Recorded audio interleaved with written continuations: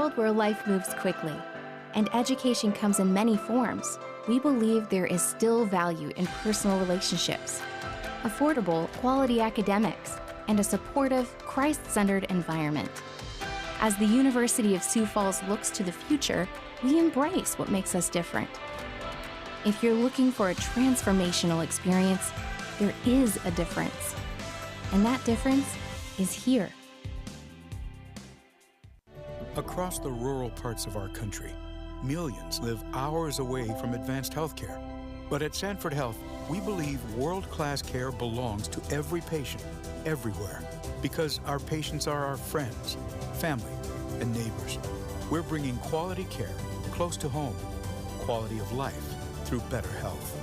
Not just for the future of our health, but for the health of our future. Here for all, here for good. Sanford Health. Here's to welcoming moments, big and small. At Avera, our nationally recognized health system will be right here with you, with care and coverage. Partner with Avera for more hellos, more hugs, more memories. We'll move you forward through sickness and health, and every milestone in between. Hello possibility, hello healthy, hello life. Avera, moving health forward.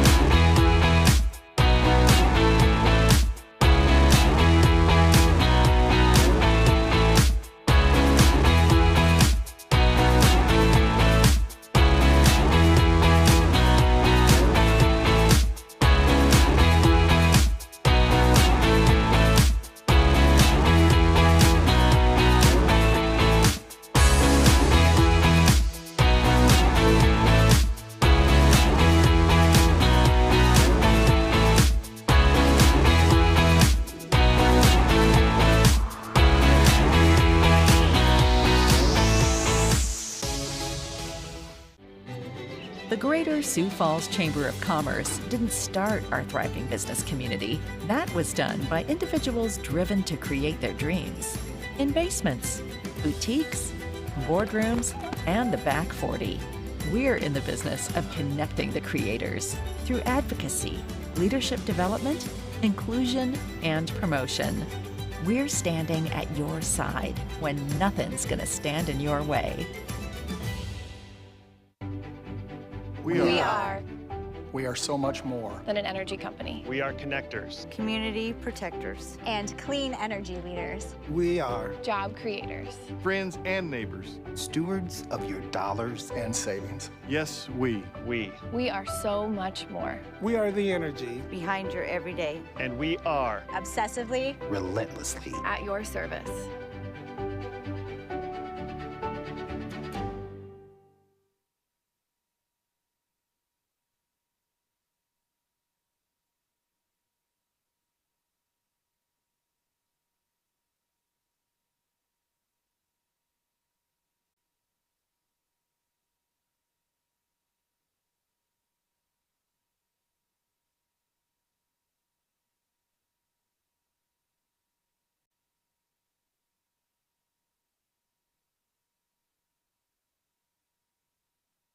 Sioux Falls is home to many things: locally owned businesses, an unmatched work ethic, and a community of leaders dedicated to growth and innovation. Powered by over 300 investors, Forward Sioux Falls is an advancement program aimed at enhancing the Sioux Falls economy. 2026 initiatives are well underway, focusing on talent retention, business attraction, and quality of place enhancement. Look to the future with Forward Sioux Falls.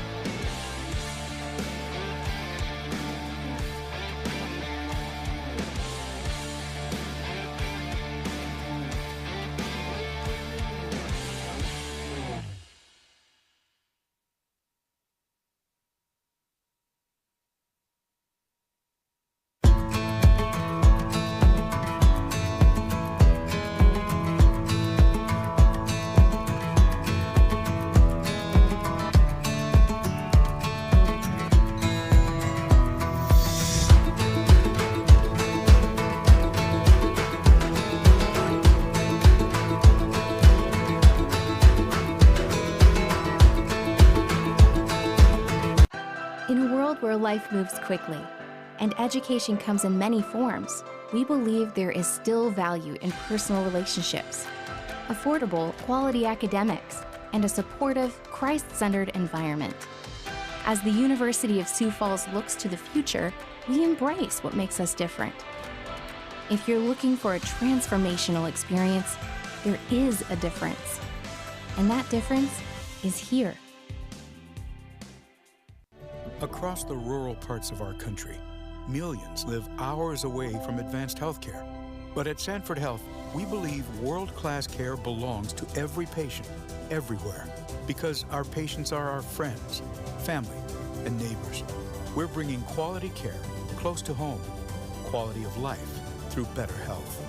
Not just for the future of our health, but for the health of our future. Here for all, here for good. Sanford Health. Here's to welcoming moments, big and small. At Avera, our nationally recognized health system will be right here with you, with care and coverage. Partner with Avera for more hellos, more hugs, more memories. We'll move you forward through sickness and health, and every milestone in between. Hello possibility, hello healthy, hello life. Avera, moving health forward.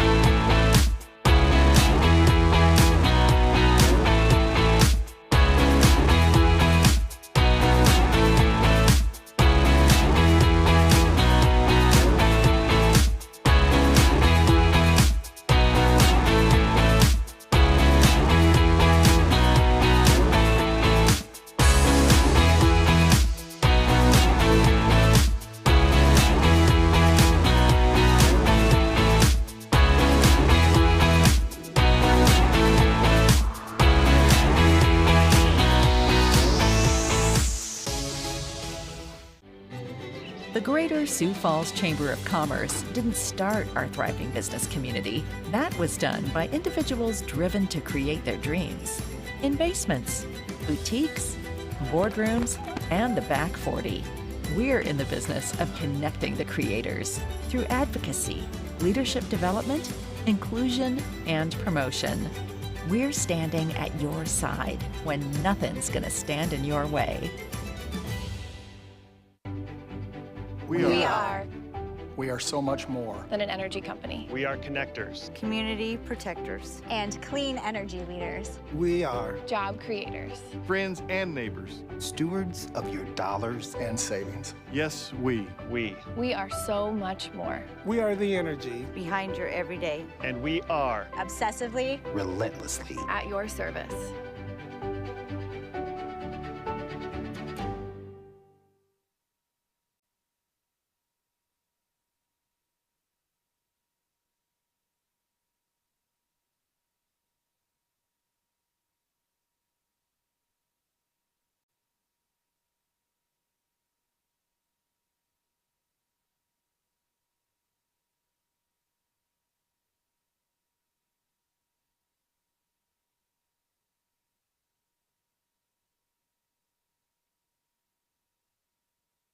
Sioux Falls is home to many things: locally owned businesses, an unmatched work ethic, and a community of leaders dedicated to growth and innovation. Powered by over 300 investors, Forward Sioux Falls is an advancement program aimed at enhancing the Sioux Falls economy. 2026 initiatives are well underway, focusing on talent retention, business attraction, and quality of place enhancement. Look to the future with Forward Sioux Falls.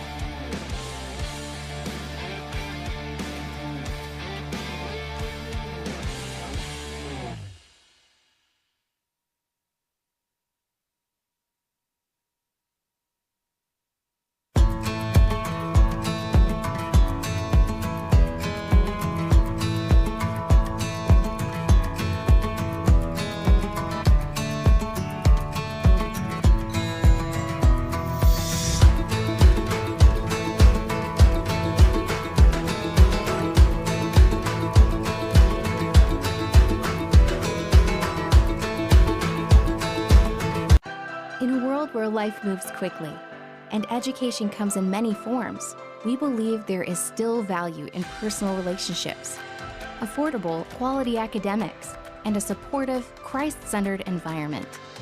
As the University of Sioux Falls looks to the future, we embrace what makes us different. If you're looking for a transformational experience, there is a difference. And that difference is here. Across the rural parts of our country, millions live hours away from advanced healthcare. But at Sanford Health, we believe world-class care belongs to every patient, everywhere, because our patients are our friends, family, and neighbors. We're bringing quality care close to home, quality of life through better health. Not just for the future of our health, but for the health of our future. Here for all, here for good. Sanford Health. Here's to welcoming moments, big and small.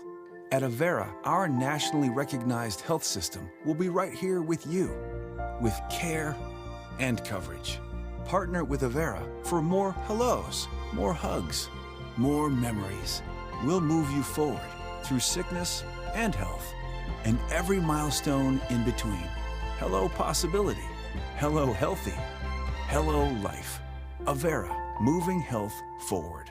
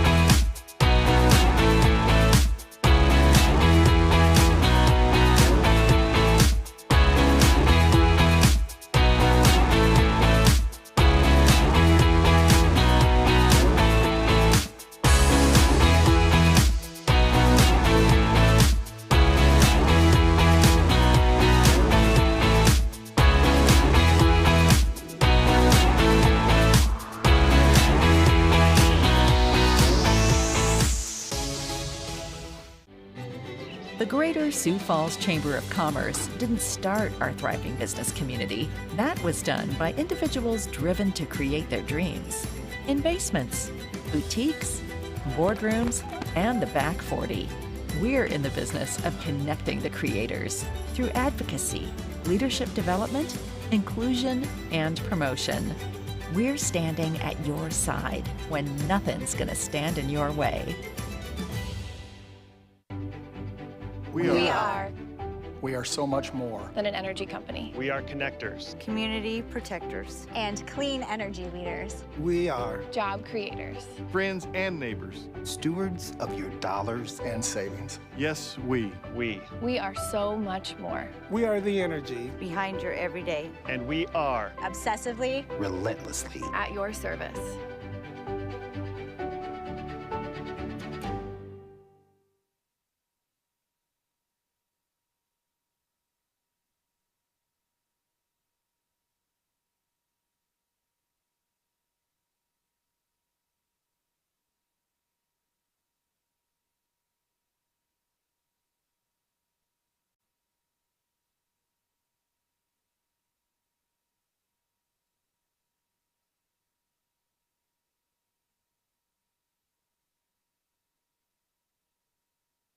Sioux Falls is home to many things: locally owned businesses, an unmatched work ethic, and a community of leaders dedicated to growth and innovation.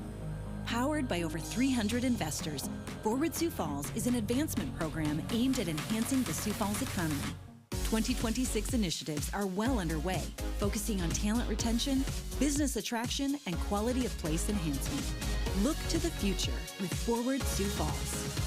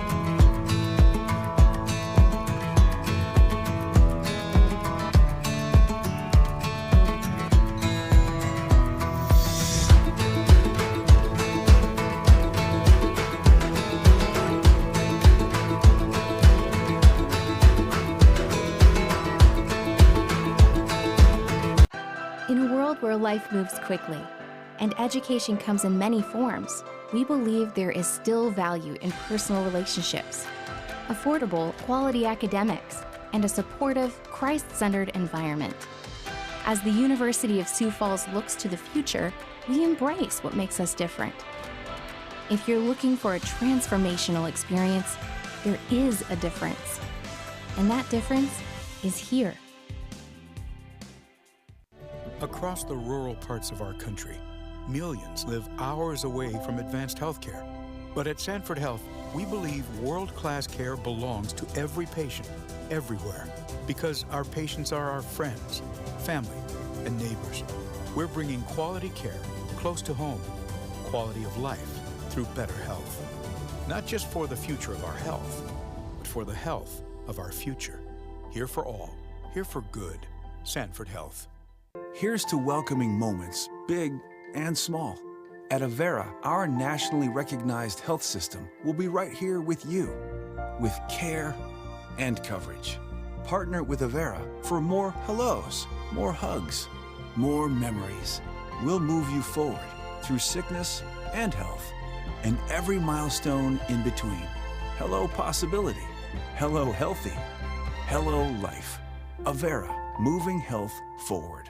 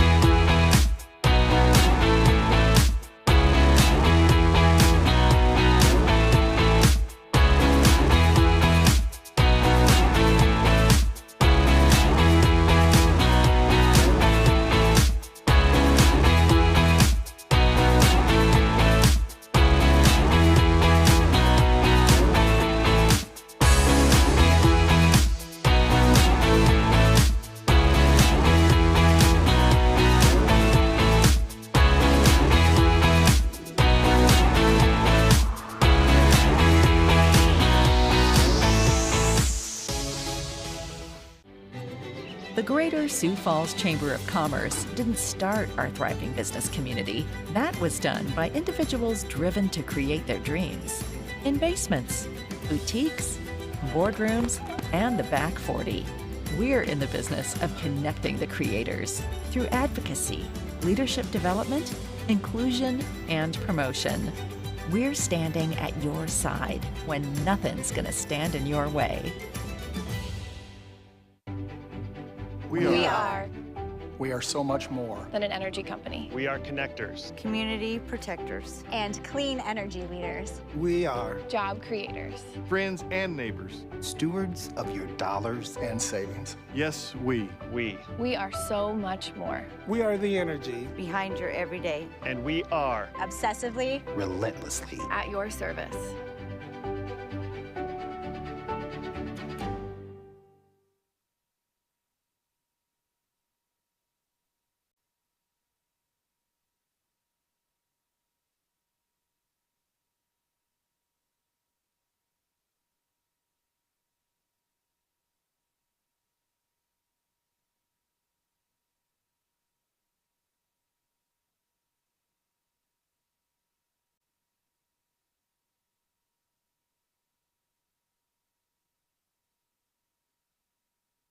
Sioux Falls is home to many things: locally owned businesses, an unmatched work ethic, and a community of leaders dedicated to growth and innovation. Powered by over 300 investors, Forward Sioux Falls is an advancement program aimed at enhancing the Sioux Falls economy. 2026 initiatives are well underway, focusing on talent retention, business attraction, and quality of place enhancement. Look to the future with Forward Sioux Falls.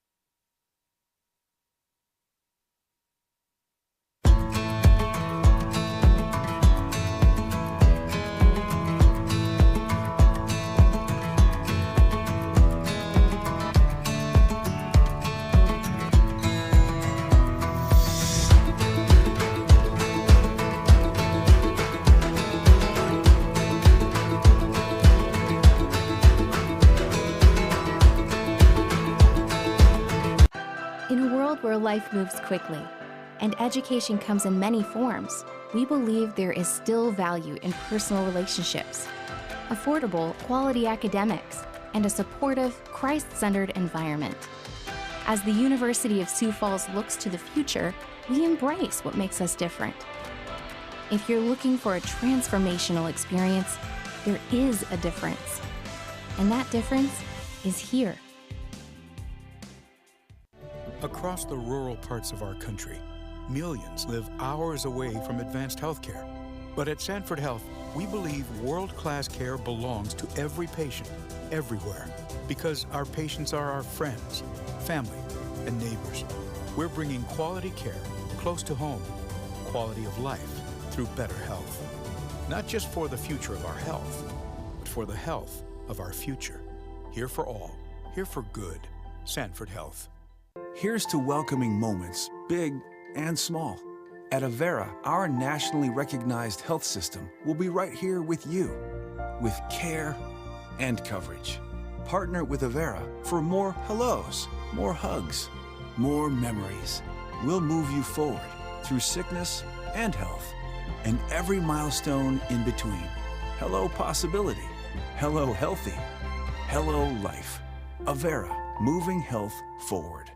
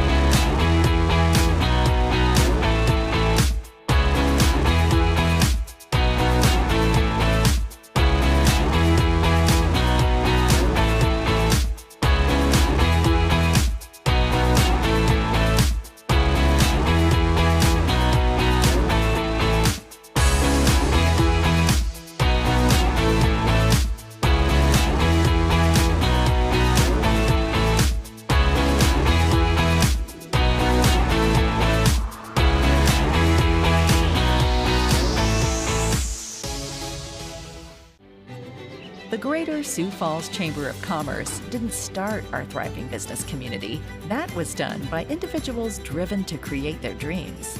In basements, boutiques, boardrooms, and the back 40. We're in the business of connecting the creators through advocacy, leadership development, inclusion, and promotion. We're standing at your side when nothing's gonna stand in your way. We are so much more than an energy company. We are connectors. Community protectors. And clean energy leaders. We are Job creators. Friends and neighbors. stewards of your dollars and savings. Yes, we. We are so much more. We are the energy Behind your everyday. And we are. Obsessively. relentlessly. At your service.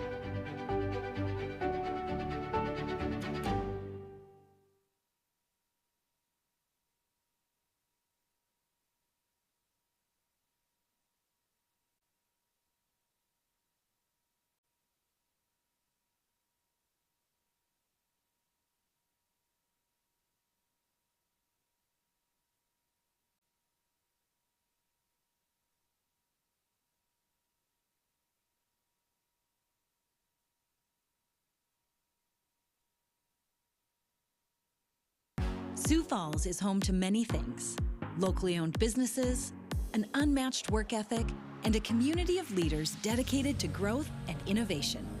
Powered by over 300 investors, Forward Sioux Falls is an advancement program aimed at enhancing the Sioux Falls economy. 2026 initiatives are well underway, focusing on talent retention, business attraction, and quality of place enhancement. Look to the future with Forward Sioux Falls.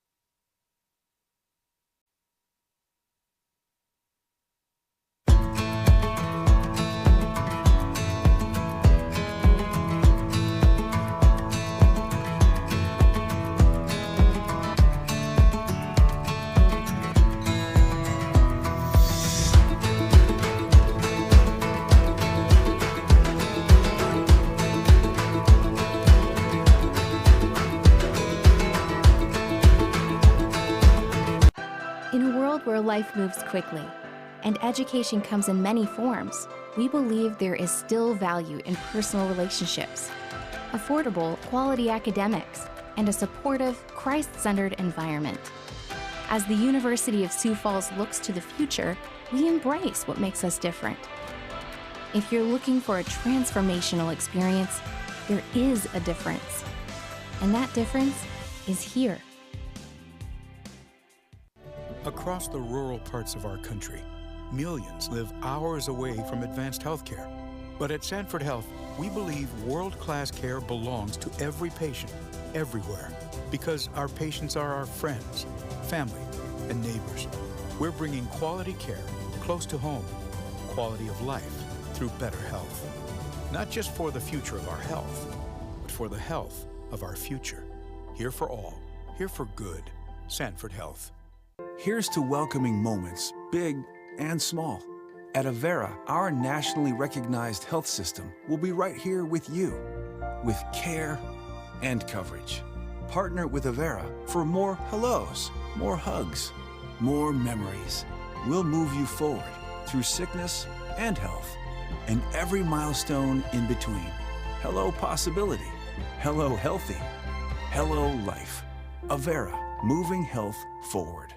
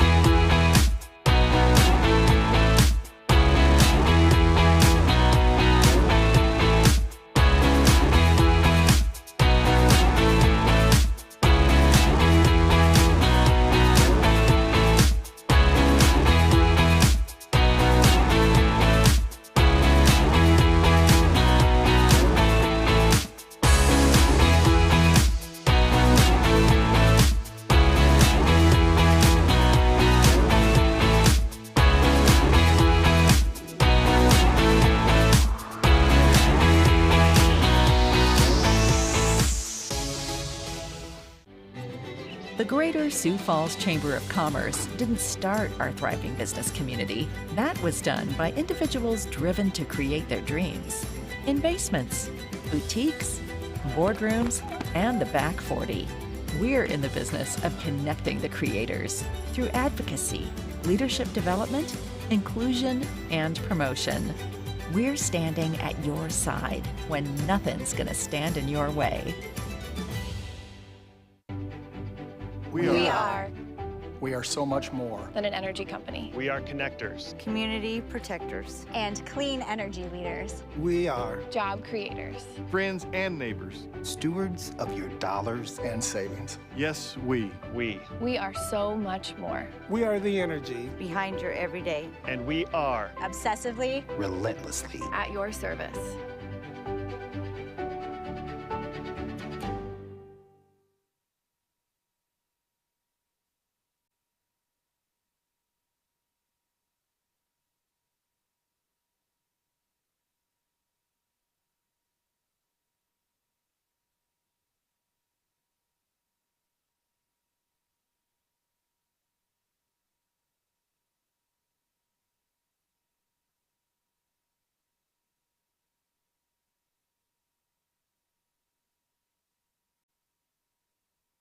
Sioux Falls is home to many things: locally owned businesses, an unmatched work ethic, and a community of leaders dedicated to growth and innovation. Powered by over 300 investors, Forward Sioux Falls is an advancement program aimed at enhancing the Sioux Falls economy. 2026 initiatives are well underway, focusing on talent retention, business attraction, and quality of place enhancement. Look to the future with Forward Sioux Falls.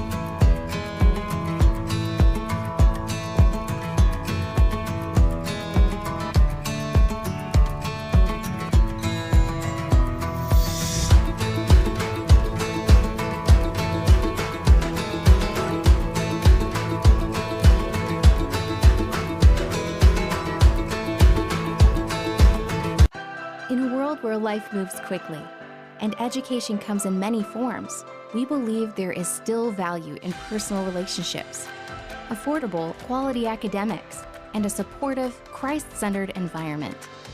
As the University of Sioux Falls looks to the future, we embrace what makes us different. If you're looking for a transformational experience, there is a difference. And that difference is here.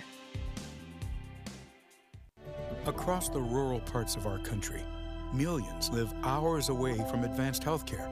But at Sanford Health, we believe world-class care belongs to every patient, everywhere, because our patients are our friends, family, and neighbors. We're bringing quality care close to home, quality of life through better health. Not just for the future of our health, but for the health of our future. Here for all, here for good. Sanford Health. Here's to welcoming moments, big and small. At Avera, our nationally recognized health system will be right here with you, with care and coverage.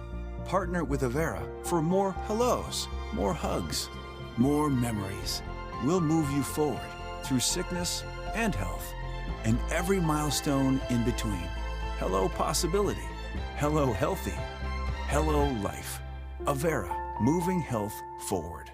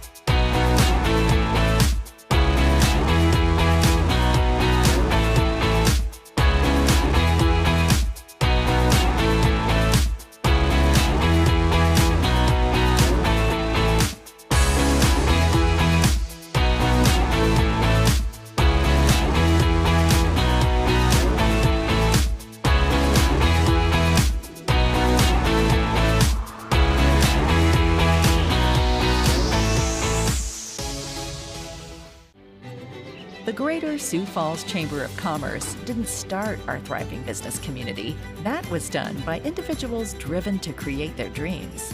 In basements, boutiques, boardrooms, and the back 40. We're in the business of connecting the creators through advocacy, leadership development, inclusion, and promotion. We're standing at your side when nothing's gonna stand in your way. We are We are so much more. than an energy company. We are connectors. Community protectors. And clean energy leaders. We are Job creators. Friends and neighbors. stewards of your dollars and savings. Yes, we. We are so much more. We are the energy Behind your everyday. And we are. Obsessively. relentlessly. At your service.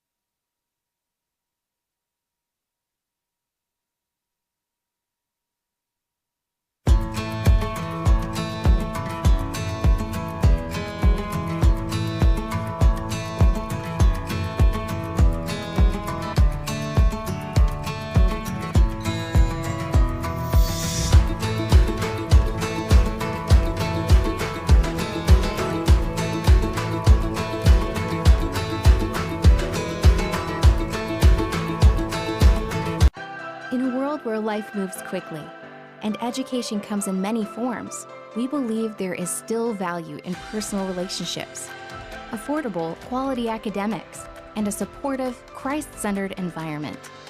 As the University of Sioux Falls looks to the future, we embrace what makes us different.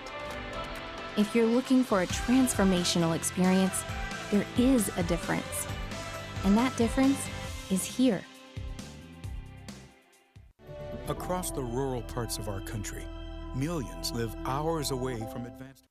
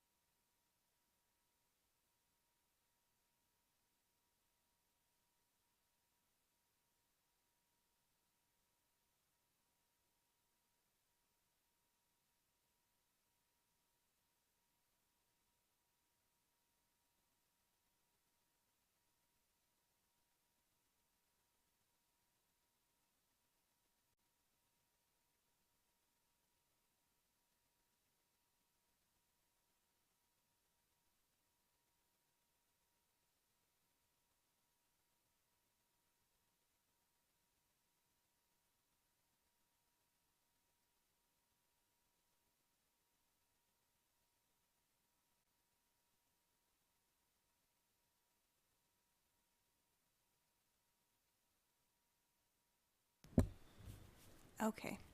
We're going to advance this here. Sure, push the right one. All right, as Denise mentioned, my name is Jessica Carlson, and I work at the University of Sioux Falls. I completed my undergrad degree at South Dakota State University and graduated in 2010 with a Bachelor of Science degree in sociology. Immediately after graduation, I had short periods of employment in the world of higher education. Not close enough, there we go. At both South Dakota State University and National American University here in Sioux Falls before I began my employment with the University of Sioux Falls in 2012, and I've been there for the last 10 years. I began work in our admissions office, working in recruiting our transfer student population, and worked in that position for a few years before officially transitioning to my current role as the Assistant Director of the Thomas Killian Academic Success Center. In 2016. I also completed my master's degree in education from USF in 2016. In addition to my role at USF, as Denise mentioned, I currently serve as a board member and the president-elect for the South Dakota Association of College Career Centers. For the rest of my presentation, I'm just going to shorten that to SADAC because it's a lot to say over and over. And then I'm also a member of the South Dakota Higher Education Association here in South Dakota. So for the purposes of today's session, I'm going to focus on SADAC and the benefits that our organization can provide to you as employers in regards to making the collegiate engagement process easy. We were formerly known as the South Dakota Career Planning and Placement Association. Our members consist of nearly all of the post-secondary colleges, universities, and technical colleges. Our goal is to serve as a connection between employers and post-secondary graduates and alumni, and our mission is to educate and empower those students and alumni to help them reach their career goals. So we do this in a number of ways. Our organization has a job consortium site, and it's run through the platform Simplicity. It's available right on our website at getgrads.com. So with this consortium site, it was actually created at the request of employers a few years ago to have a centralized location where you all are able to post part-time job opportunities, internship opportunities, and full-time post-graduation career opportunities. So we encourage employers to post an unlimited amount of positions on this consortium site. These positions are then distributed to all of our member institutions and then passed down to thousands of our respective students who have backgrounds in healthcare, education, technology, business, industry, and government. We'll go back one here, actually. Another way that we do this and connect employers with students is through our career events that we hold throughout the year. So each spring semester annually, we hold the Big Career and Internship Fair and the South Dakota Career Fair, Teacher Career Fair here in Sioux Falls at the Ramkota. Those will both be held this upcoming February 28th here in Sioux Falls. Those typically in the past have been held separately, but we in 2012 decided to combine them so that they were hosted in one location so that all of our students and graduates could access all of your opportunities in one convenient location. These events have been held for over 30 years, and registration for those is now open. So as employers, if you have an interest in attending those, we typically do have a wait list each year. So again, please go to the getgrads.com website if you are interested to save yourself a spot. And then we also host the Black Hills Regional Job Fair, and that takes place in Rapid City each spring semester as well. And then finally, we, at our biannual conferences that we hold for our members, we host employers to help provide education to employers on changes in hiring practices, to discuss workforce issues that are currently happening, and to better educate ourselves on ways that we can prepare our students and graduates for transition to the workforce. At our most recent conference, we hosted 3 regional employers, and we talked specifically about the changes in hiring practices due to COVID, and also the increased importance of flexibility and company culture to today's job candidates. So each of our members of SEDAC also serves in a career advisor capacity at their respective institutions. So we provide a variety of career services to our own students throughout their college experiences. So as our students are entering our campuses as freshmen, we help them to explore various majors and career fields. We connect them with faculty members to discuss those majors and encourage them to take part in job shadowing opportunities to specifically confirm if that's what they can see themselves doing as a career. Throughout their college journey, we also help them in creating resumes and cover letters and practicing for job interviews and applying to internship opportunities. And then as they near graduation, we again help them with that interview preparation, help them to complete job applications and graduate school applications, and then connect them with alumni mentors as well. Specifically at the University of Sioux Falls, our career services are offered to our students as lifetime services, so we also continue to assist our alumni if they should end up having career shifts or advancement opportunities down the road too.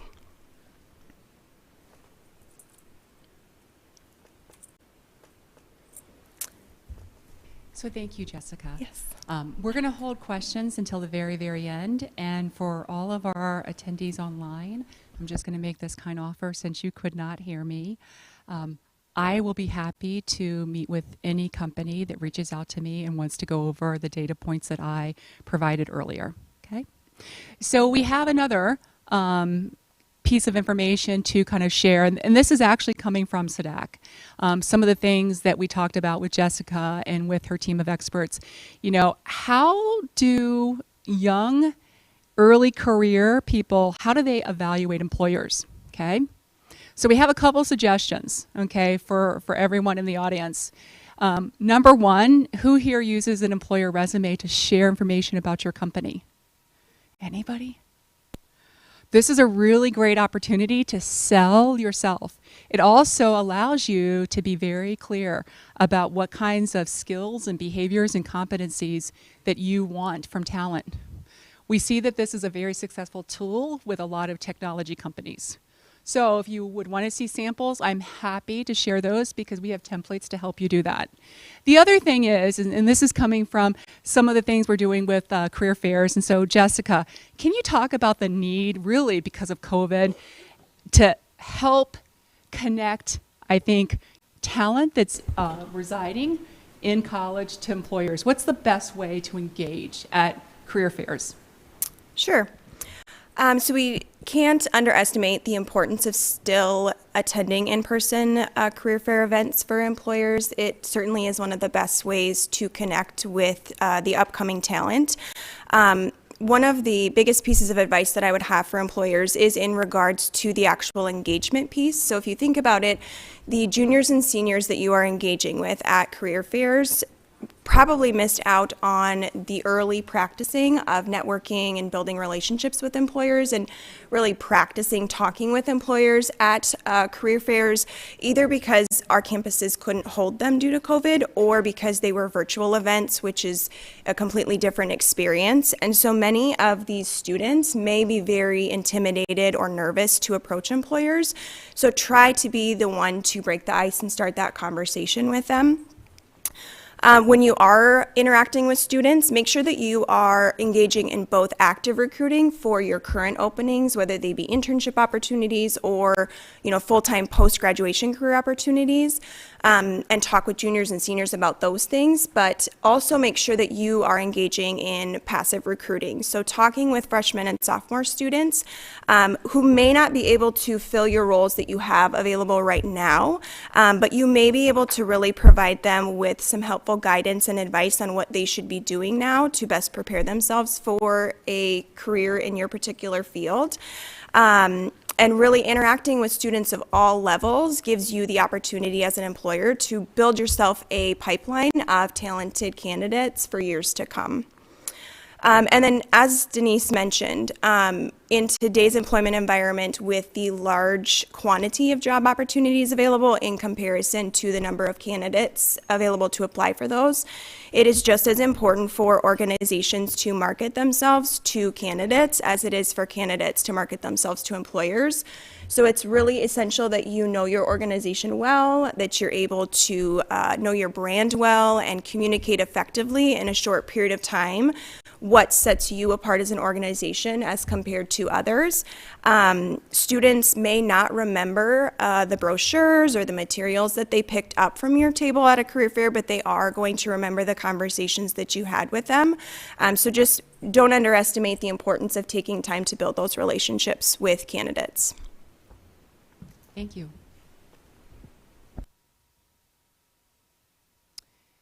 So, and you alluded to it, you stated it perfectly. It's so important to remember that this is a two-way conversation, right? And so brand is really important to Gen Z, and we know that. All the stats tell us that this is a very savvy group that's going to enter now in large numbers into the workforce. So here's some tips, okay? Think about the first impression you make. And think about how that first impression can be used, social media, through the videos that you have, the things that you're doing every single day for your teams.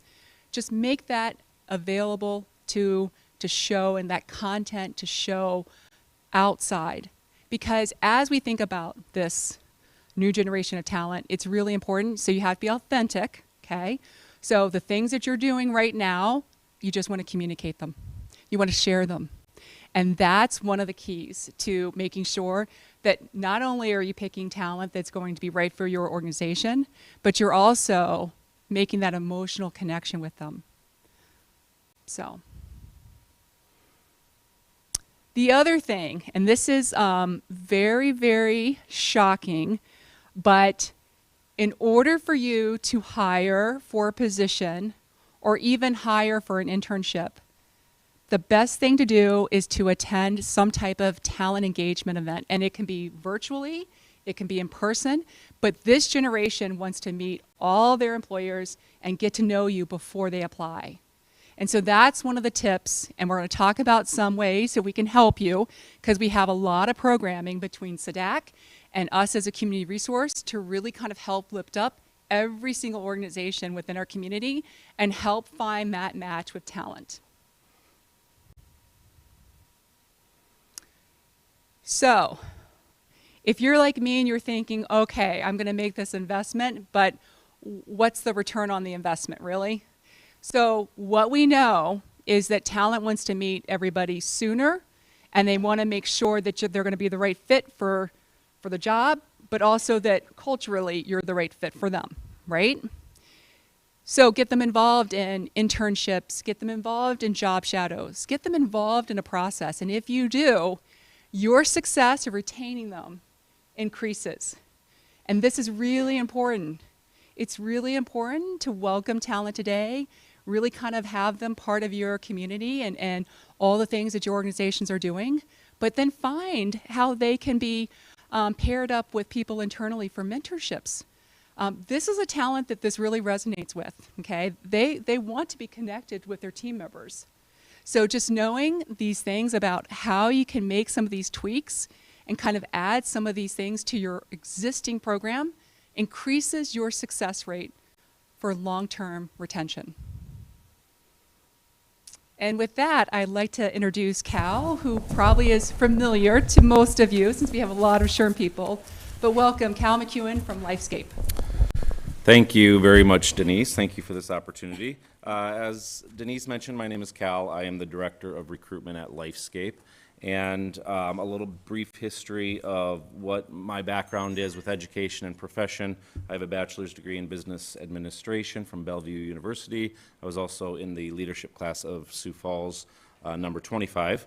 And what I'm here today to talk to you about is really focus, it's a good segue from what she was just talking about with internships and job shadows and different things like that, but mainly on building the relationships with not only the colleges themselves, but college students at the same time, as well as talking a little bit more about posting on job boards that Jessica really focused on a lot too with SEDAC. So let's see here. I should have clicked ahead a little bit there, but let's talk a little bit about when I first started at LifeScape, I was kind of handed the responsibility to manage the college internships, the college relationships, the different things that are associated with colleges. And being in a healthcare organizations, we get a lot of requests for internships, shadows, practicums, clinicals, different things like that for a lot of reasons. College students that are going to a healthcare field need hours that they can relate towards their the requirements for graduation and different things like that. But also, there's a large variety of jobs that aren't healthcare related that we can focus on too, because just being in a larger company in Sioux Falls, everything from accounting, marketing, human resources, everything you can think of. So it's a really wide spectrum of different things that we focus on and that we can specialize in. So one thing being in a field healthcare organization that I am is that we have a lot of compliance regulations through the state, federal, everything in between. So when someone comes in, whether it be an employee, a student, an intern, a volunteer, we still have to meet regulations with those individuals. So this kind of message goes out to both the employer and hopefully the student, to whether you're a current college student or a future college student, to be able to prepare you to be, you may be asked for these things, which is going to kind of be a surprise for you if you want to complete this internship, but being in the healthcare field, I just want you to be prepared for it. So for instance, in my situation, we have to have drug screens for all students. We have to have immunization records that showing that you have had a measles, mumps, and rubella shot twice in your life.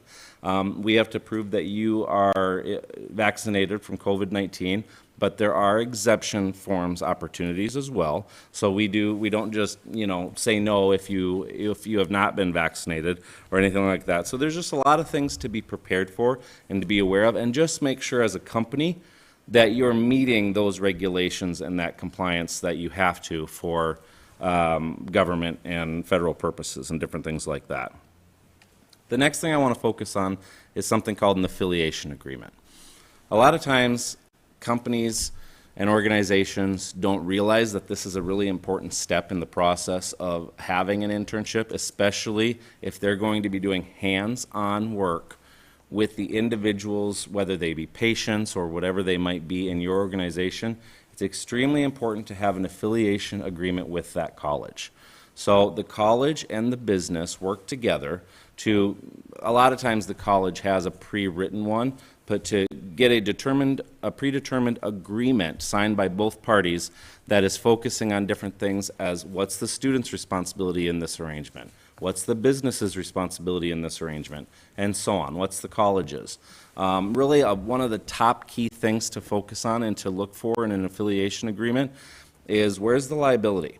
What happens if that student from whatever college it is unfortunately hurt for some reason in your business? Who pays for that? What happens? What's the next step? So it's very important to be looking for that liability insurance.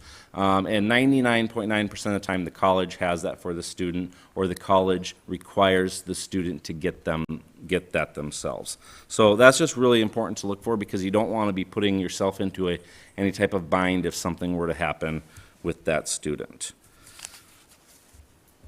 The next point on this slide is as a business, remember, this is an internship. I've been in a lot of situations with companies and organizations that they receive an internship and an intern from a college, and they look at it like, okay, we're going to train this student, and then this is going to be free labor for the summer, or whatever it might be. And that's not how we can go about this. This is a learning opportunity for this individual. This is an opportunity not only for the student, but it's kind of a hidden opportunity for the employer too, because the employer has that opportunity to build that relationship with that student, to teach them, take them under their wing, give them some type of mentorship where they're going to have that in their memory. They're going to remember that your company did that for them. They're going to remember your company when they're thinking about where to apply for a job at, whether it be a part-time job during college or a full-time job after they graduate college.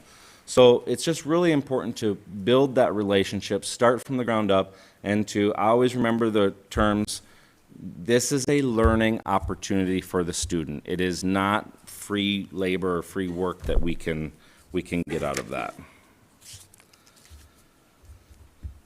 All right, the next thing I'd like to focus on is college visits and career fairs. Very important.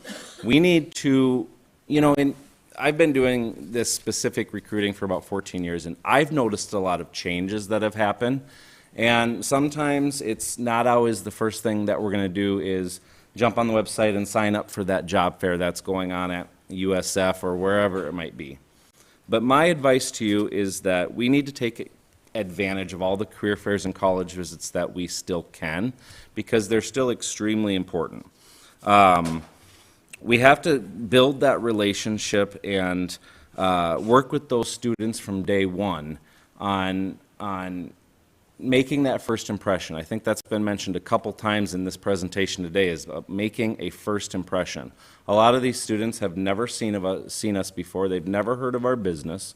They've never heard of this type of career. So we're making an influence on them that we don't know about, and it's very important. I mean, I think it was in one of the Gen Z slides that 85% of Gen Zers want to see you in person before they're going to even consider your company, your organization, whatever it might be for a career. So that's extremely important, to attend the job fairs, make that first impression, build on those relationships.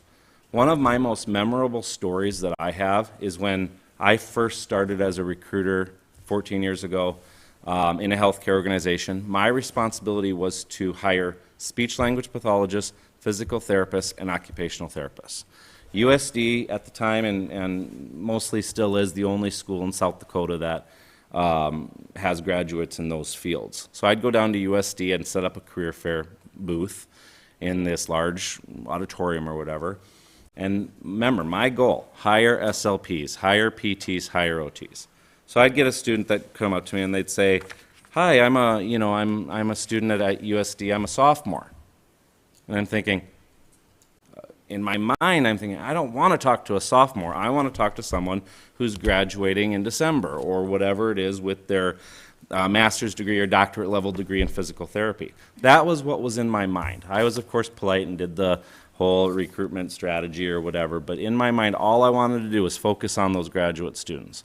I learned very quickly that this is a process. This is a building process. This is, we meet them as a freshman, you talk to them as a sophomore, and you start remembering them, and they remember you. And then you have their email address, and then you can start communicating with them, and before long, you have this cycle of you're getting graduates every year that remember you and that know you and that want to get to know your company more, your organization more, because of that relationship that you built. So I learned that very fast, and it was one of the most, like I said, memorable experiences that I have related to that. The last thing I want to talk about is posting on college job boards. We've talked a lot about SEDAC, which is a really great resource, and it has, it can shoot out to a lot of different colleges. And I know Denise focused on Handshake a little bit, but I just wanted to point out just a couple different more websites that you can go on to that really help out for job board postings at colleges to a variety of different places. Now, I'm only going to focus on local ones, South Dakota ones, but these are all of these that we're going to be talking about are national ones. You can post at hundreds to thousands of colleges with one click of a button. So the main one and the most popular one, like Denise talked about, is Handshake. And the colleges in South Dakota that use Handshake are Black Hills State University, Dakota State University, South Dakota School of Mines, and SDSU. And then there's a couple that a lot of people have never heard of. One's called 1220.com. That actually has both Mitchell Tech and Western Dakota Tech that post on those job boards. So when you click on that and post, it spreads to those. But remember, with each one of these, you can go to dozens to hundreds more colleges than just the ones in South Dakota. We've talked a lot about Simplicity. We've got a unique one, Purple Briefcase, which actually USF actually uses to post their jobs. And then there are other colleges and technical schools that actually don't use one of these services. And you can actually post directly, you can email them, and that college will post directly on their website for you. A couple of those is like Augustana University does that. An email to the career advisor there, boom, it's on their website. Dakota Wesleyan University and Lake Area Tech. So my point is we have to remember these and remember that there's a lot of different avenues to go down. It can get a little repetitive with the posting on a large variety of things, but we got to get that out there and we've got to let those individuals know about that. Thank you. Perfect. And thank you, Cal. And the information that you and Jessica have provided and Kristen is now going to provide is so important. Just know you can find them during lunch, okay, which is going to be at 12:10. So with that, if I could ask, Cal, could you just advance the slides? This is just talking about really when you do make that investment, you're actually improving your odds at keeping and retaining somebody. And part of that is the advice that we gave earlier about making sure that, you know, you're sharing the benefits, you're sharing the professional development and the investment that you're making into talent itself. And then also connecting talent to the right people in your organization. They want to meet everybody, but they really want to meet the hiring managers, okay? They want to meet the people that they are going to be their leaders day to day. So very, very important. And with that, I'd like to introduce Kristen Hovert. Kristen is always engaged and somebody that inspires me and a lot of the people in our community because of all the work that she does to really lift up and sell Sioux Falls. So with that, let's give her a nice, warm welcome. Thanks, Denise. So a little about me and relevancy to this group of individuals. I'm currently the Chief Talent Officer and Executive Director of Community Relations and Strategic Philanthropy for Northwestern Mutual. So what falls under my responsibilities are full-time recruiting, as well as the internship program, marketing, philanthropy, leadership development, specifically around the talent space, and then retention.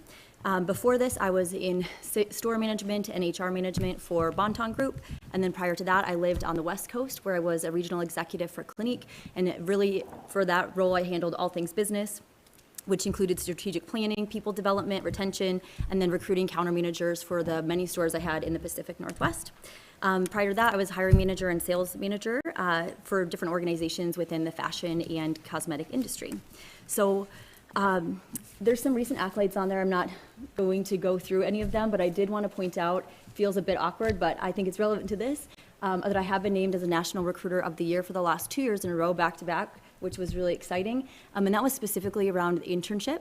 So it's getting really good internship candidates, converting them to full-time, and then making them the most productive in the country. And we are a Fortune 100 company, so our program at Northwestern Mutual and what we do in Sioux Falls has definitely worked well enough that we've been able to scale that nationwide. So our engagement strategy now, which is now our engagement strategy, really did not start as a campus engagement strategy necessarily around recruiting. It really started as a philanthropic effort. And the reason that we started it is that back in 2014, athlete mental health was at the forefront of conversation after there was a string of suicides. And it really brought to light something that maybe people hadn't previously talked about. Even currently, 38% of women and 22% of men say that they are mentally exhausted every single day, or at least most days a week. So obviously, it's still a big conversation. But during that time, as an organization, we felt as though we really needed to do something to take some action. And with Northwestern Mutual, 1 in 5 of our financial advisors are past college athletes, and then an abundance. I didn't get the exact percent of that. It was difficult to put our fingers on because we have a new internship group. But I would gather it's probably like 70%. I'm looking at one of our campus people in the room, our athletes. So we really felt, even at that time, that we really needed to do something about that. And as you guys know, if you are athletes or you're in the school system, athletes are really busy. They don't always have time to take advantage of career services or to do some of the things that the schools prepare them for because they are at practice and then they're at school and then they're lifting weights and just trying to keep it together. So we, at the time, were the official planning partner of the NCAA, as well as the partner of the NACDA, which is the National Association of Collegiate Athletic Directors. So together with both organizations, we created what was called Life After Athletics, and essentially what that was originally designed for, and we've changed it a bit now, was to ensure that we gave students career readiness skills as well as highlighted the transferable skills that would take them from the field to their career. Because I'm sure if you are an athlete or you know athletes, even D3 schools, D2 schools, D1 schools, most people think that they're going to go pro, and it's less than 5% that actually do. So then when they don't, it's like this huge shock. So this programming specifically was to complement and just ensure that people are ready for the next step. So Life After Athletics was born.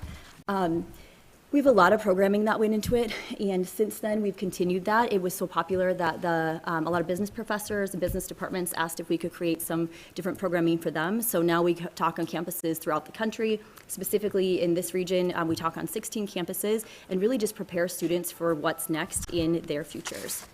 So the most amazing thing happens when you really go and engage and really add value to the students.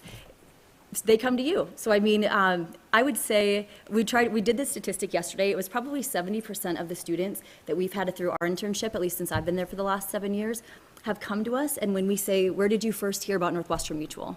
You spoke in my class. So we might get, 40 applicants or 40% of our applicants right after that class talk. But then when we go to career fairs, they'll come up to us, and they'll come up to us first because they recognize us. And they're like, oh, you spoke in our class. We'd love to hear from you. And then we get to sort of grab them first and have the biggest pool of candidates to select from. So it was philanthropic, but now it's absolutely part of our strategy. So the session structure, I know as I've spoke at different things, people have tried to sort of copy the structure, but then they end up going in and maybe talking about a soft skill for 20 minutes and then selling their company for the rest of the time. We go in and it's all about the content. So we talk about the content, 45 minutes. If it's a longer class, maybe an hour and 5 minutes. Then we spend 2 minutes talking about the Northwestern Mutual internship and inviting them to an info session, and that is it. And then we spend at least 2 minutes talking about Sioux Falls, South Dakota, and usually I try to get, I don't know if there's students in here, but if you are, probably I signed you up for YPN while you were there, because I think that's like a very great marketing tactic to get students engaged in Sioux Falls, and hopefully they stay here when they graduate. I mean, we're really abundant at Northwestern Mutual. We love to have the best candidates, but if we don't get them, we hope that another Sioux Falls company gets them. Even if it's a competitor, we just want them to stay here. So. And that is very, very true, because one of the things is you are so successful, you get a lot of candidates. You do. But then with working in the business community and being involved with the chamber and also the Sioux Falls Development Foundation, yes, you're also passing on those leads, because she's connected to a lot of people, even in this room. And so I love that, and thank you for doing yes. that.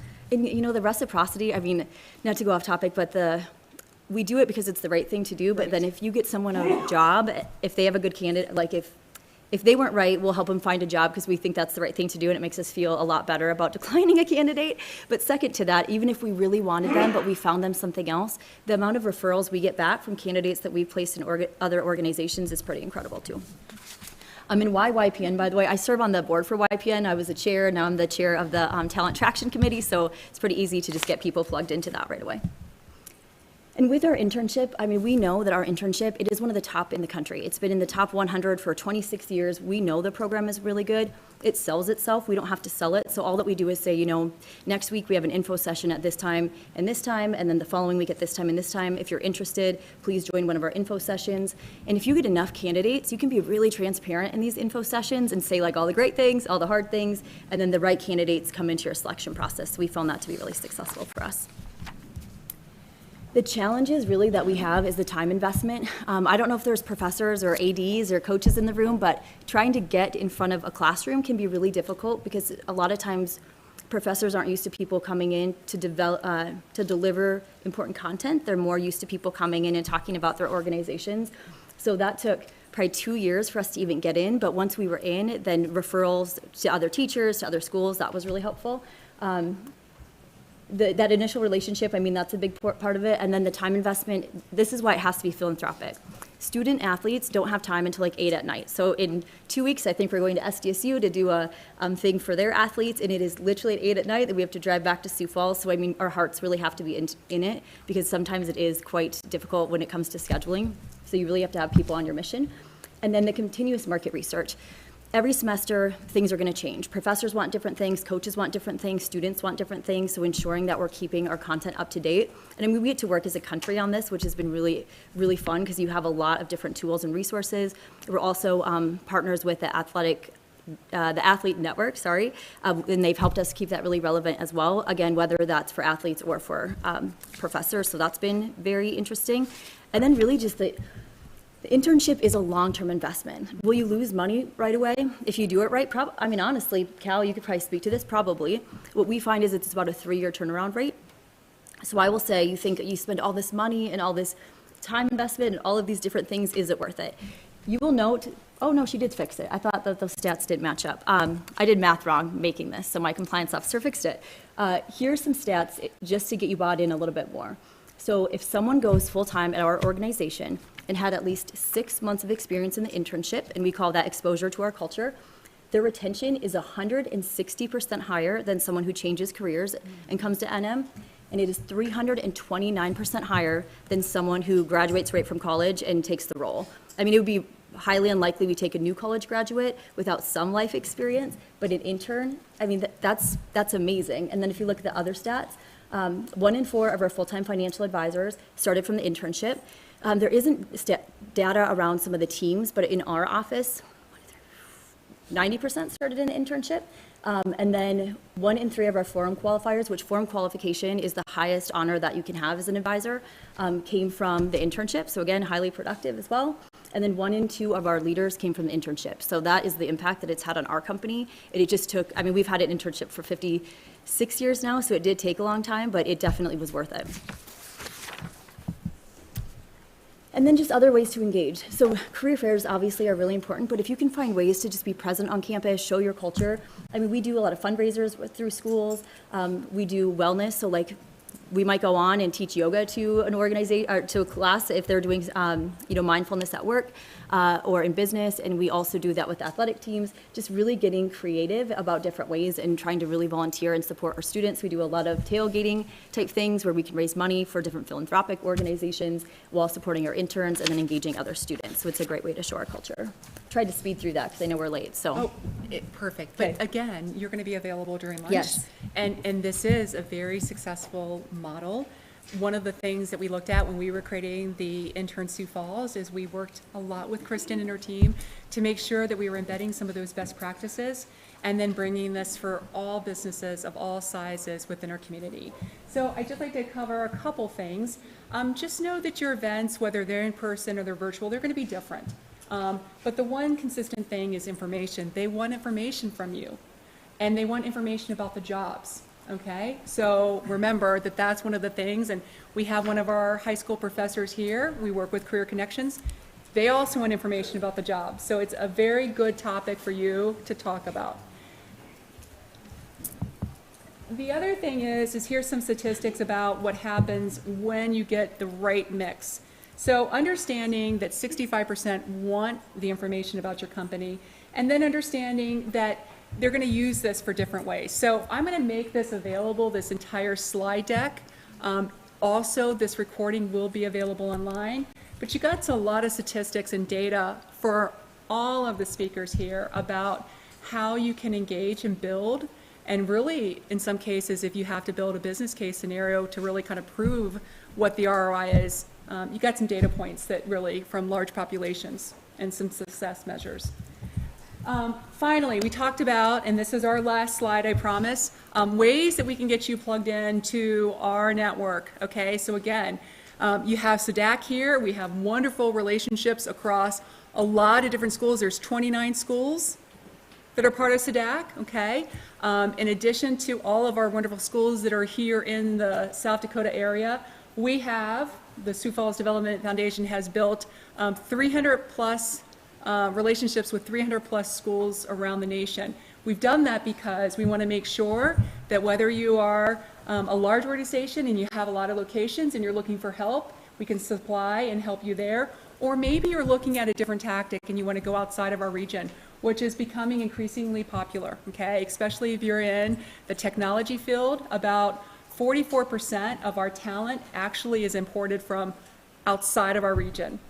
So just know that whether it's Talent Thursdays, which Kristen has been part of, or our Talent Draft Day, which we are going to have in March of 2023, those are great engagement programs for our employers to be part of.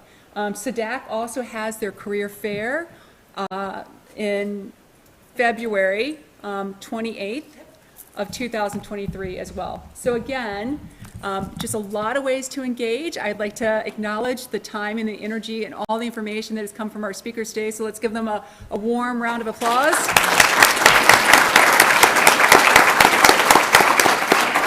And to thank you for investing your time with us. So we are now serving lunch in Exhibit Hall 2.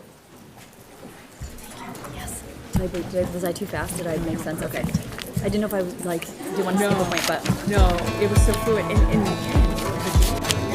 But you guys, and I said 26%, and then I just because when we were all talking, I was just like saying a number, and then I did the math, and I was like, that can't be right. So then I had two people check it over, and then when Miles checked it over, she's like, yeah, no, it's 329%. I was like, oh, Jesus.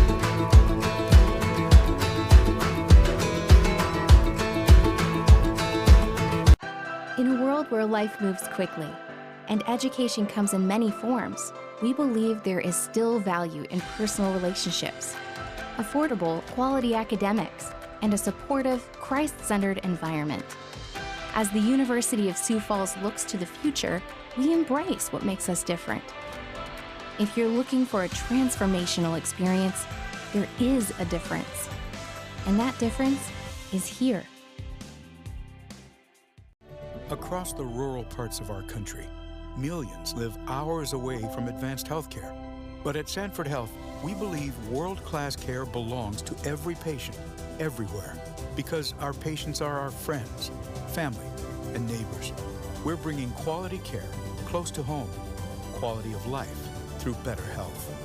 Not just for the future of our health, but for the health of our future. Here for all, here for good. Sanford Health. Here's to welcoming moments, big and small. At Avera, our nationally recognized health system will be right here with you, with care and coverage.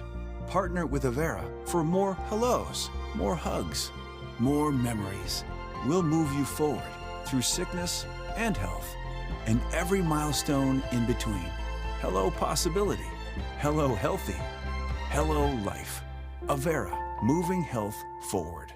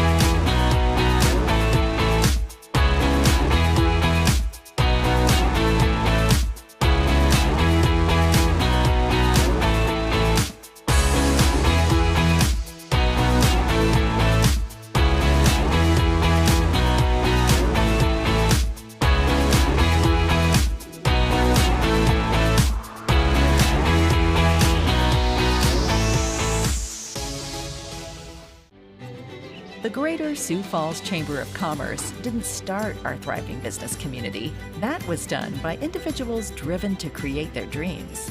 In basements, boutiques, boardrooms, and the back 40. We're in the business of connecting the creators through advocacy, leadership development, inclusion, and promotion. We're standing at your side when nothing's gonna stand in your way.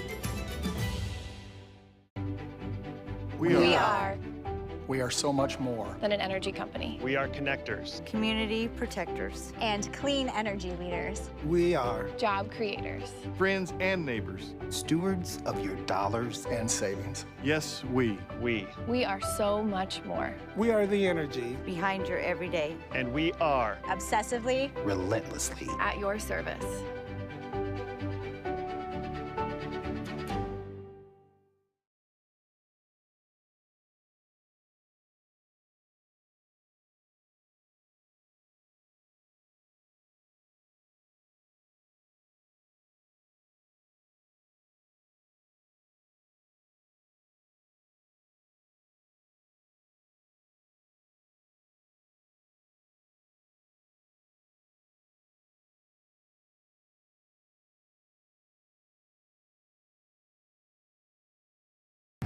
Sioux Falls is home to many things: locally owned businesses, an unmatched work ethic, and a community of leaders dedicated to growth and innovation. Powered by over 300 investors, Forward Sioux Falls is an advancement program aimed at enhancing the Sioux Falls economy. 2026 initiatives are well underway, focusing on talent retention, business attraction, and quality of place enhancement. Look to the future with Forward Sioux Falls.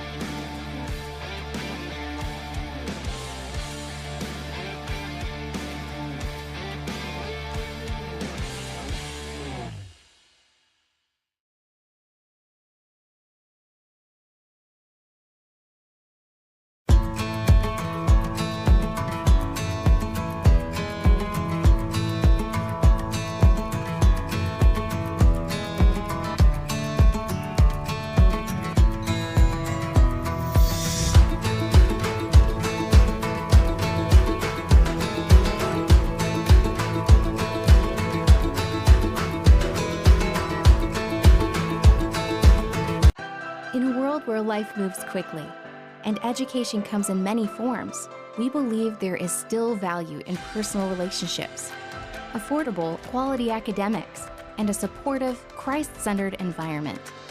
As the University of Sioux Falls looks to the future, we embrace what makes us different.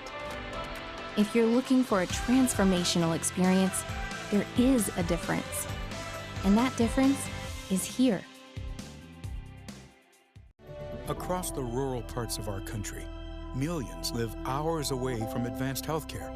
But at Sanford Health, we believe world-class care belongs to every patient, everywhere, because our patients are our friends, family, and neighbors. We're bringing quality care close to home, quality of life through better health. Not just for the future of our health, but for the health of our future. Here for all, here for good. Sanford Health. Here's to welcoming moments, big and small. At Avera, our nationally recognized health system will be right here with you, with care and coverage. Partner with Avera for more hellos, more hugs, more memories. We'll move you forward through sickness and health, and every milestone in between. Hello possibility, hello healthy, hello life. Avera, moving health forward.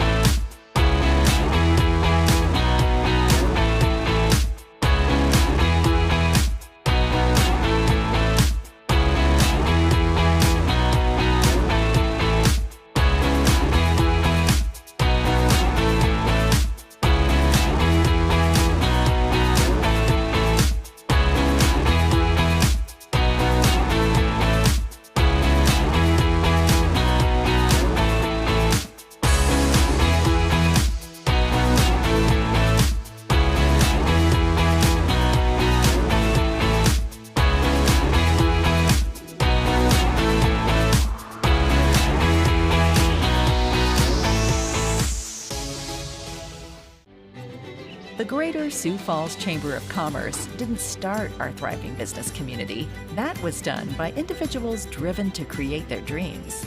In basements, boutiques, boardrooms, and the back 40. We're in the business of connecting the creators through advocacy, leadership development, inclusion, and promotion. We're standing at your side when nothing's gonna stand in your way.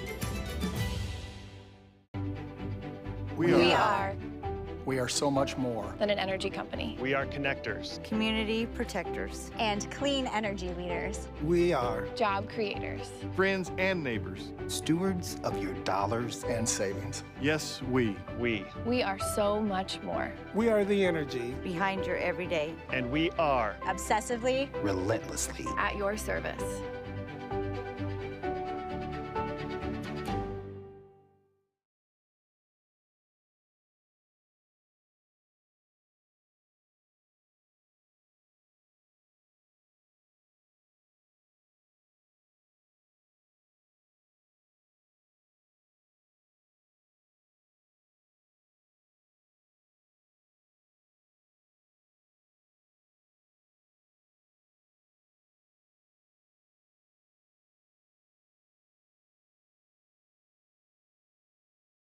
Sioux Falls is home to many things: locally owned businesses, an unmatched work ethic, and a community of leaders dedicated to growth and innovation.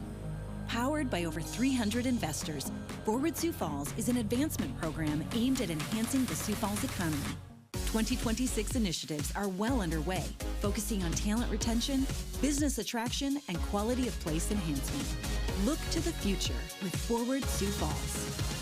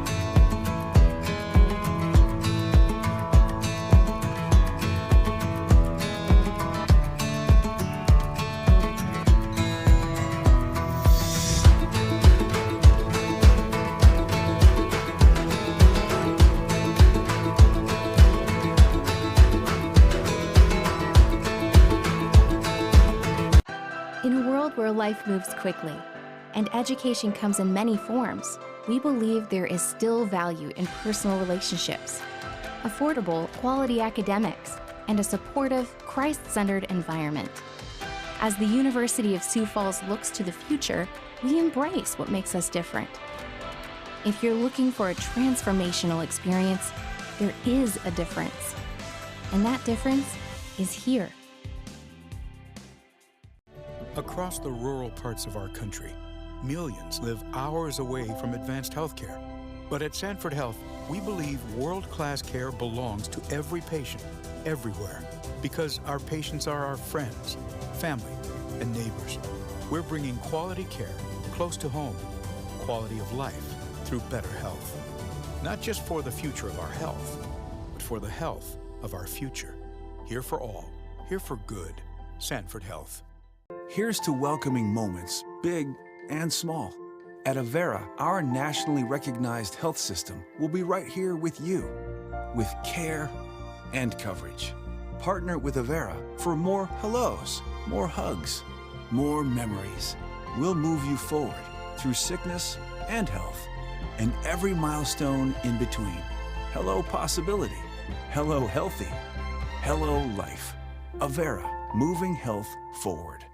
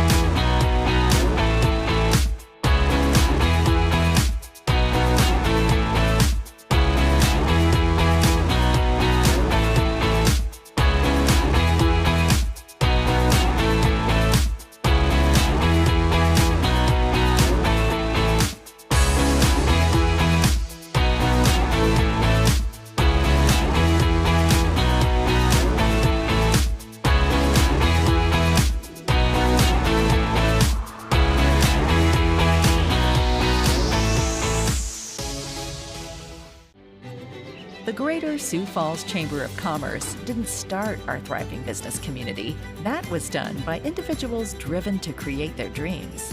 In basements, boutiques, boardrooms, and the back 40. We're in the business of connecting the creators through advocacy, leadership development, inclusion, and promotion. We're standing at your side when nothing's going to stand in your way.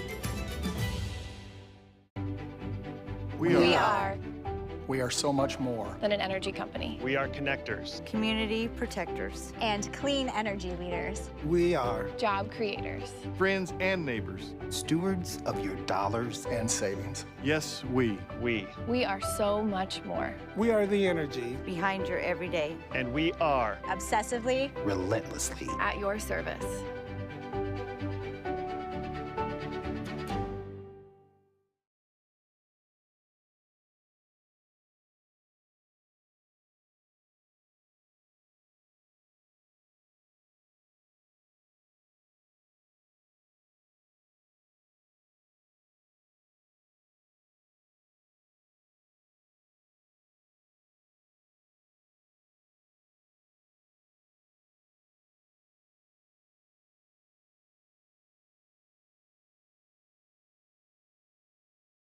Sioux Falls is home to many things: locally owned businesses, an unmatched work ethic, and a community of leaders dedicated to growth and innovation.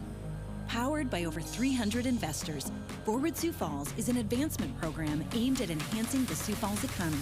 2026 initiatives are well underway, focusing on talent retention, business attraction, and quality of place enhancement. Look to the future with Forward Sioux Falls.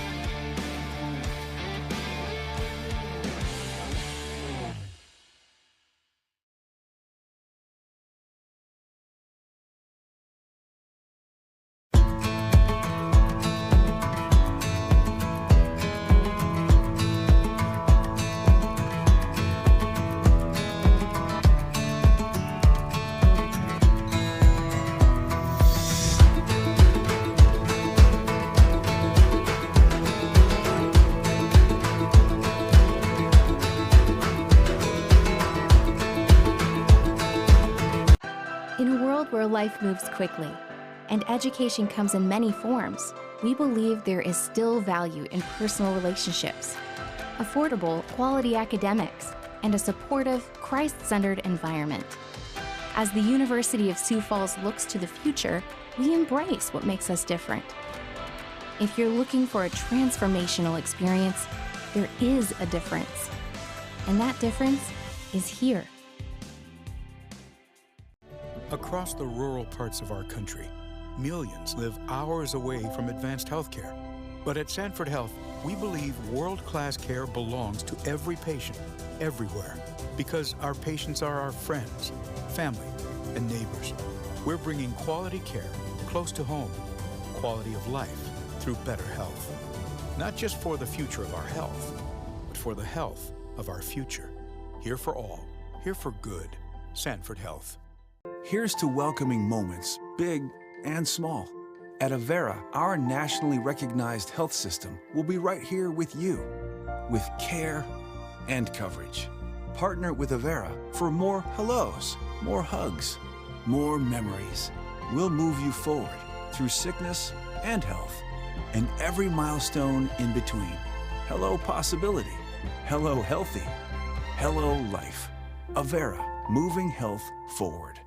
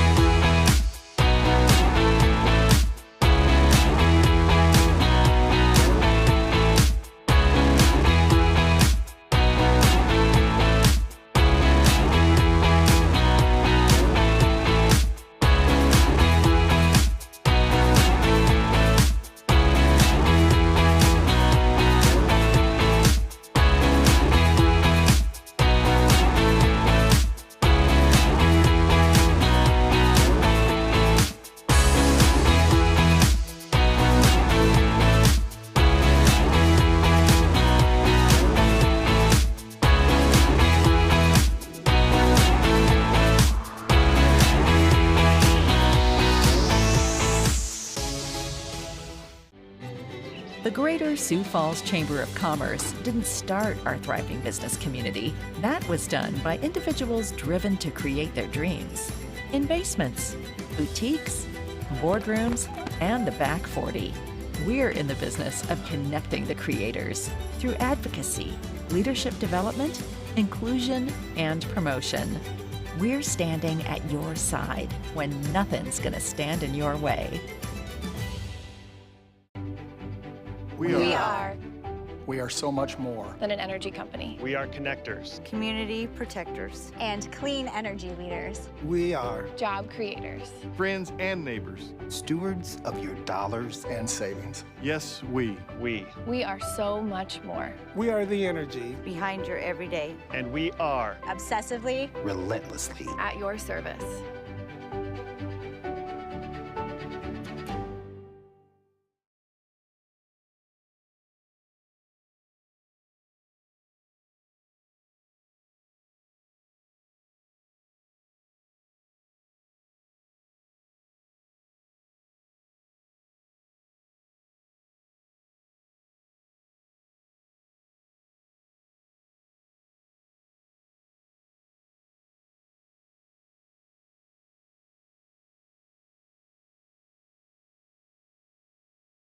Sioux Falls is home to many things: locally owned businesses, an unmatched work ethic, and a community of leaders dedicated to growth and innovation.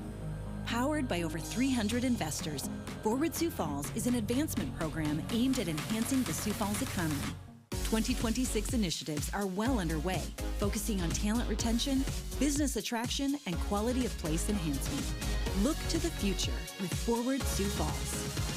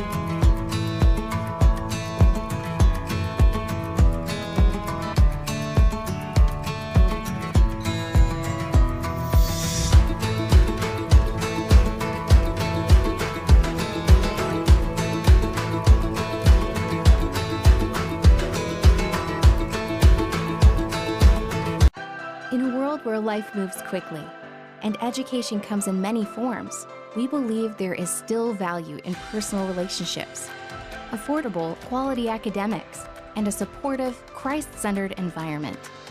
As the University of Sioux Falls looks to the future, we embrace what makes us different. If you're looking for a transformational experience, there is a difference. And that difference is here. Across the rural parts of our country, millions live hours away from advanced health care. But at Sanford Health, we believe world-class care belongs to every patient, everywhere, because our patients are our friends, family, and neighbors. We're bringing quality care close to home, quality of life through better health. Not just for the future of our health, but for the health of our future. Here for all, here for good. Sanford Health. Here's to welcoming moments, big and small. At Avera, our nationally recognized health system will be right here with you, with care and coverage. Partner with Avera for more hellos, more hugs, more memories. We'll move you forward through sickness and health, and every milestone in between. Hello possibility, hello healthy, hello life. Avera, moving health forward.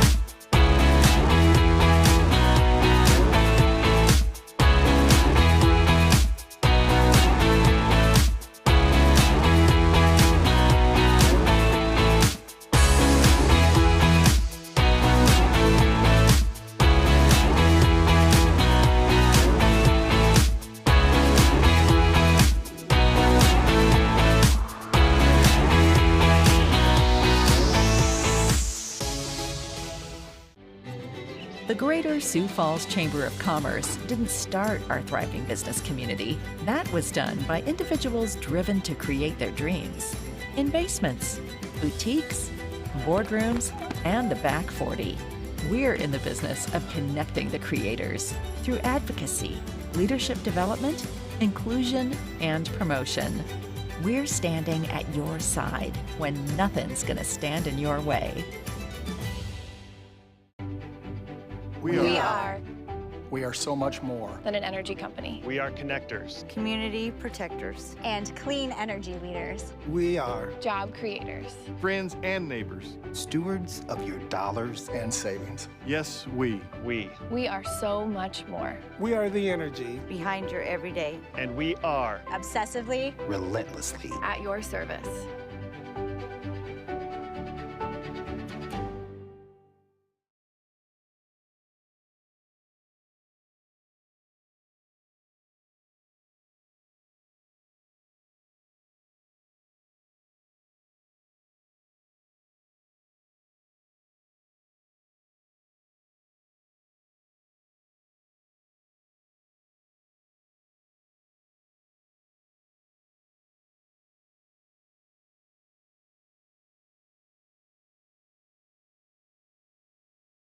Sioux Falls is home to many things: locally owned businesses, an unmatched work ethic, and a community of leaders dedicated to growth and innovation.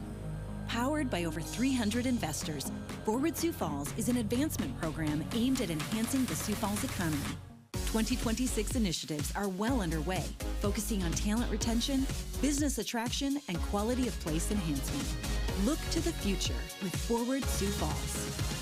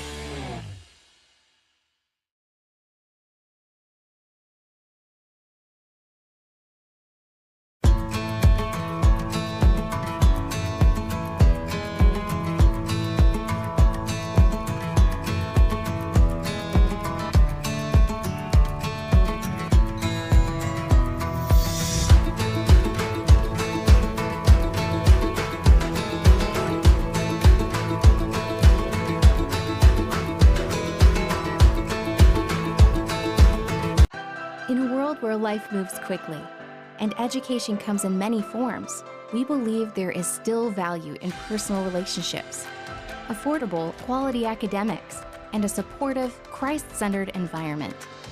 As the University of Sioux Falls looks to the future, we embrace what makes us different. If you're looking for a transformational experience, there is a difference. And that difference is here. Across the rural parts of our country, millions live hours away from advanced healthcare. But at Sanford Health, we believe world-class care belongs to every patient, everywhere, because our patients are our friends, family, and neighbors.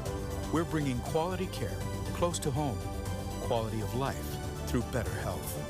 Not just for the future of our health, but for the health of our future.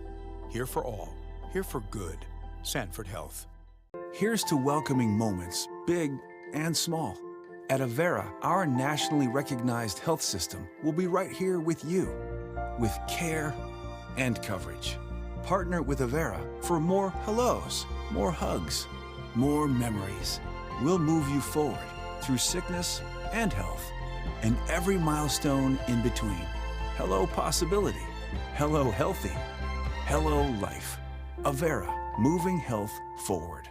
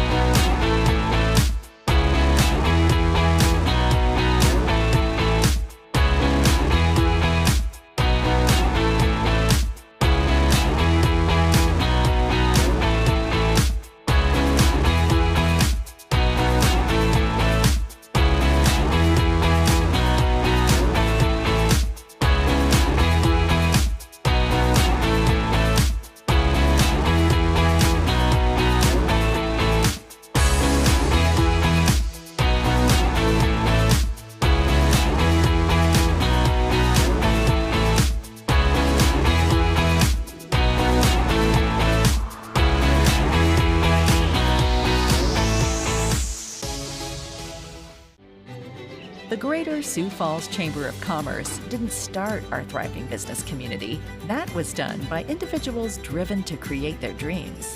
In basements, boutiques, boardrooms, and the back 40. We're in the business of connecting the creators through advocacy, leadership development, inclusion, and promotion. We're standing at your side when nothing's going to stand in your way. We are We are so much more than an energy company. We are connectors. Community protectors. And clean energy leaders. We are Job creators. Friends and neighbors. Stewards of your dollars and savings. Yes, we. We are so much more. We are the energy Behind your everyday. And we are Obsessively. relentlessly. At your service.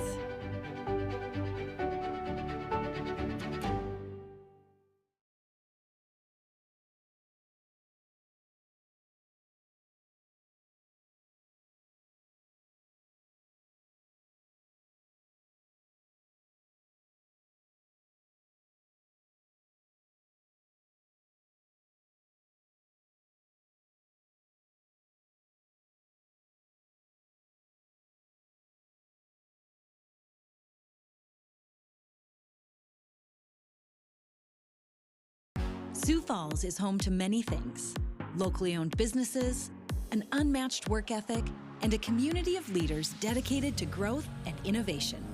Powered by over 300 investors, Forward Sioux Falls is an advancement program aimed at enhancing the Sioux Falls economy. 2026 initiatives are well underway, focusing on talent retention, business attraction, and quality of place enhancement. Look to the future with Forward Sioux Falls.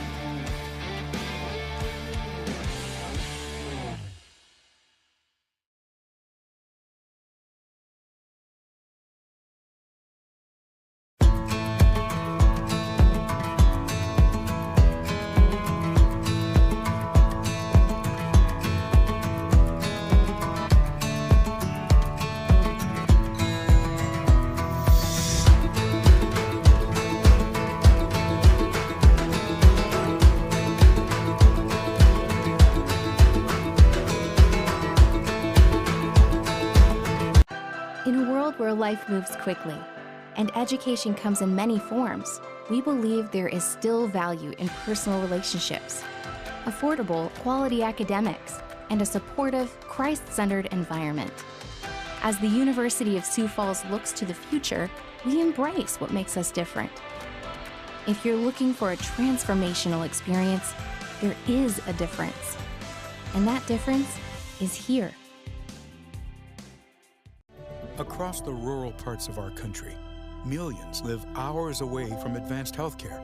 But at Sanford Health, we believe world-class care belongs to every patient, everywhere, because our patients are our friends, family, and neighbors. We're bringing quality care close to home, quality of life through better health. Not just for the future of our health, but for the health of our future. Here for all, here for good. Sanford Health. Here's to welcoming moments, big and small. At Avera, our nationally recognized health system will be right here with you, with care and coverage. Partner with Avera for more hellos, more hugs, more memories. We'll move you forward through sickness and health, and every milestone in between. Hello possibility, hello healthy, hello life. Avera, moving health forward.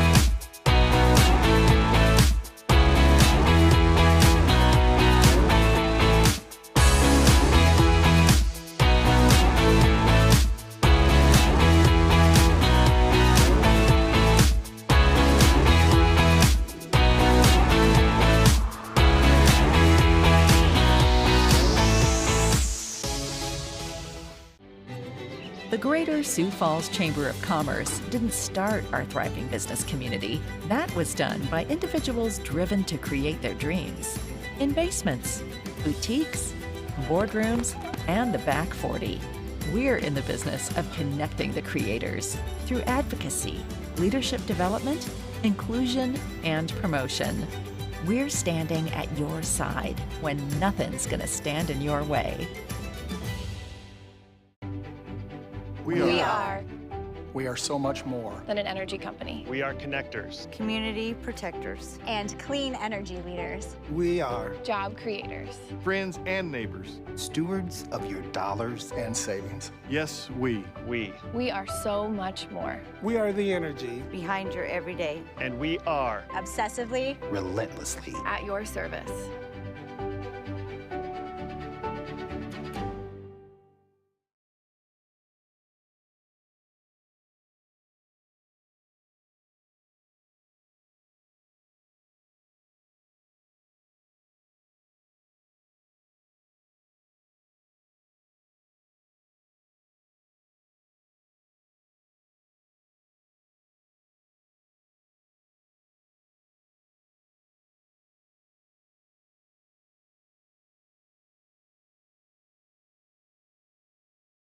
Sioux Falls is home to many things: locally owned businesses, an unmatched work ethic, and a community of leaders dedicated to growth and innovation.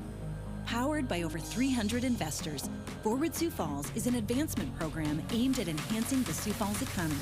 2026 initiatives are well underway, focusing on talent retention, business attraction, and quality of place enhancement.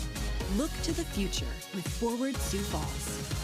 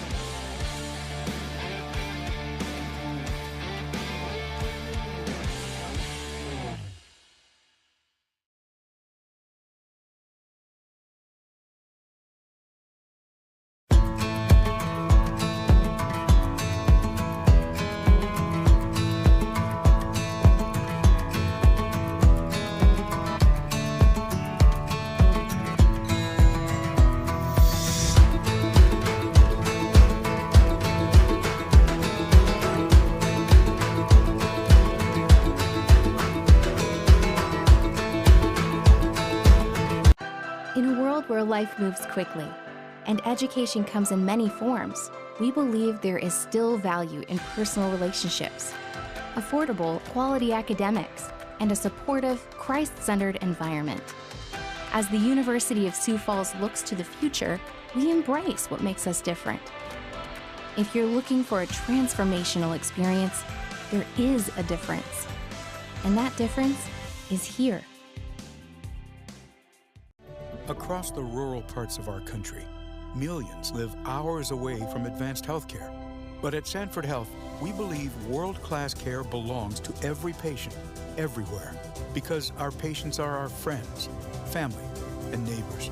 We're bringing quality care close to home, quality of life through better health. Not just for the future of our health, but for the health of our future. Here for all, here for good. Sanford Health. Here's to welcoming moments, big and small. At Avera, our nationally recognized health system will be right here with you, with care and coverage. Partner with Avera for more hellos, more hugs, more memories. We'll move you forward through sickness and health, and every milestone in between.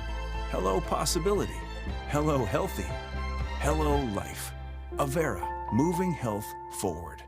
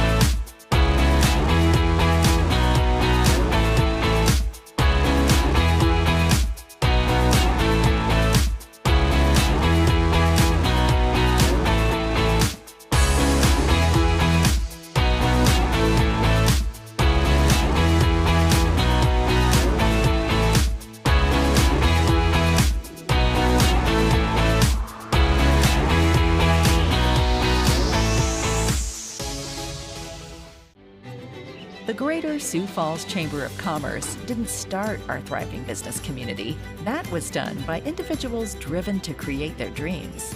In basements, boutiques, boardrooms, and the back 40. We're in the business of connecting the creators through advocacy, leadership development, inclusion, and promotion. We're standing at your side when nothing's gonna stand in your way. We are.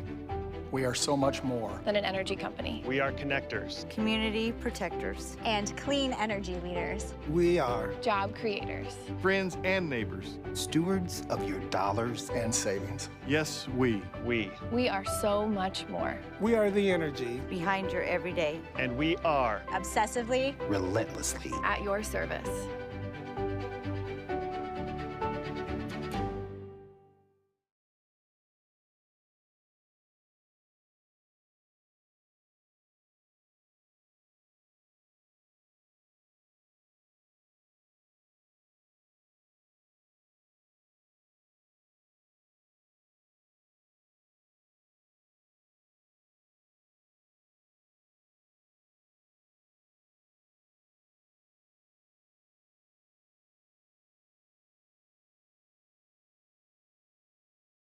Sioux Falls is home to many things: locally owned businesses, an unmatched work ethic, and a community of leaders dedicated to growth and innovation. Powered by over 300 investors, Forward Sioux Falls is an advancement program aimed at enhancing the Sioux Falls economy. 2026 initiatives are well underway, focusing on talent retention, business attraction, and quality of place enhancement. Look to the future with Forward Sioux Falls.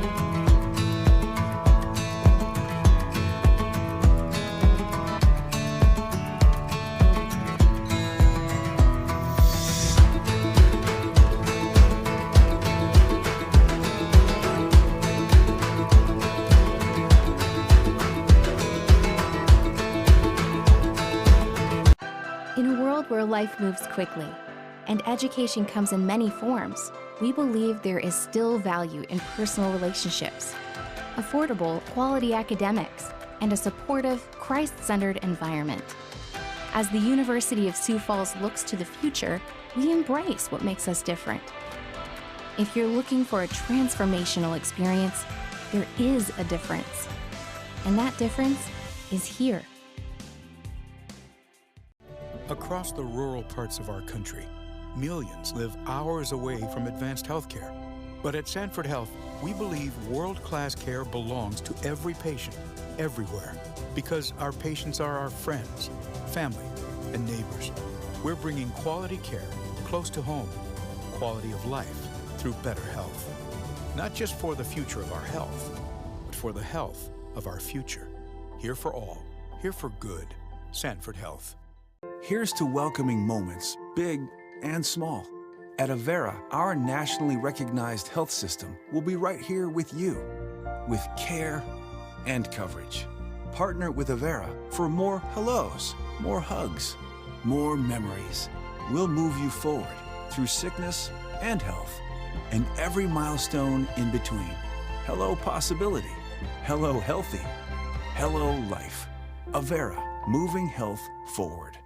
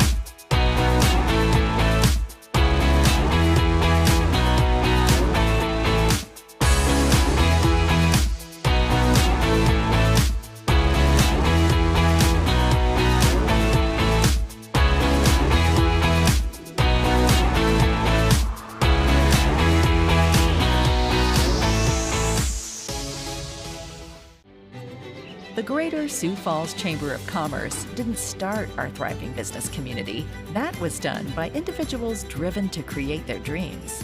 In basements, boutiques, boardrooms, and the back 40.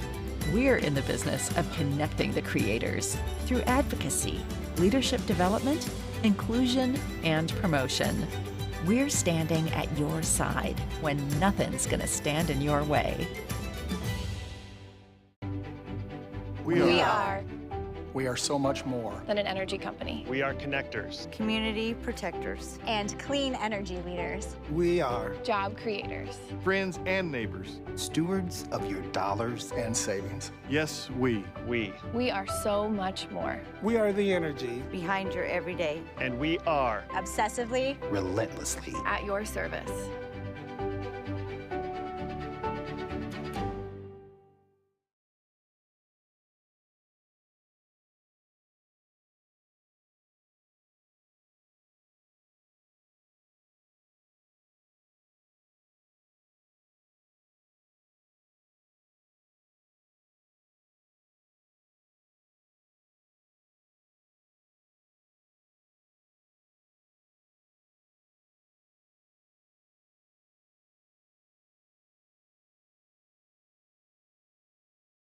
Sioux Falls is home to many things: locally owned businesses, an unmatched work ethic, and a community of leaders dedicated to growth and innovation. Powered by over 300 investors, Forward Sioux Falls is an advancement program aimed at enhancing the Sioux Falls economy. 2026 initiatives are well underway, focusing on talent retention, business attraction, and quality of place enhancement. Look to the future with Forward Sioux Falls.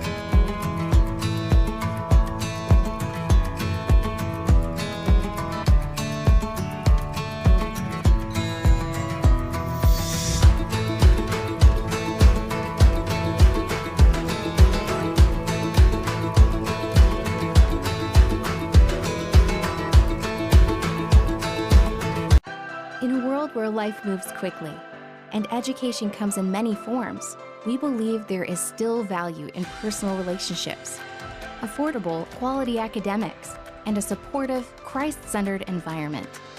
As the University of Sioux Falls looks to the future, we embrace what makes us different. If you're looking for a transformational experience, there is a difference. And that difference is here. Across the rural parts of our country, millions live hours away from advanced health care. But at Sanford Health, we believe world-class care belongs to every patient, everywhere, because our patients are our friends, family, and neighbors. We're bringing quality care close to home, quality of life through better health. Not just for the future of our health, but for the health of our future. Here for all, here for good. Sanford Health. Here's to welcoming moments, big and small. At Avera, our nationally recognized health system will be right here with you, with care and coverage. Partner with Avera for more hellos, more hugs, more memories. We'll move you forward through sickness and health, and every milestone in between. Hello possibility, hello healthy, hello life. Avera, moving health forward.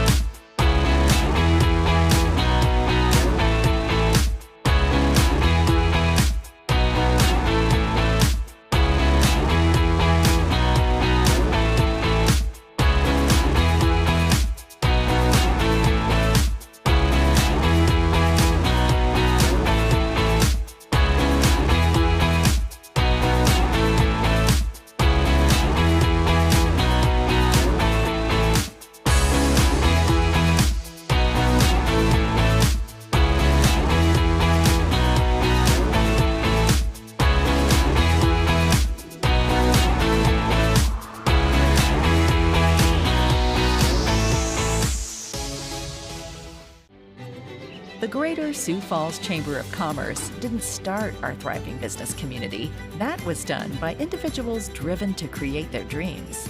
In basements, boutiques, boardrooms, and the back 40. We're in the business of connecting the creators through advocacy, leadership development, inclusion, and promotion. We're standing at your side when nothing's going to stand in your way.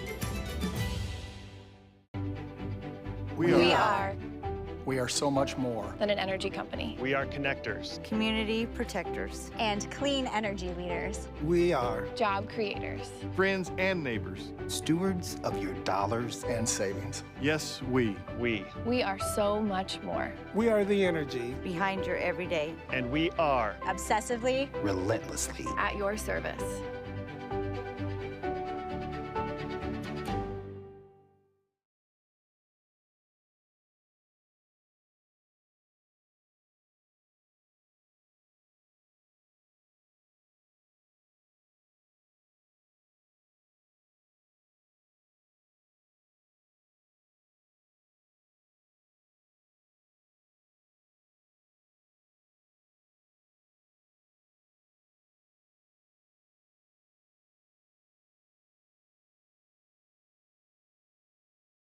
Sioux Falls is home to many things: locally owned businesses, an unmatched work ethic, and a community of leaders dedicated to growth and innovation. Powered by over 300 investors, Forward Sioux Falls is an advancement program aimed at enhancing the Sioux Falls economy. 2026 initiatives are well underway, focusing on talent retention, business attraction, and quality of place enhancement. Look to the future with Forward Sioux Falls.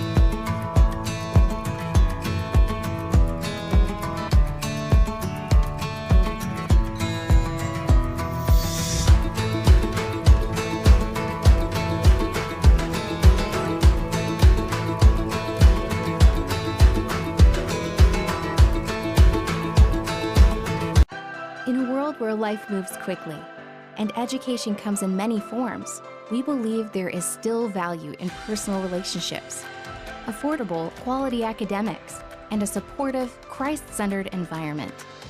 As the University of Sioux Falls looks to the future, we embrace what makes us different. If you're looking for a transformational experience, there is a difference. And that difference is here. Across the rural parts of our country, millions live hours away from advanced health care. But at Sanford Health, we believe world-class care belongs to every patient, everywhere, because our patients are our friends, family, and neighbors. We're bringing quality care close to home, quality of life through better health. Not just for the future of our health, but for the health of our future. Here for all, here for good. Sanford Health. Here's to welcoming moments, big and small. At Avera, our nationally recognized health system will be right here with you, with care and coverage. Partner with Avera for more hellos, more hugs, more memories. We'll move you forward through sickness and health, and every milestone in between. Hello possibility, hello healthy, hello life. Avera, moving health forward.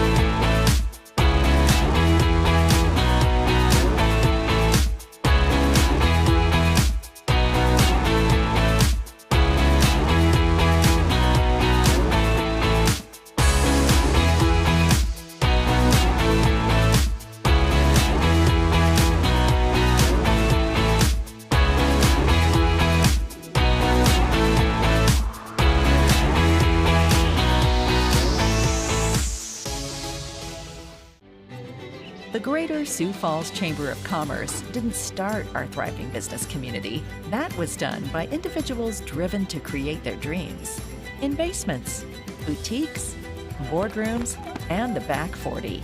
We're in the business of connecting the creators through advocacy, leadership development, inclusion, and promotion. We're standing at your side when nothing's gonna stand in your way. We are. We are so much more than an energy company. We are connectors. Community protectors. And clean energy leaders. We are Job creators. Friends and neighbors. Stewards of your dollars and savings. Yes, we. We are so much more. We are the energy Behind your everyday. And we are Obsessively. relentlessly. At your service.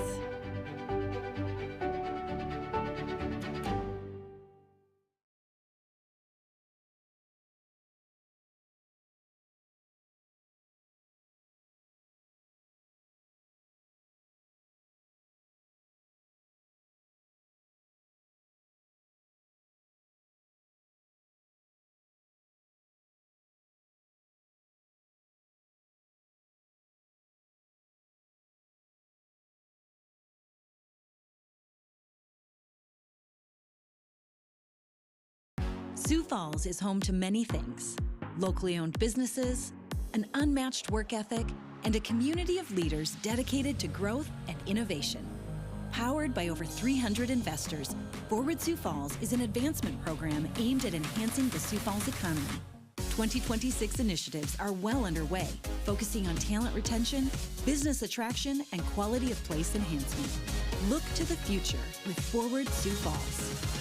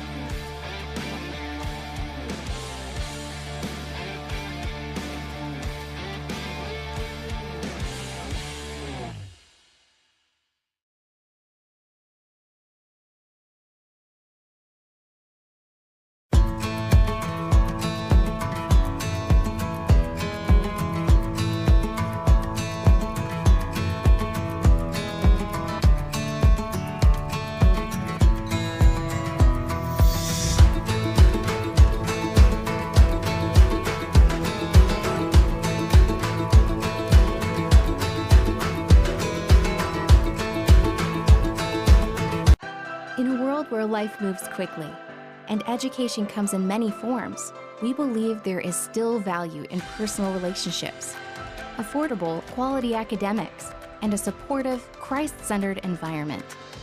As the University of Sioux Falls looks to the future, we embrace what makes us different. If you're looking for a transformational experience, there is a difference. And that difference is here.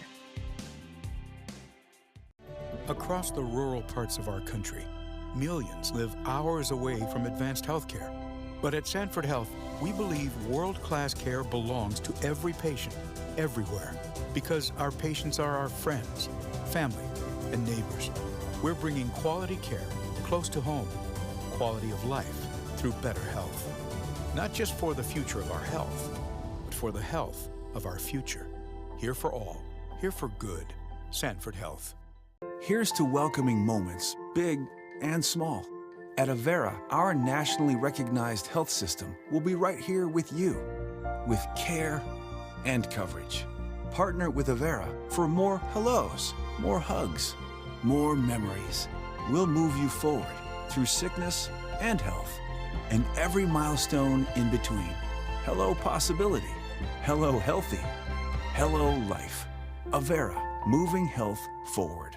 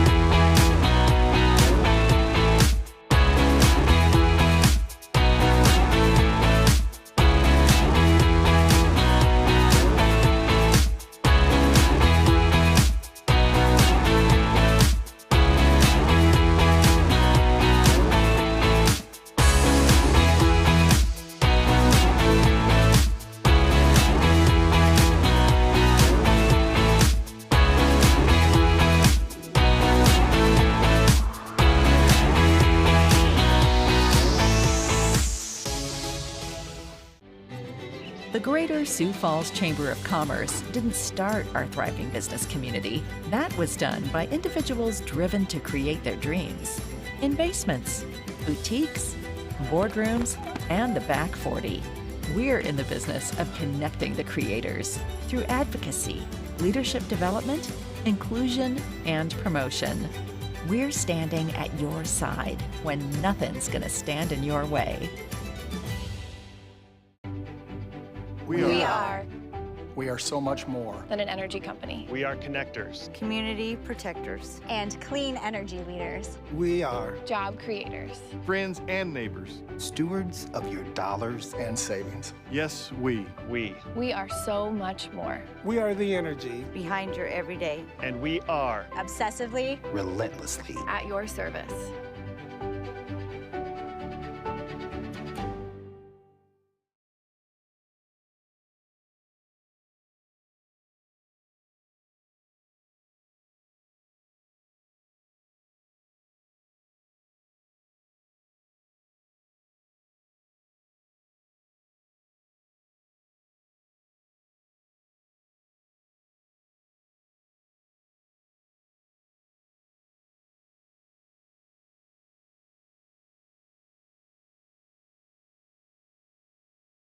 Sioux Falls is home to many things: locally owned businesses, an unmatched work ethic, and a community of leaders dedicated to growth and innovation. Powered by over 300 investors, Forward Sioux Falls is an advancement program aimed at enhancing the Sioux Falls economy. 2026 initiatives are well underway, focusing on talent retention, business attraction, and quality of place enhancement.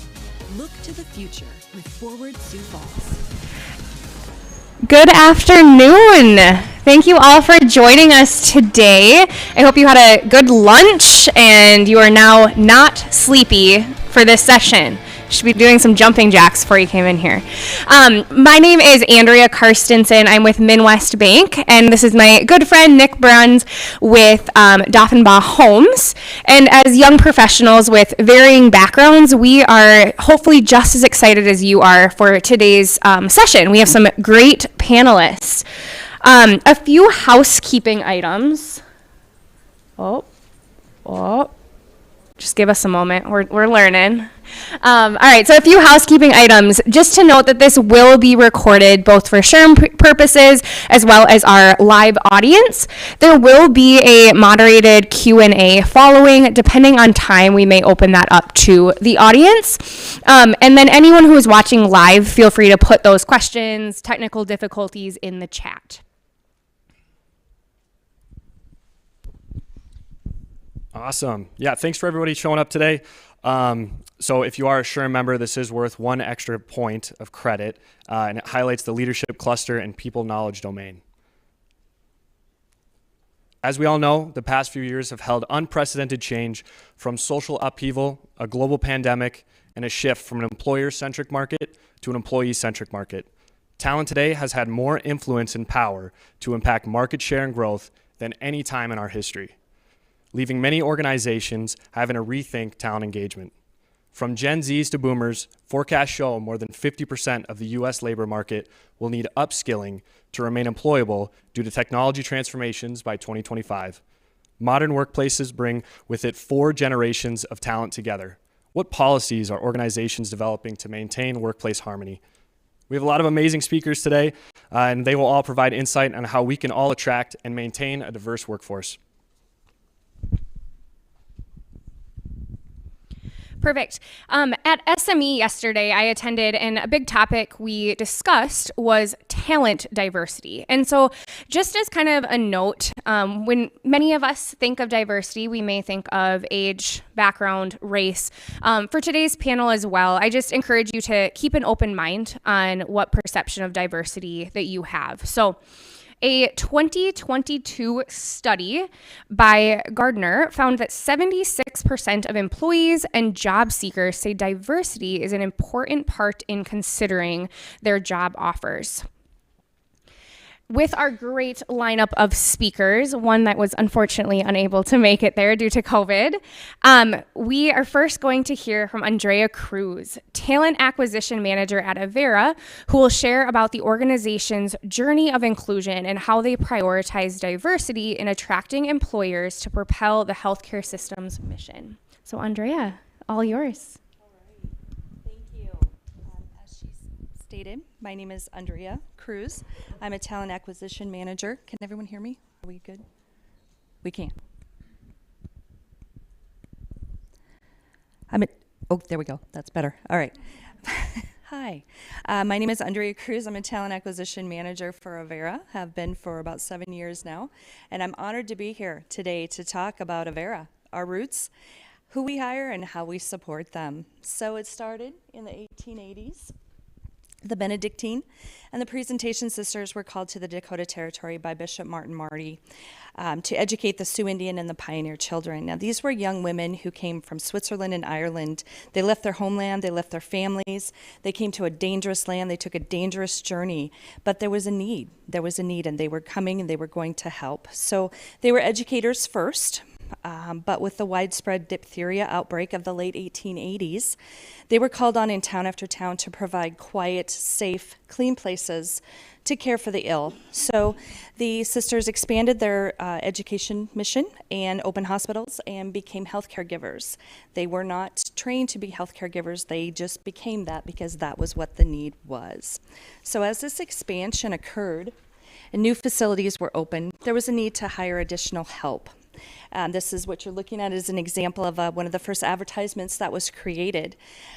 We offer you no salary, no recompense, no holidays, no pension, but much hard work, a poor dwelling, few consolations, many disappointments, frequent sickness, and a violent or lonely death. Wow.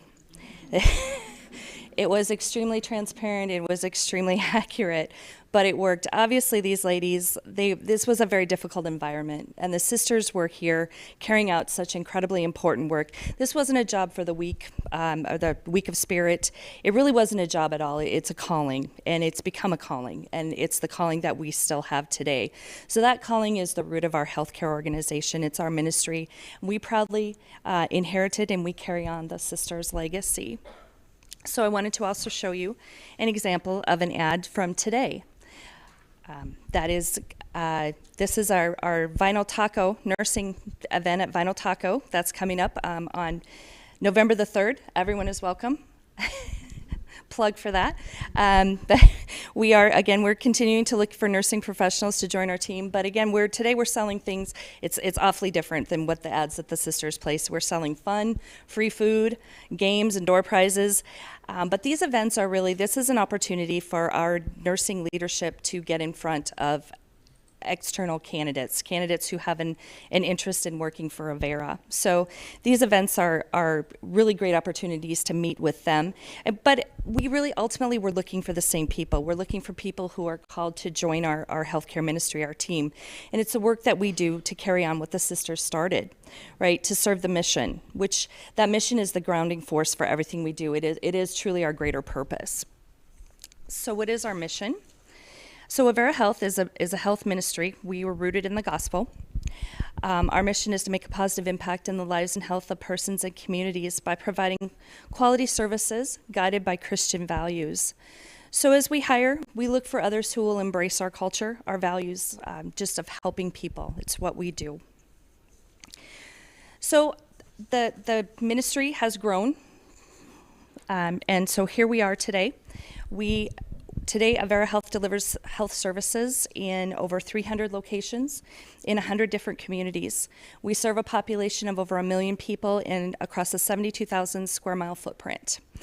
We are very, very proud to be the region's largest female-founded organization with more than 20,500 employees and physicians currently. From a generational standpoint, or from a generational perspective, Avera is broken down as follows. So approximately 17% of us are baby boomers, 28% are Gen X, 39% of our workforce are millennials, and 15% are Gen Z. So we are intentional and strategic in how we communicate with these different groups. But you might ask, how do we find the extraordinary people to join us, and how do we support them? So several months ago, we divided our recruitment team up into two. We have always been looking for nurses to join our team. We've been doing that from the very beginning. We'll be doing that till the end. But with the pandemic, it got harder and harder to find those individuals. So we decided that we really needed to focus on nursing. And so we divided the recruitment team up.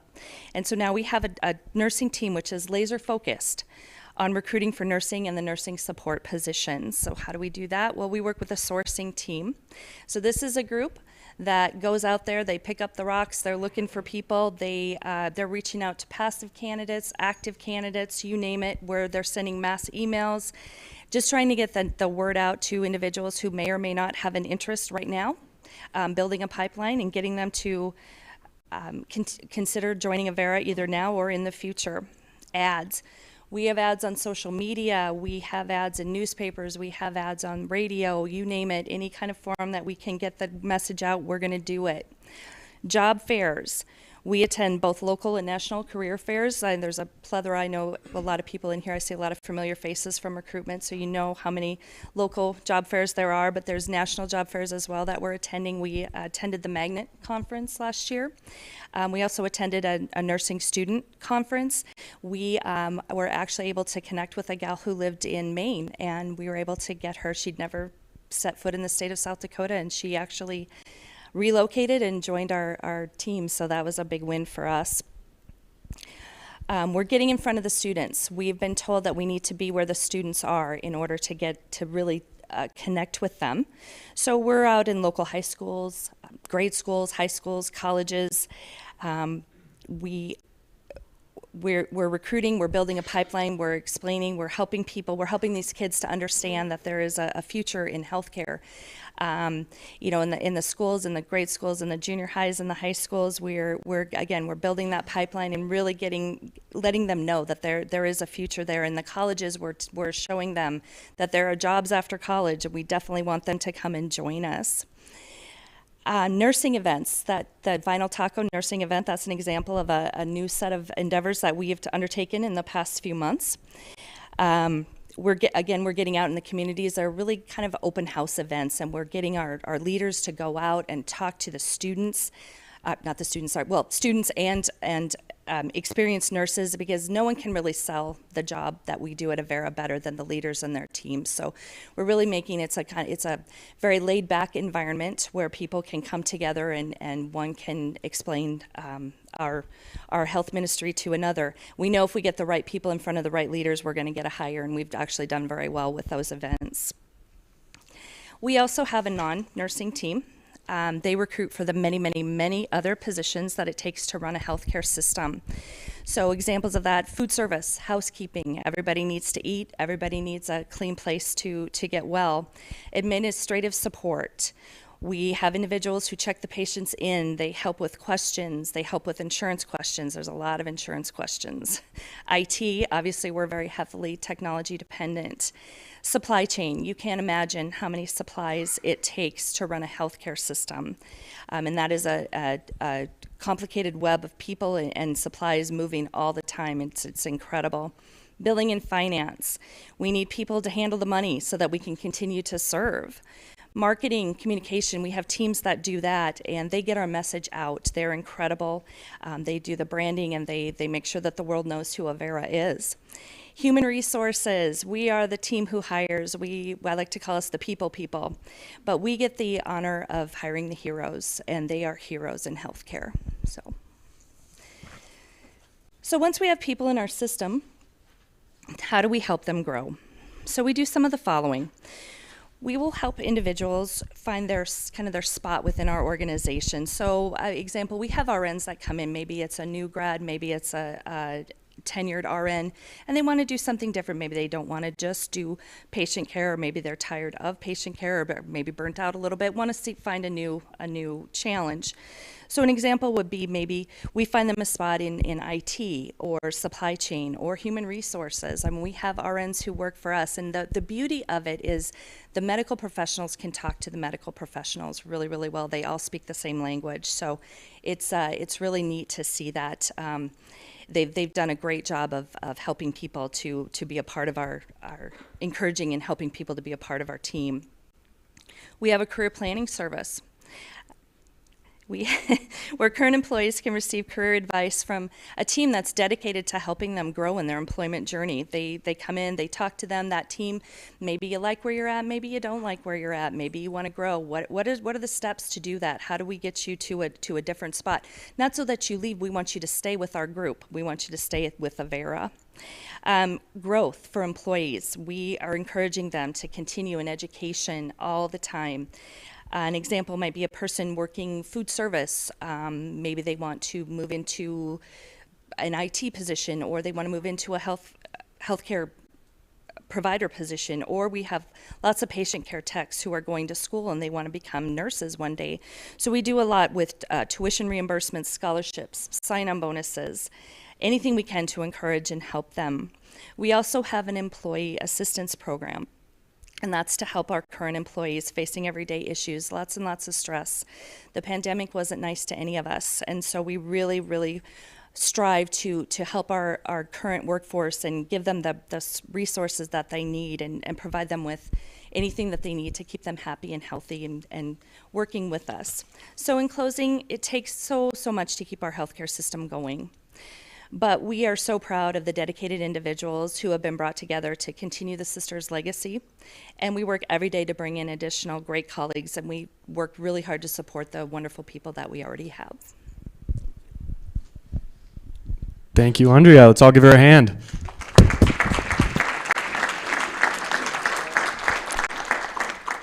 You know, Deffenbaugh Homes is a construction company, but we often sit down and go, you know, what's Avera Health doing? We go to recruitment events and we see the Avera table, and their line's always full, and our line's kind of empty. So we'll sit down and try to figure out what are they doing to empower the people they're recruiting? What are they doing to empower their current employees? So I'll probably be hitting you up after this and trying to figure out some of the things that we can incorporate. So great job. Up next here is Erica Roth. She is a recruiting and HR manager for Interstates. Her expertise is in maintaining a dynamic workforce for a large organization, making her a credible source for thinking outside the box while holding on to Interstate's uncompromisable values. Erica. Thank you.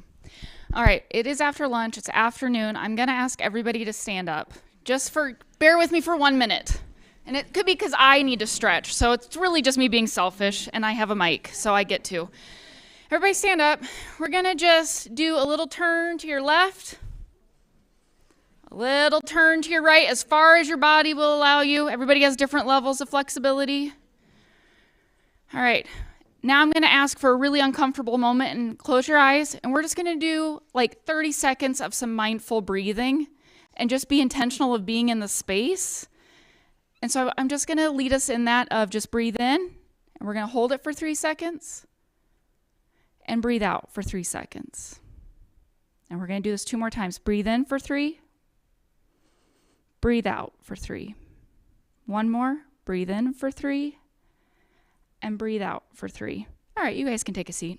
That was it. Just a little motion. I get itchy at conferences sitting for the whole time, so I decided to use the microphone and have you all do a fun exercise. Most of you may not know a lot about Interstates. We are an electrical construction firm based out of Sioux Center, Iowa. It got its start about 70 years ago. We do have an office here in Sioux Falls. We're up by Southeast Tech. And the fun thing is I've been with this company now for 11 years.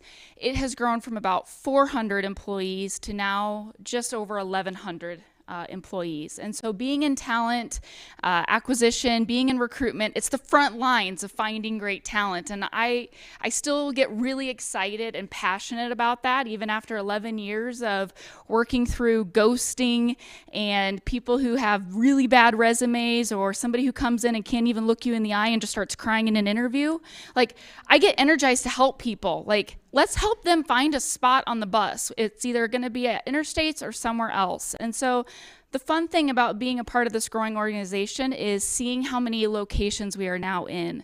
We have over 13 regional offices, and up on the screen on the map, you'll see a bunch of yellow little dots. Those are where some of our remote employees are located as well.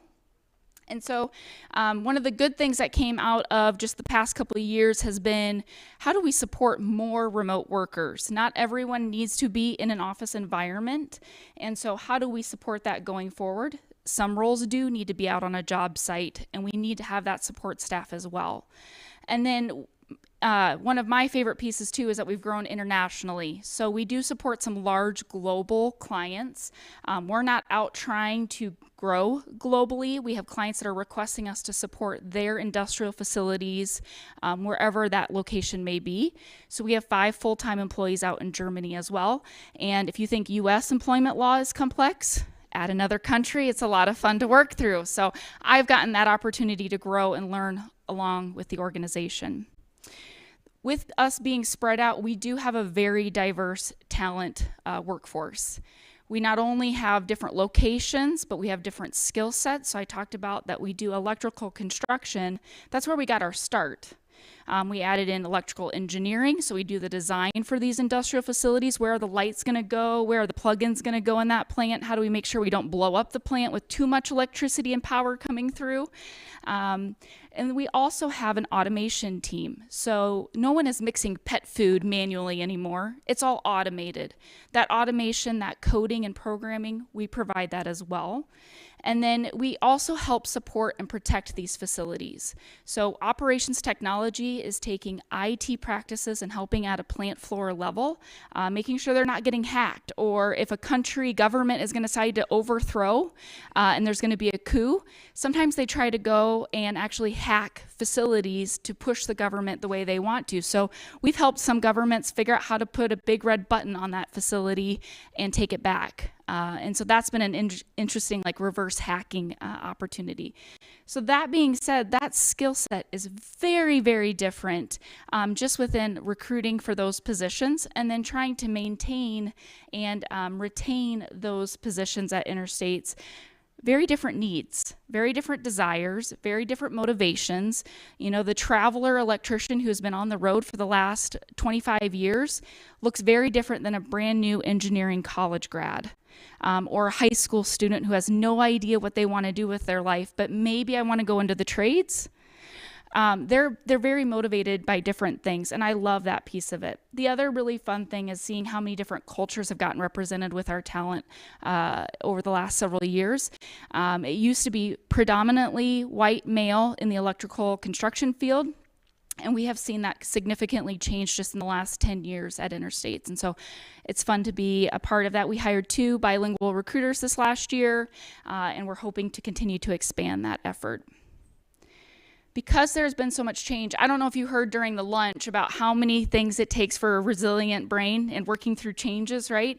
We've actually been encouraging our leaders, if you're thinking about retaining talent, if you're thinking about how do you keep your team with the company that they're currently at, it's going back to the basics. Let's not try to throw a whole new thing at our leaders. Let's go back to the basics. And so 2 of the things that we've really been encouraging them to do is be adaptable and to stay curious. So as I talked about those different workforce groups, hearing what they want, what they're motivated by, and actually getting to know people as a human, as an individual on your team is a really big deal. I have 6 full-time recruiters. They are very, very different from each other. And so knowing what motivates one of them is not going to work for the next 5. And that's part of my bi-weekly one-on-ones with them, having real conversations, sitting down, having video on if we're not in the same room because they're spread out. We're not all out of the same office, having video on, joking about if they're in sweats that day because it was that kind of day. Great. Totally get that. Somebody's dog's going by. Great. I don't have an issue with that. I actually want to know their name as well. I want to know about those things about them. So that staying curious is a really, really big deal. Some questions I've recommended to our leaders in that conversation is just, what's exciting you most right now as the first question? And it's really fun to get to hear them actually get to brag about themselves for just 0.2 seconds of that week, every 2 weeks. What are they excited about right now? Let them have that little moment. What are they wanting to spend more time on? If you had more time, which we never do, but if they had more time, what would they want to spend more time on? And the reason I ask that question is because maybe somebody else on the team is like, I'm so bored right now. Okay, well, we got stuff to do, right? This team member needs help. Let's help them out on that. What is bugging them right now? I love asking that question. What's bugging you right now? And they sometimes get really in the weeds with me of a system issue that's annoying them, or maybe it's a leader. I've talked to this leader like 5 times and they just don't get it. Okay, talk to me a little bit more about that. And we dig in, and that's where the conversation goes. And then my last question I like to ask is, what can I help you with? Sometimes I get I don't need help right now. And sometimes I get can you go talk to that leader? I think I'm going to lose it and say something inappropriate if I have to go talk to that leader one more time. You bet. I will gladly go talk to that leader. What do you want me to talk to that leader about? Is it to go back to you? Is it to solve the problem? Is it to maybe I need to escalate it and pull in our VP? It's at that point. And so I really like those questions as just a way to stay curious and hear about what's going on in people's lives. And it may be work related. Sometimes we get into the personal stuff, and for 30 minutes every 2 weeks with each of those people, I'm okay with that. It doesn't always have to be about work. Some of the things that we're doing as an organization as well to hit these different generations that are in the workforce today. Nick, you mentioned 4 generations. Interstates actually has 5 generations. We have somebody from the silent generation still working for us. Fun fact, it's my grandpa. He works on Fridays cleaning Interstates vehicles. At 80 years old, he is still out cleaning Interstates vehicles, gets them out of the house a couple hours a week. He is so happy that he's got something part-time right now, just something a little different, and then volunteers the rest of his time still at 80 years old. So it's kind of fun to have 5 generations at the moment. Some of the things that we're doing, I talked about workplace flexibility. So knowing my team, I have some individuals that their best day starts at 10 a.m. Others on the construction side, they're like, if I'm not on the phone by 6 a.m., I'm not going to get a hold of those construction workers until they're going through the drive-through line for lunch. And then it's going to be, can you hold 5 minutes? Yeah, I'll take a, while they're on their lunch break, they're doing phone interviews. So they're up first thing in the morning trying to get those interviews. I'm okay with that because it's more about the results at the end of the week than it is what hours they're online. And so I really like that flexibility.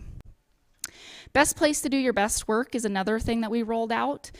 This really just acknowledges that some people are very motivated and do their best work in the office environment. I'm one of those individuals.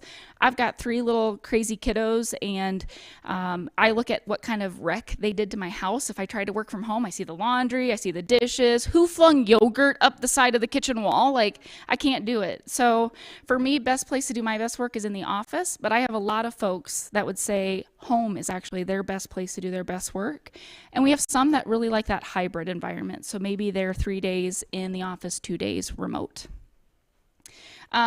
I'll skip to the mobile friendly.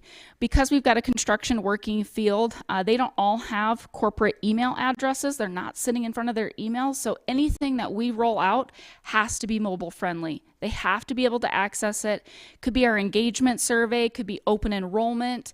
It all has to be able to work off of their phone and not a desktop required. Social media platforms, this is constantly changing. I want to say 5 or 6 years ago, I realized we didn't have a Facebook presence. We need to do that. They thought, done, we've checked that box. I'm like, oh, no. We're not done yet. We need to be out there on more platforms and talking to students about where are they at, where are they going to see the information, and how can we get out there. Because we are so spread out, we strongly encourage teams to do face-to-face meetings when at all possible. In fact, this week, we have our operations technology team of about 65 individuals, several of them in Germany, South Dakota, remote. We have a couple in Colorado, Delaware, North Carolina. They're all here in Sioux Falls this week, so I'm hoping to go actually get to meet with them face-to-face after this conference. And that's a really good time just to connect again and be human together. It's not all about work when we're on a Teams call and trying to serve our clients to the best of our ability. And then the other big thing of this is being a culture add. a culture fit. I hear that a lot. And that puts people sometimes in a box of they don't fit our current culture. Can they add to our culture? There's some things, and I'm going to pop up our screen here of our final culture, but we want to make sure we're adding to that. It does not have to be this perfectly defined fit in the box for culture. So we've really been looking for culture adds. This last one here is just our Interstate's core. This has our vision, values, and our why statements. These are non-negotiable. So we talk about looking for diverse talent, looking for all various different types of workforce, different generations, locations, but these are non-negotiables for us. They will not stay with our company long term if they do not fit or add to this, if they don't agree that this is important. We want to be a sustainable company, and so for us and the leader team, this is our non-negotiables. With that, I'll turn it over. Awesome. Thank you, Erica. Let's all give her a hand.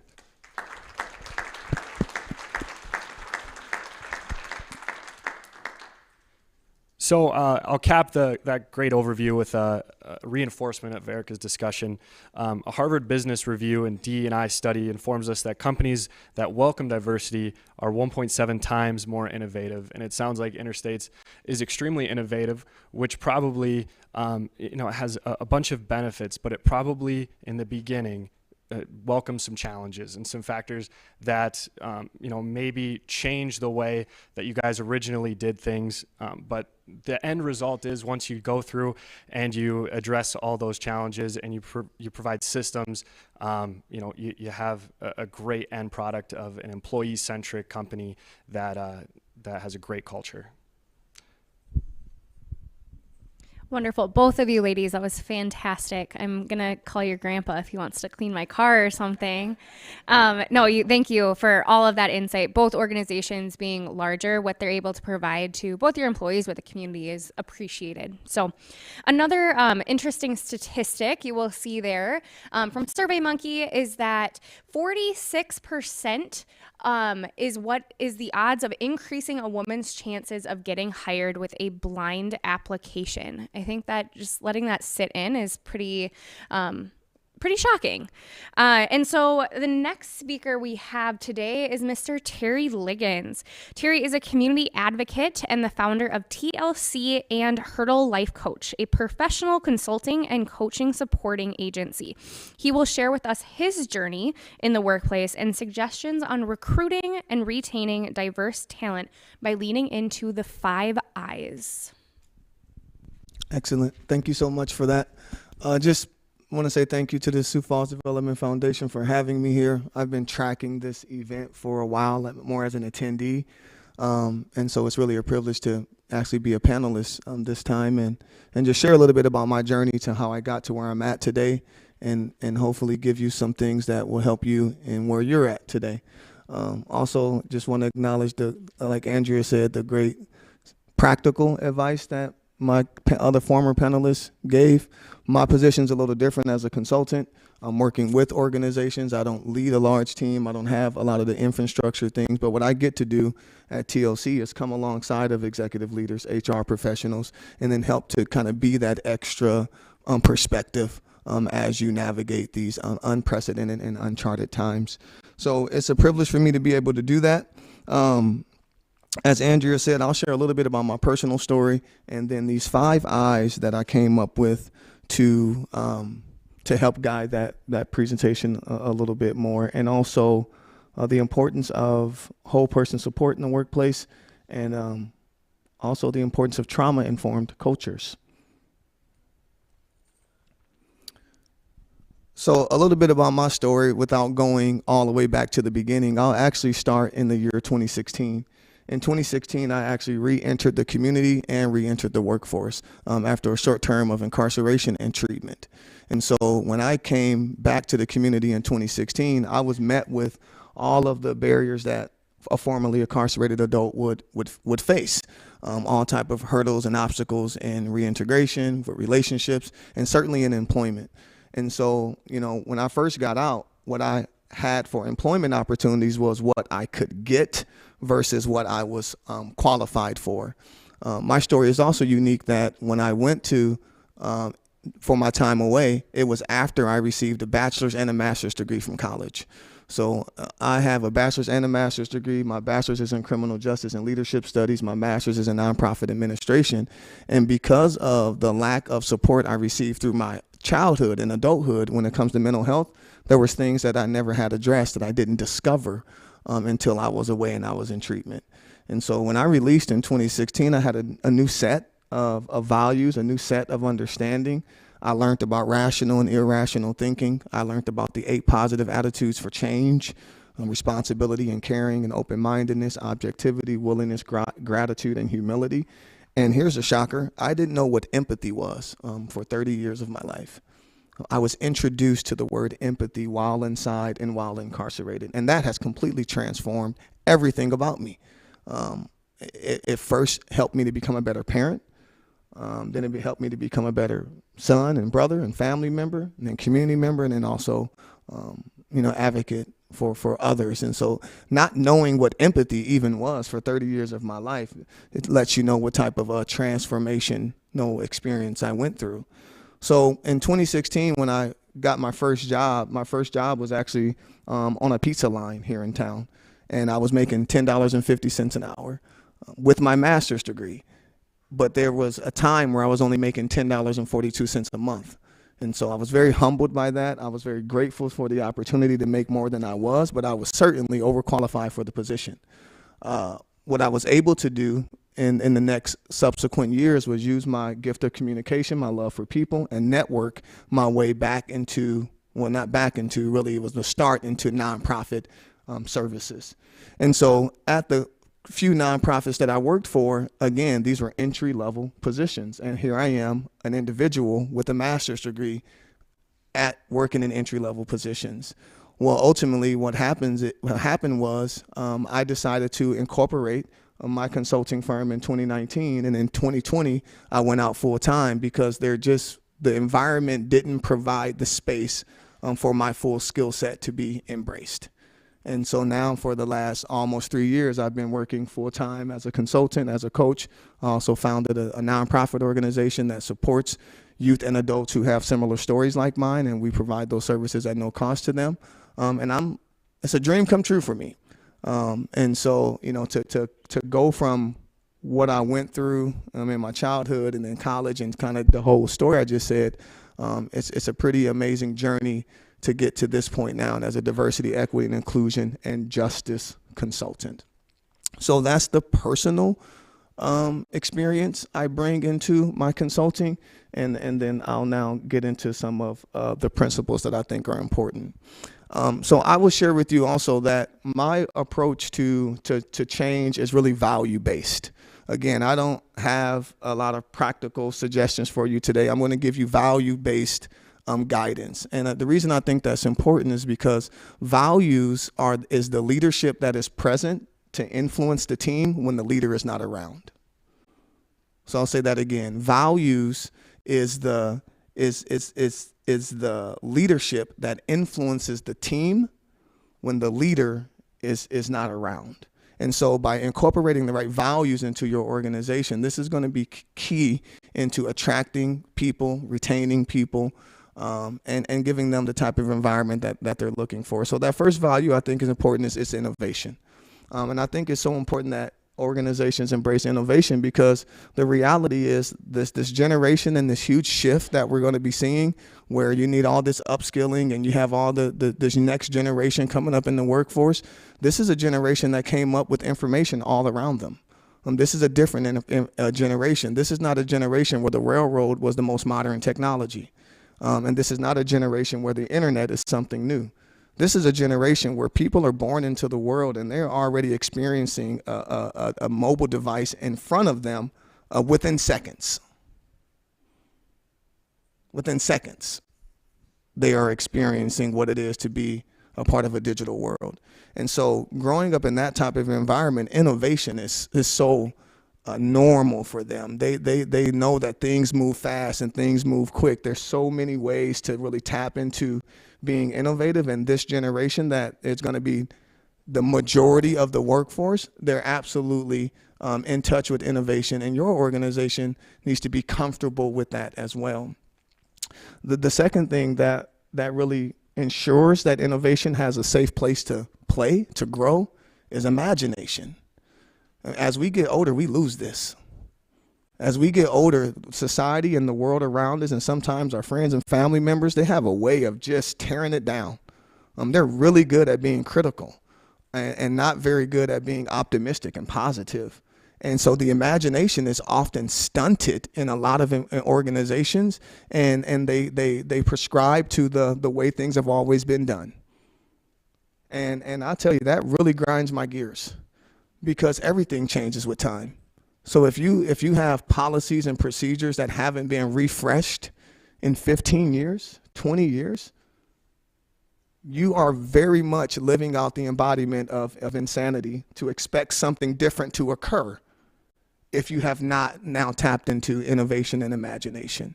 And so, I try to really be an embodiment of that. I'm living and experiencing things that I imagined before. We all are. We have this ability to create things in our minds, and then they come into the world. All of this thing is a magical place. Everything that we see that now exists first did not exist and only existed in someone's mind. So when we can really tap back into that with our teams and let people imagine, let people dream, let people stretch, this is what is attractive. This is what keeps people around in the workplace. So when you're talking about retention, it's really important that you also embracing imagination. The next I, so I have 5 I's for you. So that was 1 and 2. The third one is this concept called intrapreneur. And I'm not sure if people have heard of the term intrapreneur. I know oftentimes people are familiar with the term entrepreneur, and they recognize that as a person who is out, leading themselves, starting their own business, and making things happen. Well, an intrapreneur is someone who has that same type of mindset, but they work for you right now. They're inside of your organization, and they have that ability to be flexible. The leadership, the innovation is normal to them, the efficiency, the motivation. If you look closely at that flexibility part, it says they are comfortable with uncertainty and they face up to changes optimistically. That's what organizations need right now. They need people who can be in the midst of a chaotic situation. The keynote speaker talked about 10 to 12 changes, happening, and 85% of executives expect a swift change within their organization within the next 2 years, and 70% of those initiatives fail. Well, I'm here to tell you explicitly, partly why that is happening is because you haven't identified an entrepreneur within your organization who is equipped and shaped for these types of moments. See, the reason I'm able to succeed right now as a consultant is because I have that same skill set.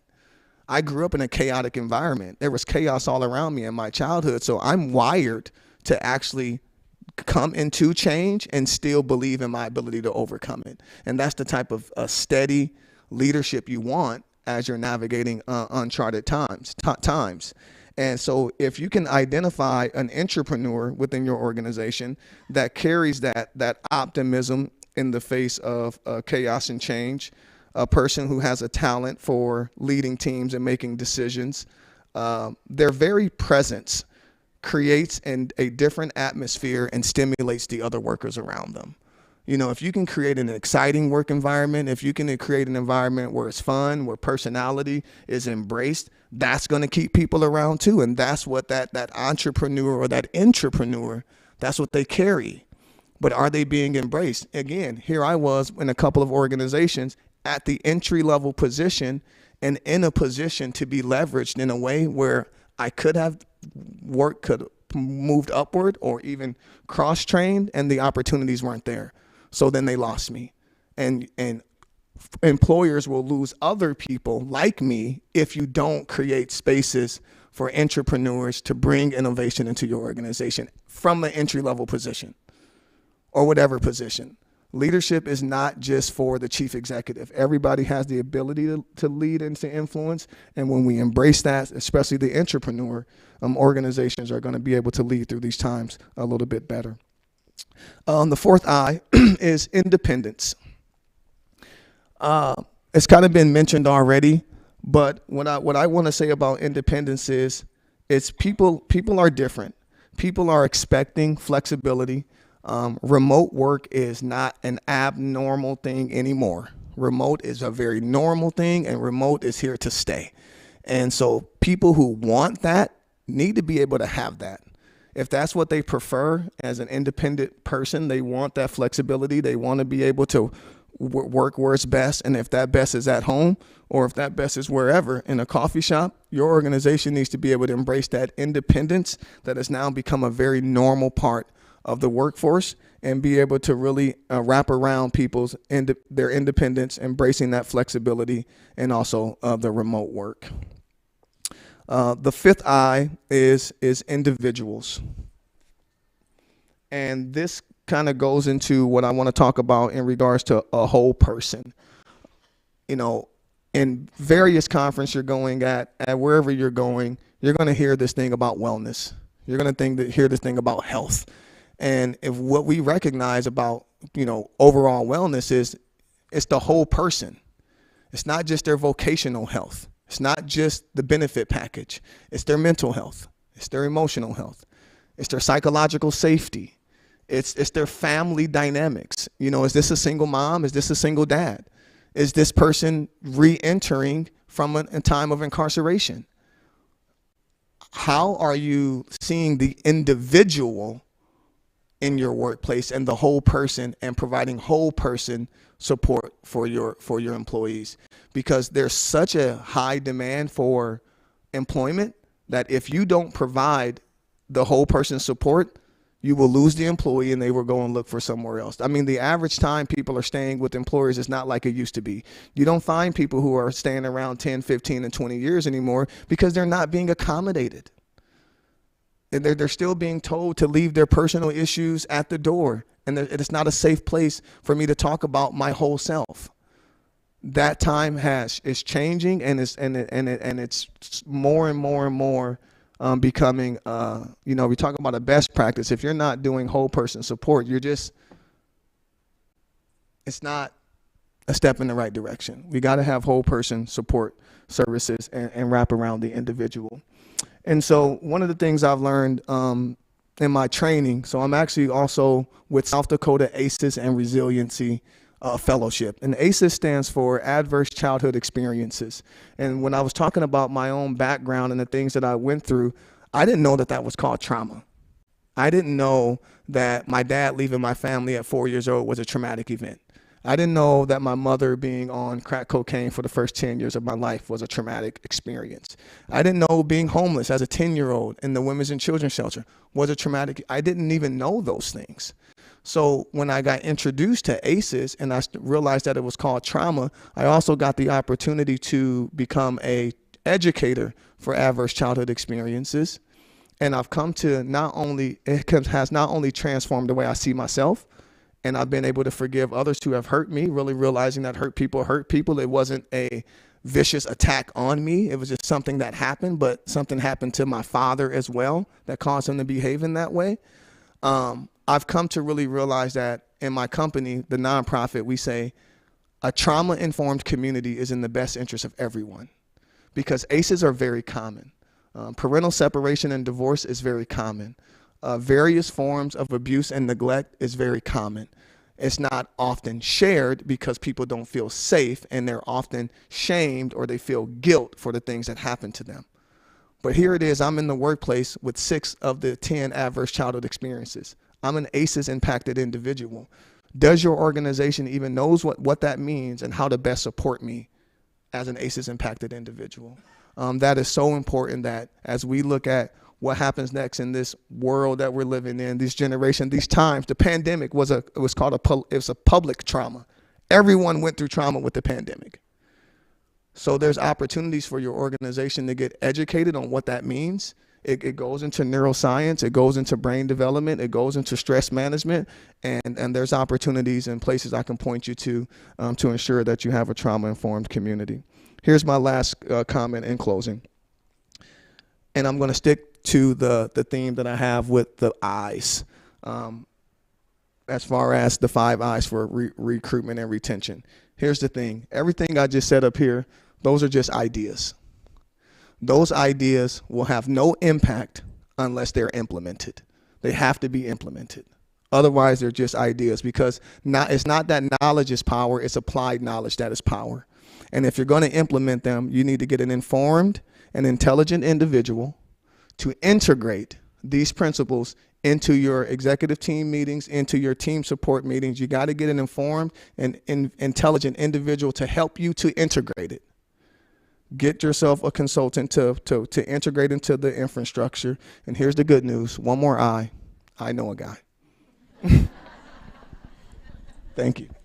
Thank you, Terry. As you could see with the captivated audience, thank you for your vulnerability. I couldn't stop you. Everyone was just very into it. So if we could give a hand for Terry, please.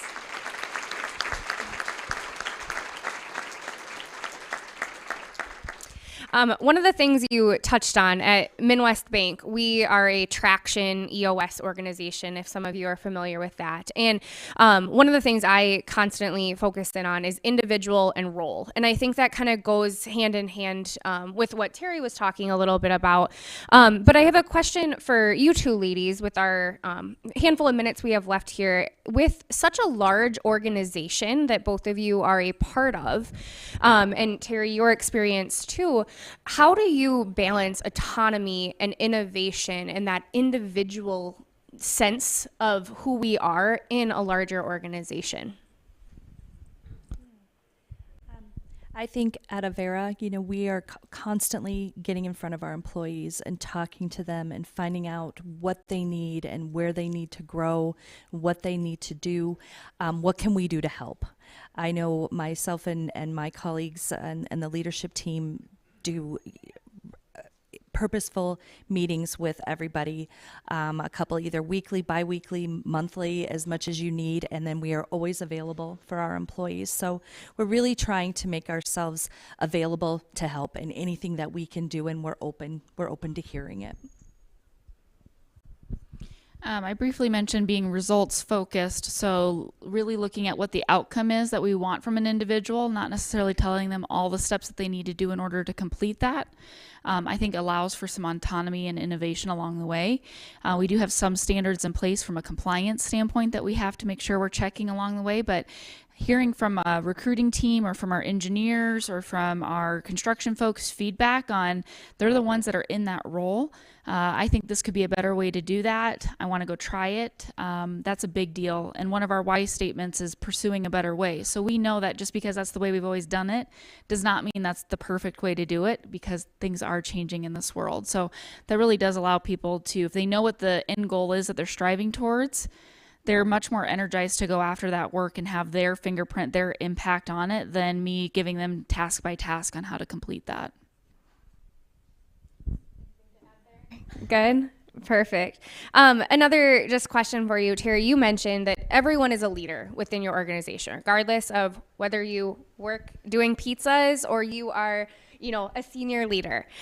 You are a leader within your organization. And so from each of you, do you have a recommendation to this group of some of those top principles or leadership programs that you can provide to an employee within your organization? Yeah, I went through a couple leadership programs. I mean, one of the programs I went through was called Leaders of Tomorrow with Think 3D Solutions. It's a very good program. It's a no-cost program that's sponsored through grant dollars and such. It's really good. But I've also been studying leaderships for almost 20 years now. I minored in leadership studies and things of the sort. And so for me, I just come from it and say, a lot of times people recognize leadership as influence. I think it's important that people understand that leadership begins with example. And so as a leader, whatever you want to see from the people that are reporting to you, looking up to you, following you, you have to be embodying that first. And so even I'll say something that's really difficult: self-care.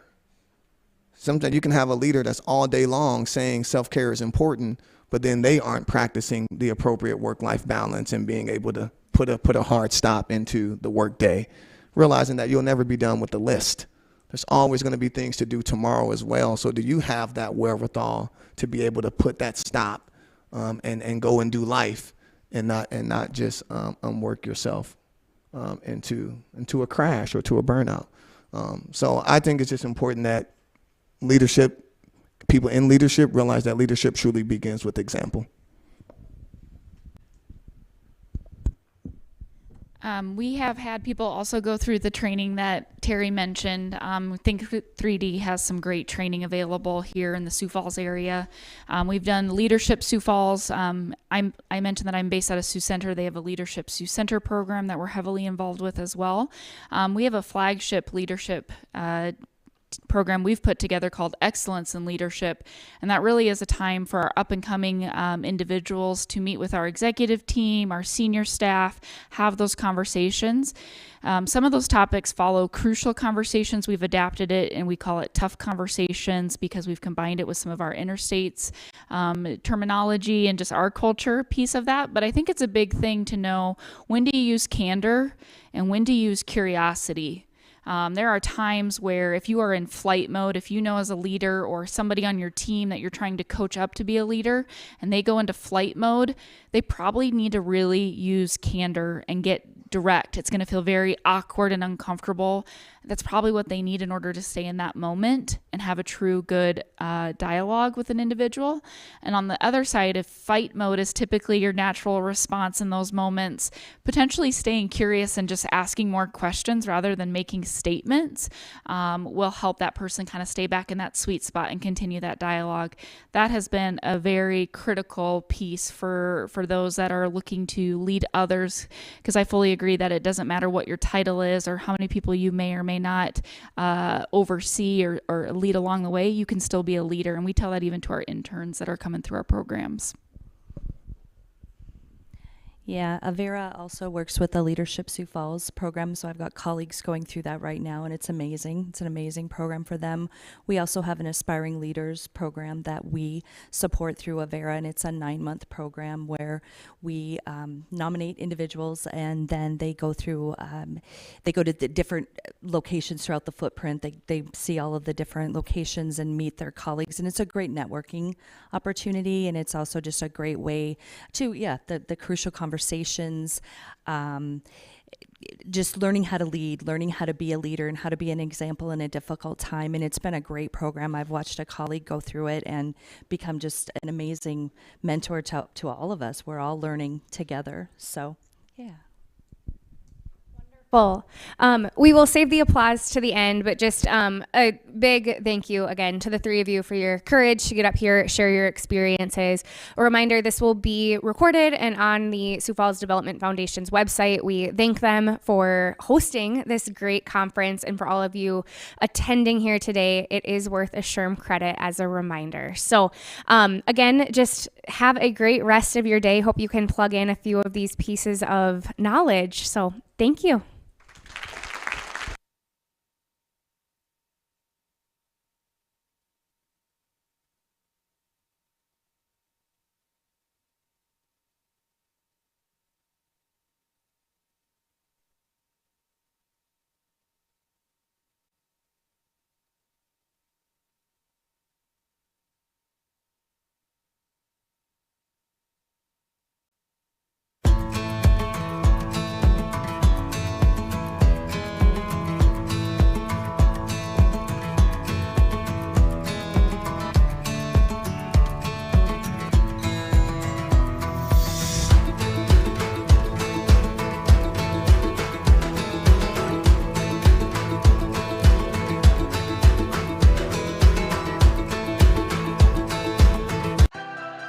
Where life moves quickly and education comes in many forms, we believe there is still value in personal relationships, affordable, quality academics, and a supportive, Christ-centered environment. As the University of Sioux Falls looks to the future, we embrace what makes us different. If you're looking for a transformational experience, there is a difference, and that difference is here. Across the rural parts of our country, millions live hours away from advanced healthcare. But at Sanford Health, we believe world-class care belongs to every patient, everywhere, because our patients are our friends, family, and neighbors. We're bringing quality care close to home, quality of life through better health. Not just for the future of our health, but for the health of our future. Here for all, here for good. Sanford Health. Here's to welcoming moments, big and small. At Avera, our nationally recognized health system will be right here with you, with care and coverage. Partner with Avera for more hellos, more hugs, more memories. We'll move you forward through sickness and health, and every milestone in between. Hello possibility, hello healthy, hello life. Avera, moving health forward.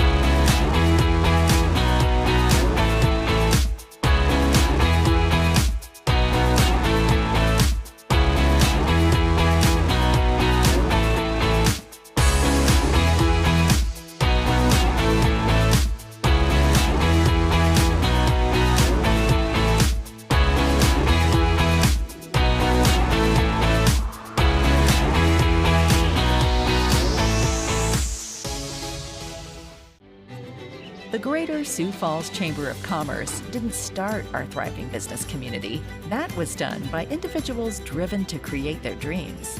In basements, boutiques, boardrooms, and the back 40. We're in the business of connecting the creators through advocacy, leadership development, inclusion, and promotion. We're standing at your side when nothing's gonna stand in your way. We are. We are so much more than an energy company. We are connectors, community protectors, and clean energy leaders. We are job creators, friends and neighbors, stewards of your dollars and savings. Yes, we. We are so much more. We are the energy behind your everyday. And we are obsessively, relentlessly at your service.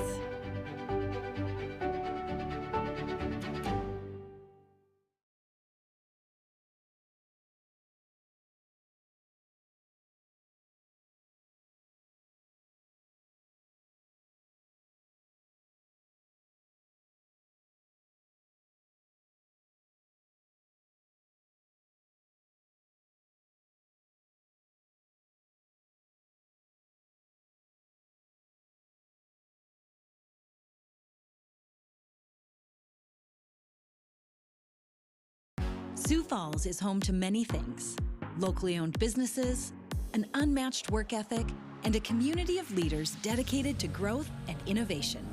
Powered by over 300 investors, Forward Sioux Falls is an advancement program aimed at enhancing the Sioux Falls economy. 2026 initiatives are well underway, focusing on talent retention, business attraction, and quality of place enhancement.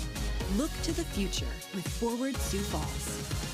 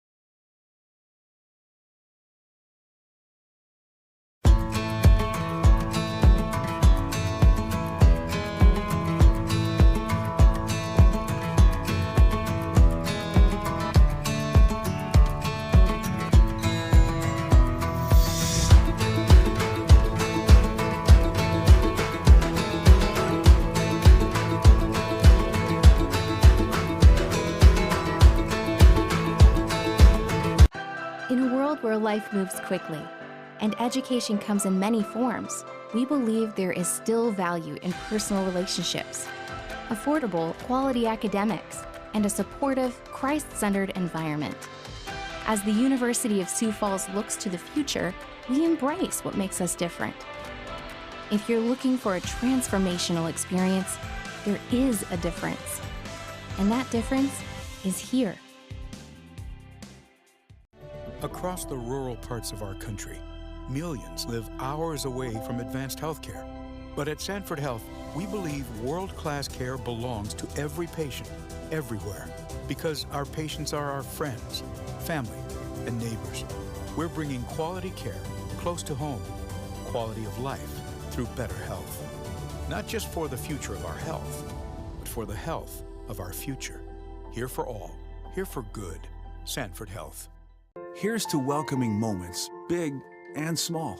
At Avera, our nationally recognized health system will be right here with you, with care and coverage.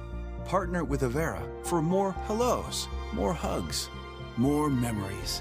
We'll move you forward through sickness and health, and every milestone in between.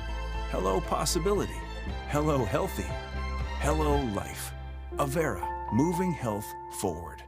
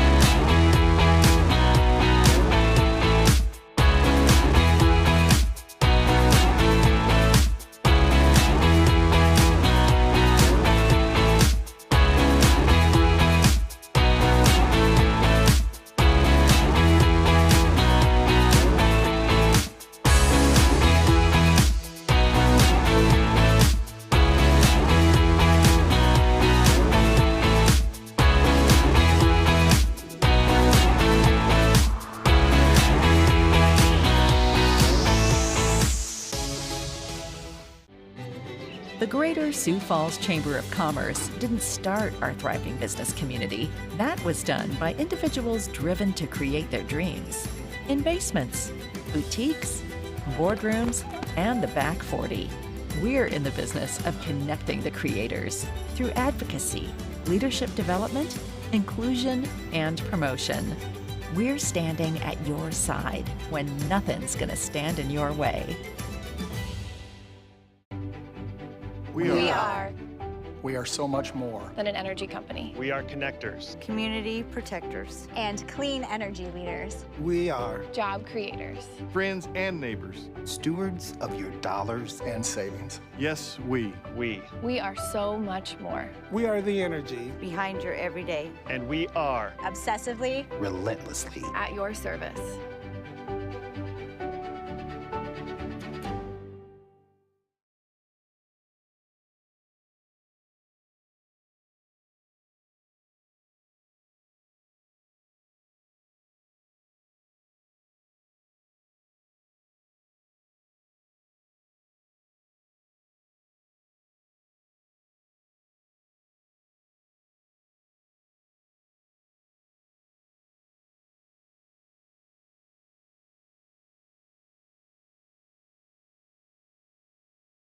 Sioux Falls is home to many things: locally owned businesses, an unmatched work ethic, and a community of leaders dedicated to growth and innovation. Powered by over 300 investors, Forward Sioux Falls is an advancement program aimed at enhancing the Sioux Falls economy. 2026 initiatives are well underway, focusing on talent retention, business attraction, and quality of place enhancement. Look to the future with Forward Sioux Falls.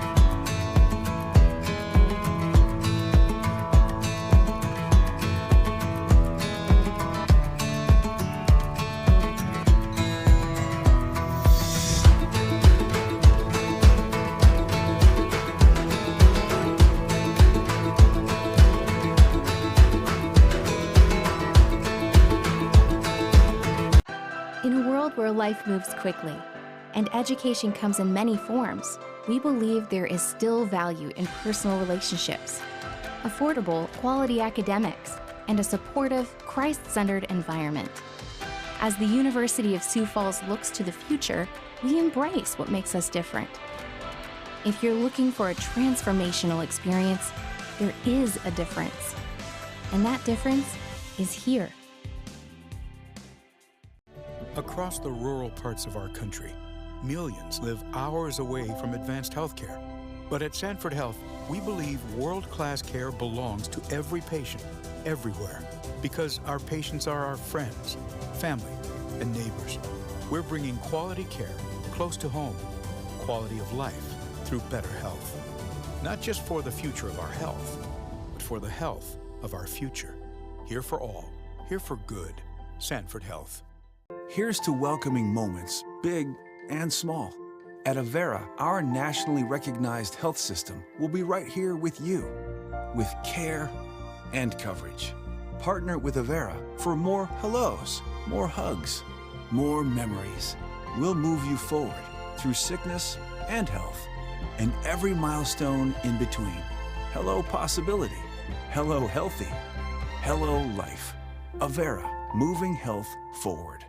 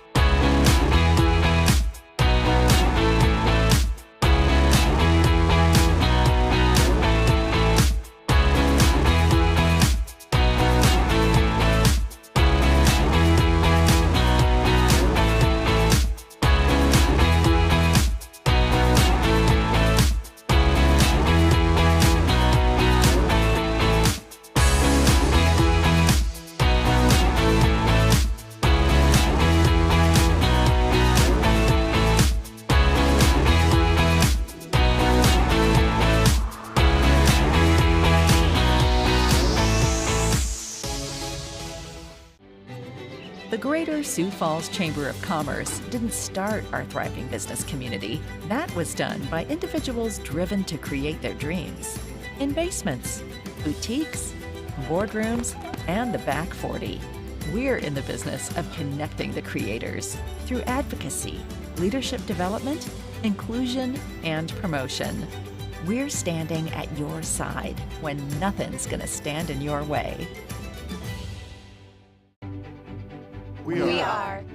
We are so much more than an energy company. We are connectors, community protectors, and clean energy leaders. We are job creators, friends and neighbors, stewards of your dollars and savings. Yes, we are so much more. We are the energy behind your everyday, and we are obsessively, relentlessly at your service.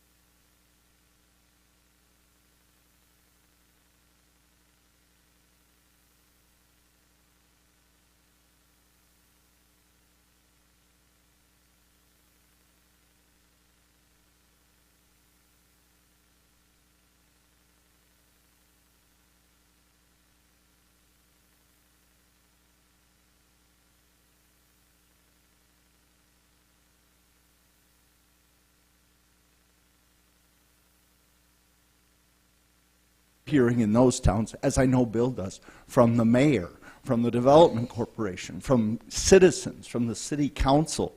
Why can't we do more things here? Except there's no one to work. So workforce permeates almost every decision that we are making strategically, and it's one of the three components of our overall strategic plan. It's number one, hospitality, because if we attract and retain good people, and they want to be there, then the patients that we care for want to be there. So high priority, I would tell you the number one priority without question right now.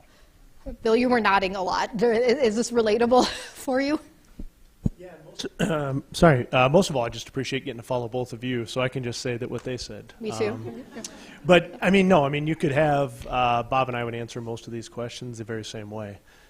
One of the, I think, unique yet rewarding aspects of healthcare is that it is, and I believe will continue to remain, a very people-intensive industry. Right?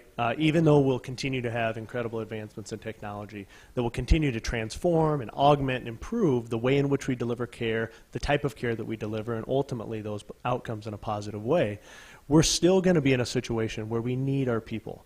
Right? And it is always going to remain, in some certain respects, a very people-intensive industry. And so as we think about that, and we think about the challenges that we're seeing around the country in all industries, they really do have, I think, probably a more significant impact in healthcare for some of the reasons that Bob talked about. We know that we're blessed to be, especially in the city of Sioux Falls, in a really tight labor market, if you will, meaning that we've got low unemployment, which is positive. However, it creates some unique challenges for us as well, especially in the clinical space. I think that notwithstanding the comments that Bob made, and while we've benefited historically from that situation where there's a lot of job seekers that have desired these positions, we're used to it in healthcare, this cyclical environment of the need in nursing and other areas of care. And so we see this from time to time, and so we're in one of those challenges right now. And you think about the demand for nursing as just one of many examples that we see really across the continuum of jobs that we have in healthcare. But then layer over that some of the other just economic challenges that we're seeing sort of around the country. And I know Bob and I have talked about this before, and we serve a lot of communities. I think we're both very blessed to call Sioux Falls our home and our headquarters. And I oftentimes have thought that how difficult it would be if we didn't have the benefits of being in Sioux Falls and being able to operate and deliver care and to be headquartered here for all the reasons that you heard Dana talk about. And notwithstanding those challenges, we still find ourselves in a much more favorable position than many of our peers around the country because they don't benefit from some of the unique aspects and the advantages that we experience here. Right. The issues that we're going to talk about today are not unique to Sioux Falls by any means. They are very pervasive across healthcare. Bill, you get to start this one, though, so I'll let you lead off. I thought we had a deal that I would just follow those two. We got to just change it up a little bit. And this is timely for you because I said it's about the 2-year mark of you becoming CEO. And I'm going to ask all of our CEOs this. But, you're leading at a very unique moment in time. And I think a lot of people who come to win, they look at their own career path and they maybe see themselves going into leadership. So why did you want this job, and what are you trying to bring to it in this moment when you've got some difficult leadership that you need to do?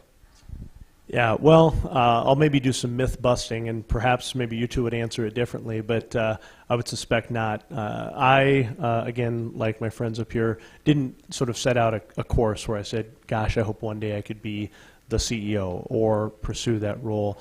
But I really have benefited throughout my entire life and really throughout my career of having individuals who chose to uniquely invest in me, that really gave of themselves, mentored me, and helped give me opportunities, and took a risk and took a chance on me from time to time.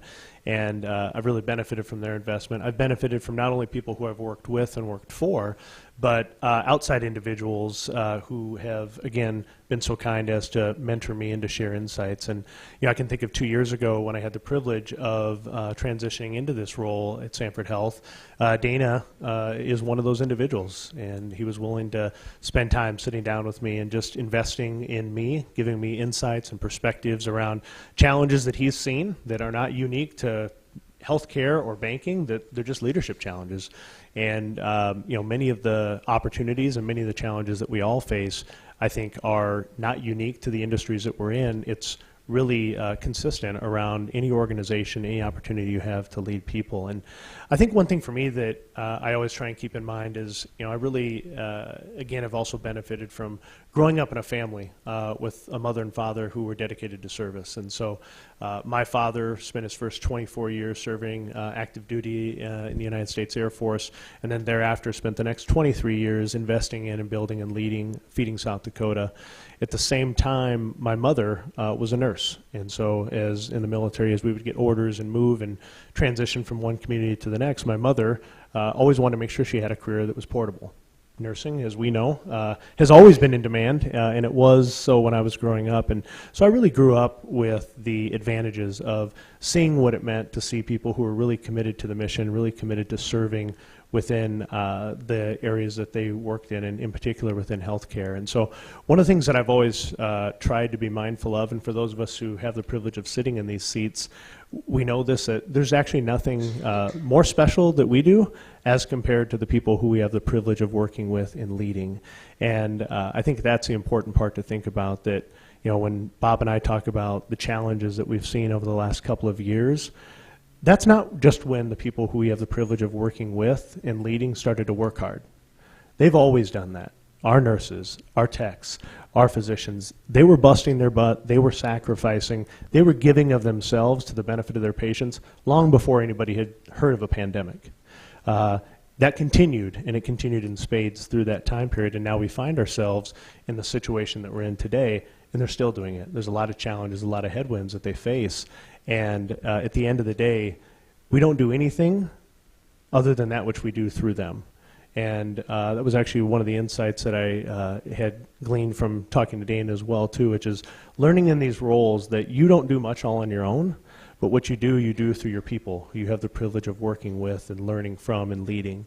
And I think always keeping that healthy balance to understand and remember that the work that we're doing is no different or no more exceptional than the work that those who we get the opportunity and the privilege to work alongside. And so I'm just thankful to have an opportunity to be on a team, to be able to support those who really do the real work within healthcare, and those are the people who deliver care to our patients and to our residents, and remind us every single day that at the end of every decision that we make is a patient and is a resident. And that's something that has always and will always continue to resonate with me.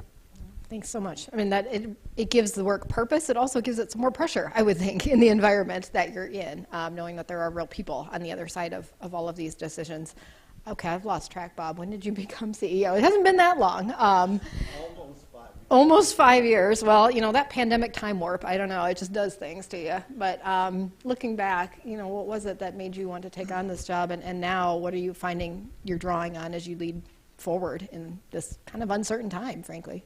Yeah, well, thank you. First and foremost, I want to be very clear. 5 years ago, I had a full head of hair, and it was Bill's color. So it's coming for him. Have us back in 2 years, because he's going to look more like me, and I can't wait for that, because they always say, are you the bald one or the pretty one? One of you runs one of the hospitals, and I'm not sure which. So, but, I think in a way that we are called. I've known Dana for years. I've worked for Dana. So Bill talks about Dana being a mentor. Dana was the president of the South Dakota Bankers Association when I was the executive director there.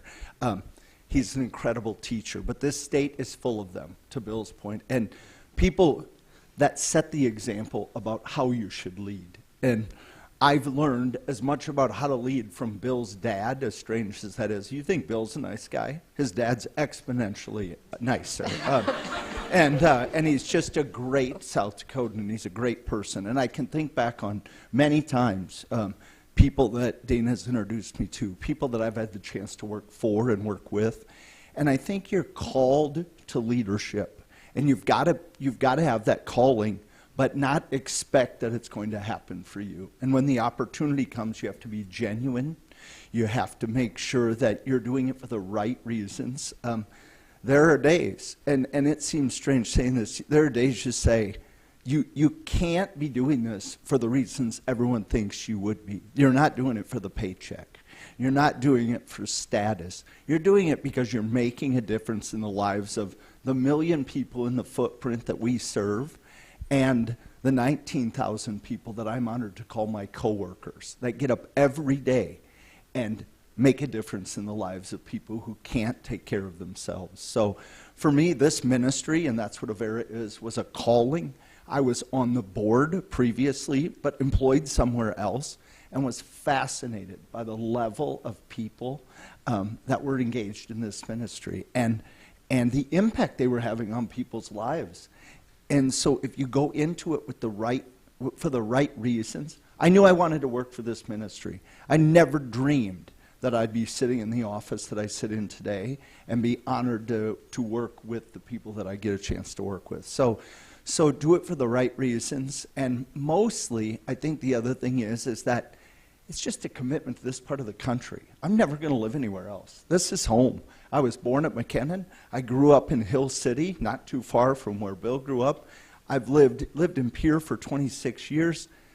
This is home. If you're gonna be here and you want this place to be better for the next generation and the generation after that, then you damn well better step up and lead, because that's what it takes. We stand on the shoulders of people that came before us, that got South Dakota to where it is today, and we hopefully are maintaining that foundation for some of you in this room to stand on our shoulders to take South Dakota and this part of the country to a whole nother level. We can't all leave because it's better to be somewhere bigger, or it's better to be in a city, or it's better to be on one of the coasts. We need leaders right here, right now, and we'll need that into the future. So thanks, So Jake. true. No, thank you. I think we're about to find out, Dana, that as we all know, maybe is not better to be on the coasts as we look at whatever is coming economically. And, as they were talking about market cycles and everything, I thought back to working with you, and you have gone through many of them, including Dodd-Frank and things that really threatened your business model.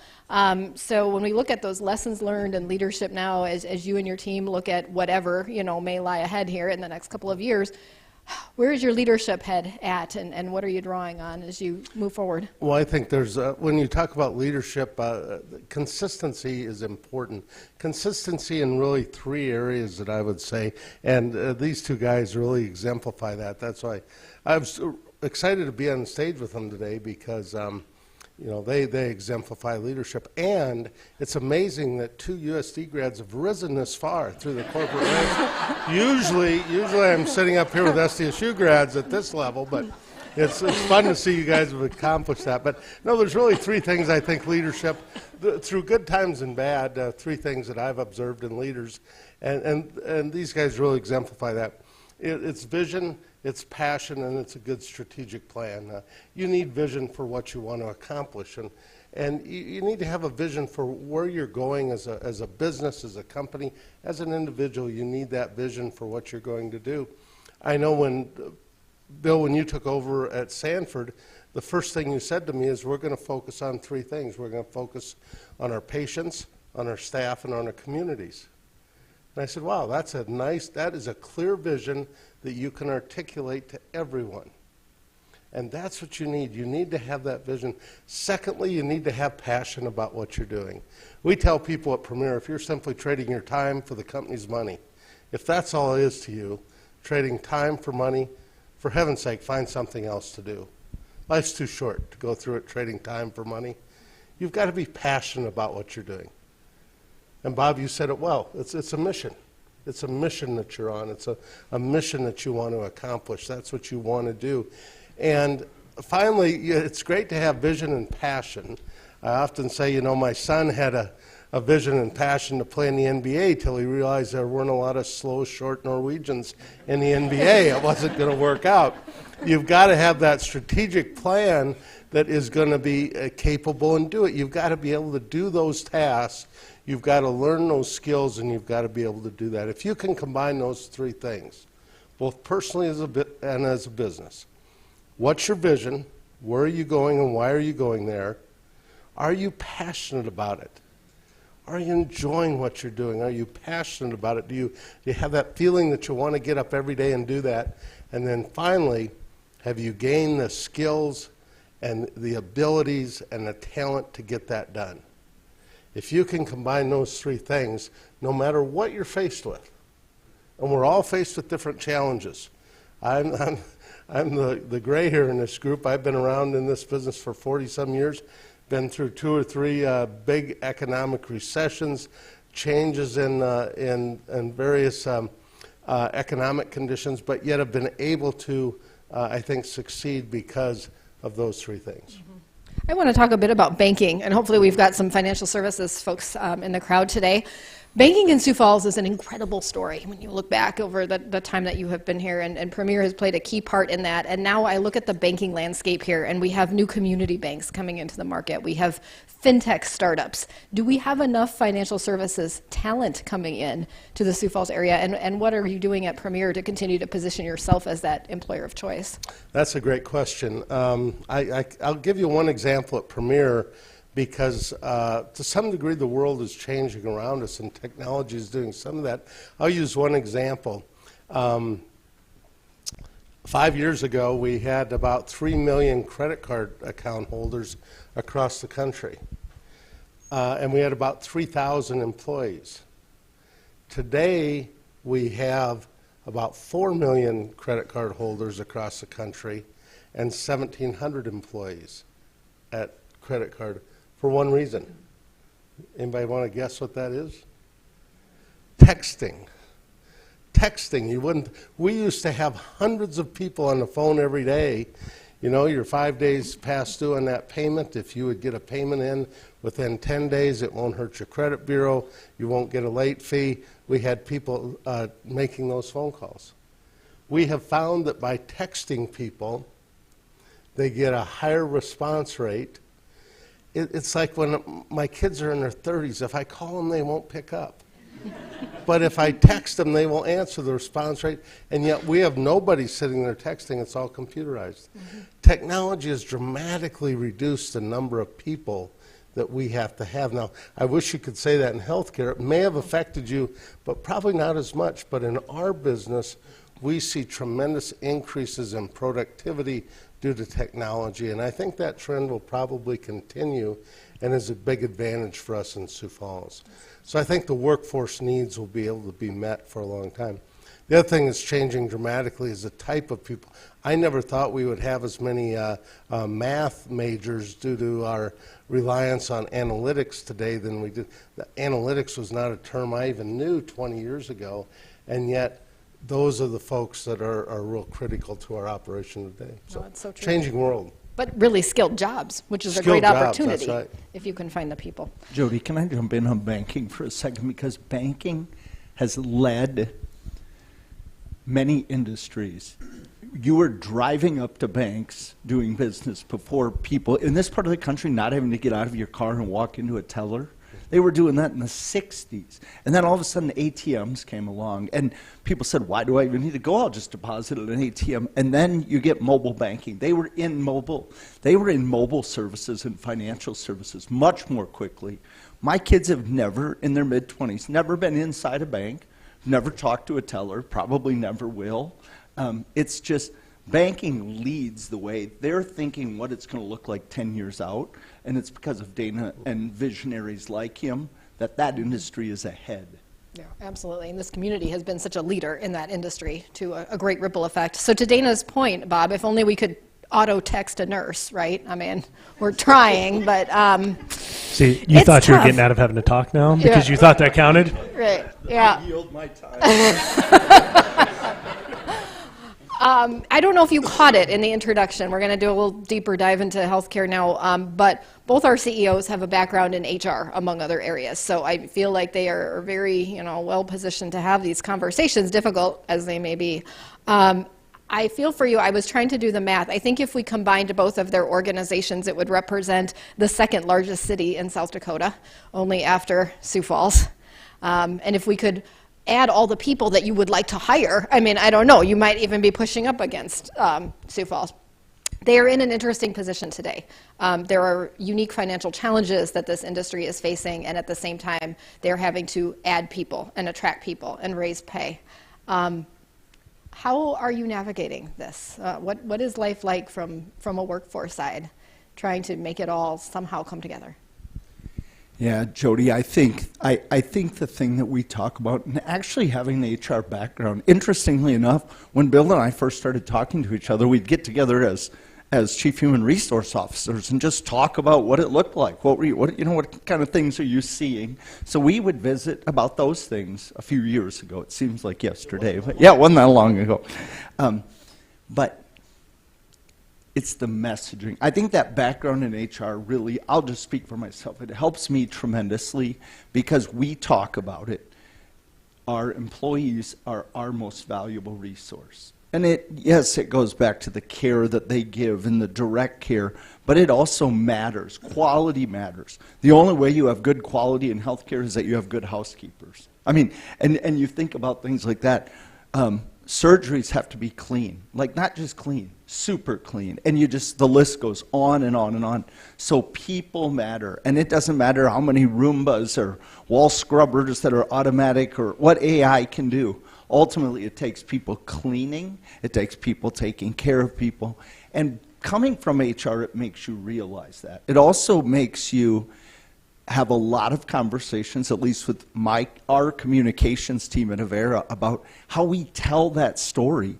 That on one hand, we are right-sizing an organization from an administrative standpoint.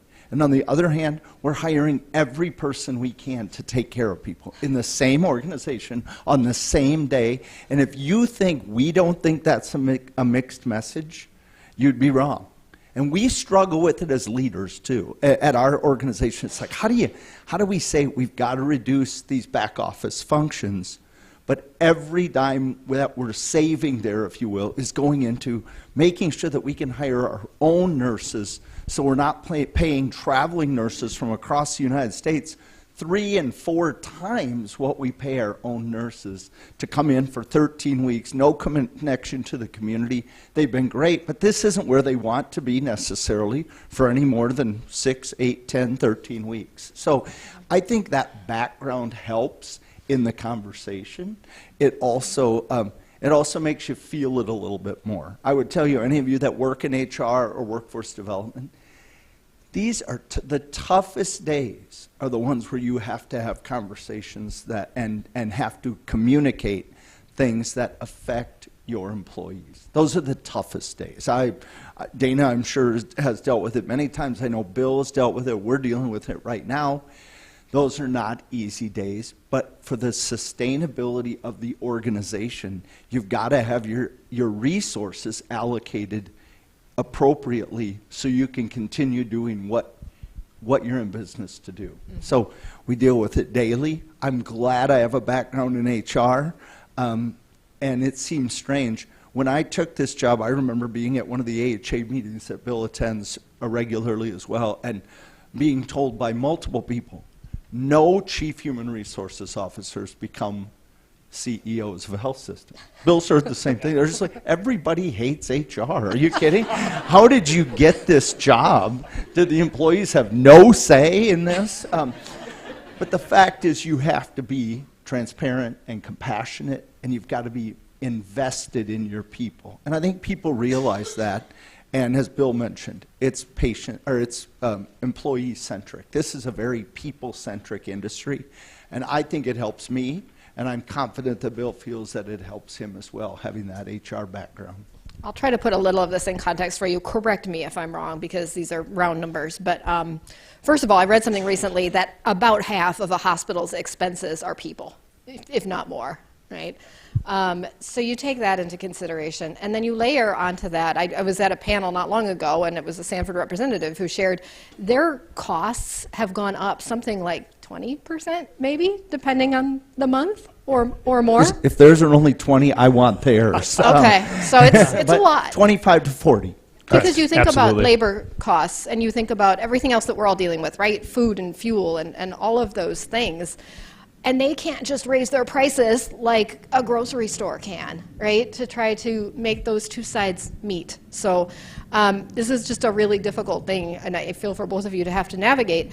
Bill, and you may have seen, I sent out what I thought was a very transparent communication to his entire workforce last week, where he acknowledged that they were making some restructuring changes. And in the same email, he said that they were trying to hire 6,000 people. So, I mean, there is the messaging, right, that Bob is getting at. And I give you credit for trying to articulate that. And how was that received, and how are you continuing to communicate with your team? Yeah, I mean, first off, I just want to echo Bob's comments and sentiments. It's very, very true. The other thing, too, that I think it's important to think about in this context is it's challenging. We're in a challenging situation. But at the same time, again, it's not like we're the only industry that's ever had to go through this. Like Dana states, they've not been immune to it over the years as well. And these are difficult times, but they're not without some precedent, right? And so I think it's also important that as Bob and I and our peers around the country find ourselves in this unique time frame, that we also strike that right balance of making sure that we ensure that there's enough confidence in what we're doing, because we are incredibly blessed with an amazing team of caregivers who do incredible work. And many of our caregivers, they've seen this before too, right? This isn't the first time they've seen economic pressures like this. Not the first time they've seen workforce shortages before as well. But we do have a unique convergence of some challenges that are happening right now. And I think, as Bob articulated there, the difficult messaging or the difficulty around that messaging is particularly challenging, because it's very, very true that, as I indicated in my communications last week to the organization, we're absolutely hiring 6,000 people. We need 6,000 people. We probably need more than 6,000 people today. And those are largely in patient-facing areas. And at the same time, because of those challenges that exist, right? And for the reasons that you've stated, as costs rise, one of the pieces that is a little bit unique about the healthcare industry is, to your point, we can't raise the price of goods, right? So as those economic pressures come in, as you face those challenges, we're not really in control of what the pricing is. And I guess we always say you can charge whatever you want to, but your payers and largely the government will dictate what the reimbursement is. That all being stated, at the same time, when that forces the decisions that I made, that Bob's had to make, that he and I have talked about, and we've talked to our colleagues around the country about, it's a challenging message. Because you can come up with all of the interesting ways to say it, and I know, like Bob, you start to really understand and learn this firsthand when you have the opportunity and the privilege to serve within a human resources department. You understand that no matter how it's worded, no matter how it's phrased, at the end of that communication is a person.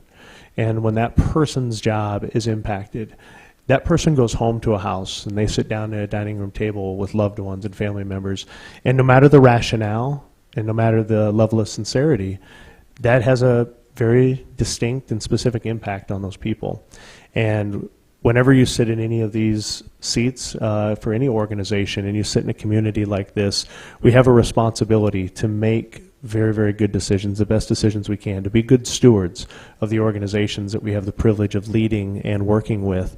And therein lies that challenge, to make those right decisions, because we have to make sure that the message isn't delivered, that those people who, from an administrative level, like you said, from a system support level, it's not that the work that they're not doing is not as critical. It's not that it's not as important, and that they're not exhibiting the same level of passion and commitment as those who are at the bedside. But sometimes these challenging situations force those decisions to be made. And so we've had to make those decisions to prioritize. And for us, especially in healthcare, because at the end of the decisions we make are our patients and our residents, we don't get to prioritize between good and bad, right? It's small, very, very small degrees of very important, extremely important, and critical. And that's the decision-making matrix that we have to make when we make decisions around where we invest and how we bring those people into our organizations. And so right now, like Bob, that's our focus right now, is everything we can on a patient-facing front to make sure that that which only our organizations can do is what we're focused on. There's a lot of other areas that maybe other industries can be involved in as well too. But when it comes to delivering care at the bedside, when it comes to responding to traumas, we know that our organizations exist only for those purposes, and so we have to make sure that we're prioritizing that. I want to talk a bit with all of you now about the emerging generation that's coming into your workforce, something that all of us are working through. Are there some trends that you are seeing among the younger members of your workforce? I'll start with you, Bill. And how are you responding to those, as well as continuing to enhance your efforts to bring in that high school and college level talent? Yeah, I mean, I guess for me, first thing I would do is I sort of want to debunk a little bit of the perception out there that seems to be sort of in vogue to suggest that somehow the younger generation doesn't want to work hard, the younger generation isn't as interested in that which sort of prior generations were involved in. I don't see that. And I always think it's interesting, too, when you hear people say, well, this generation's so concerned about, having a balance of family and, wanting to, enjoy, time off and do those sorts of things. And last time I checked, I don't know if that was unique to this generation. I don't know, but maybe others will tell me differently. I do think that we find ourselves, and I actually think, an advantageous environment where what we are seeing, especially with young entrants into the workforce that are coming out of school, a bit of a renewed desire to align to a mission in addition to finding a job that compensates them. And I think that some of the reasons that Dana's talked about right now, especially with such a low unemployment, there's a lot of options. Right? So you can find yourself, are you trying to compete for who's the highest paid? I think that's sort of a race to the bottom, and that's not where anybody wants to find yourself. You don't want someone coming to work within your organization because you gave them 25 cents more an hour because that person probably leaves for the same reasons. You want people who believe in the mission of what you do. You want people who come here because they believe in what they're doing. And so for us at our organization, we find ourselves right now in a situation where that is beginning to resonate, I think, more and more in sort of a renewed way, that as this young workforce comes in to find themselves with an opportunity to come and work and serve at a place that has a purpose that's larger than themselves. It's bigger than just a paycheck. It's really about how are you, and again, whether you are actually at the bedside and you're taking care of laying hands on patients and you're doing that, or you're supporting those who actually do that, right? You're still a part of it. It's the old line of the gentleman who's sweeping the floors at the space station is asked, what are you doing? So, well, I'm sending a man to the moon. And it's our hope that everybody who walks through the doors of any one of our facilities, whether you're there at Valet, whether you're working in technology, whether you're working in our sterile processing department, I want every one of those people to think, what do? I save lives. Why am I here at this organization? Because if I don't show up, somebody's life isn't going to be saved. And we're fortunate to start to see that began to resonate with our young workforce. And one of the things that we're trying to do, one of the many things, is really to be able to tap into these young men and women earlier in the process. And we've got some programs like one that we have at Washington High School, where we're trying to tap into these young men and women and have that sort of catch the fever early and begin to invest in these individuals and show them there's an opportunity as they come out of school. And we're finding through that program, as an example, we've had over 70% of those individuals who enroll in that program find themselves into a college or a university following graduation. And whether they come to work for me or they come to work for Bob or somebody else, again, it's about strengthening the whole of this community.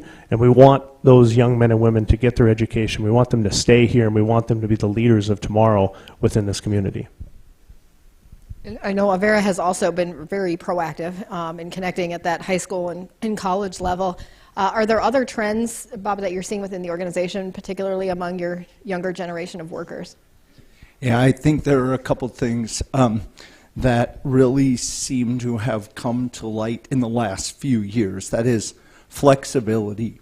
Young people want flexibility. Our young, newly engaged employees want some level of flexibility, whether it came out of the pandemic, where those that can work from home or somewhere else. They want that if that opportunity is available to them. But they also want to be able to get together. So you've got to create. We've never heard of condo offices, and now they're all over the place. And there's these little signs that say condo office number 9. But you see the same person in there about 1 or 2 days a week, and then there's somebody else in there the other days.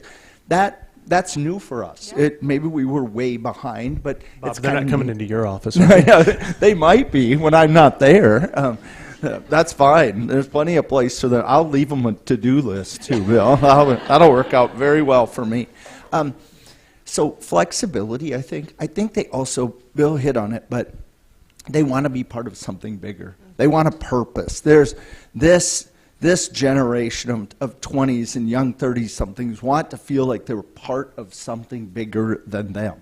The other thing they want is opportunities for advancement. And I would much rather have people that want to advance maybe more quickly than they're ready to, than people who just say, I just want to do this the rest of my life. And you need a balance of folks like that, but everybody's probably not going to be a vice president by their 27th birthday. And that's a tough message to deliver, but you want to keep them in the organization. So how do you keep them engaged? We find that as something we work on. You have to continually work on that conversation and that discussion internally.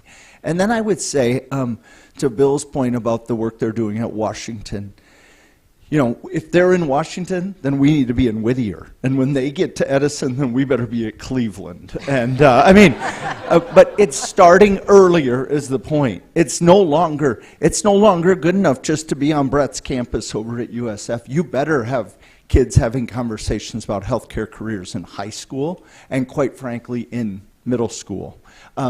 And they need to be thinking about what can we expose them to? What can we show them? That's particularly true in rural communities. If we can get kids, local kids, and when I say kids in this regard, I'm talking about kids, 7th, 8th, 9th graders, to see what happens in a lab, in a critical access hospital, see what happens in an emergency room. Not patients, but just there's a lot of technology there. There's a lot of things they can touch and feel, and it's really cool.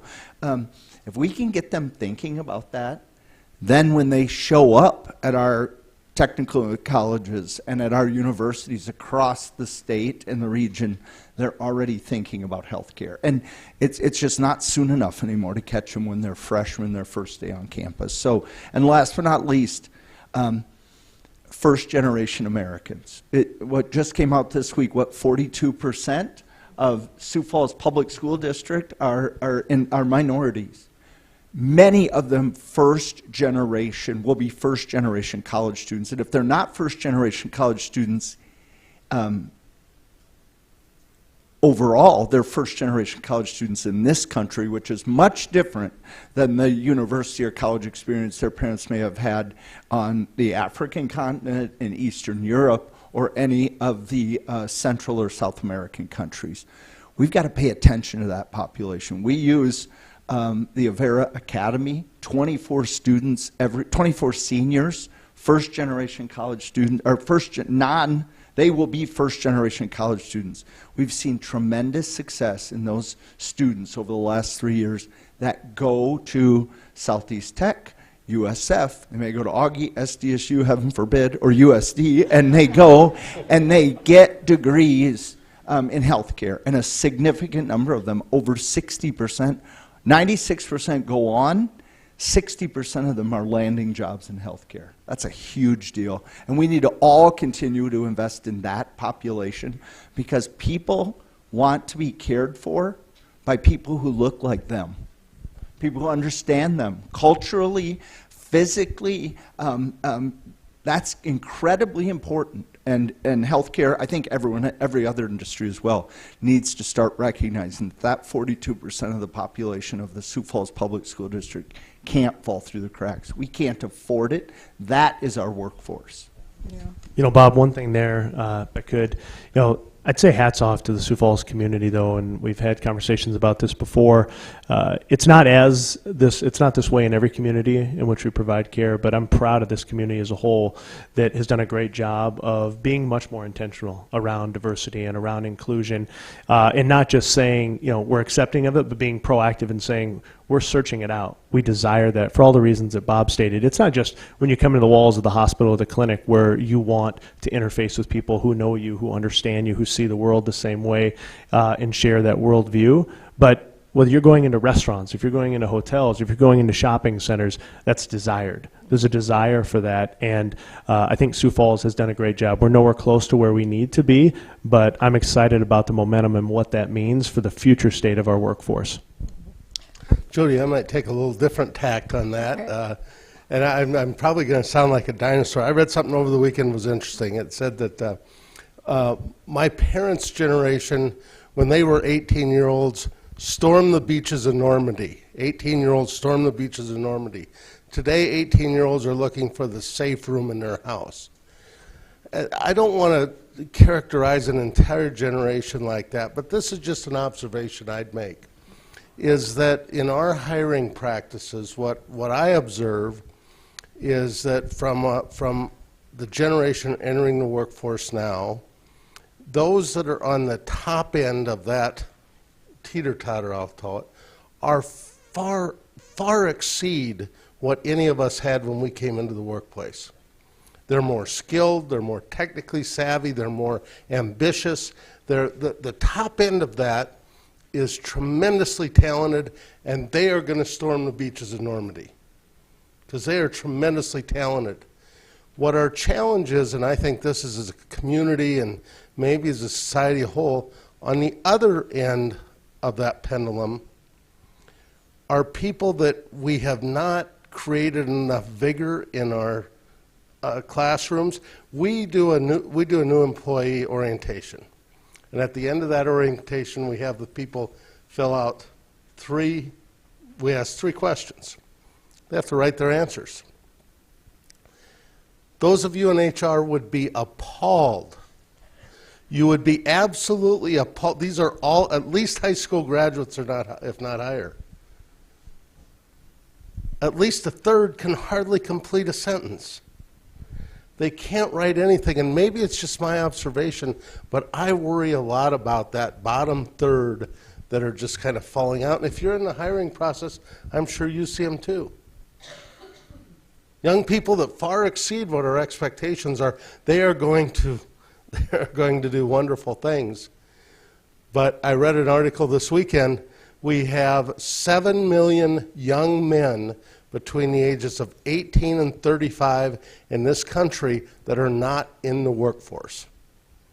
7 million young men, not disabled, but they have simply chosen not to be in the workplace. And you see that somewhat in Sioux Falls. I think it's a challenge.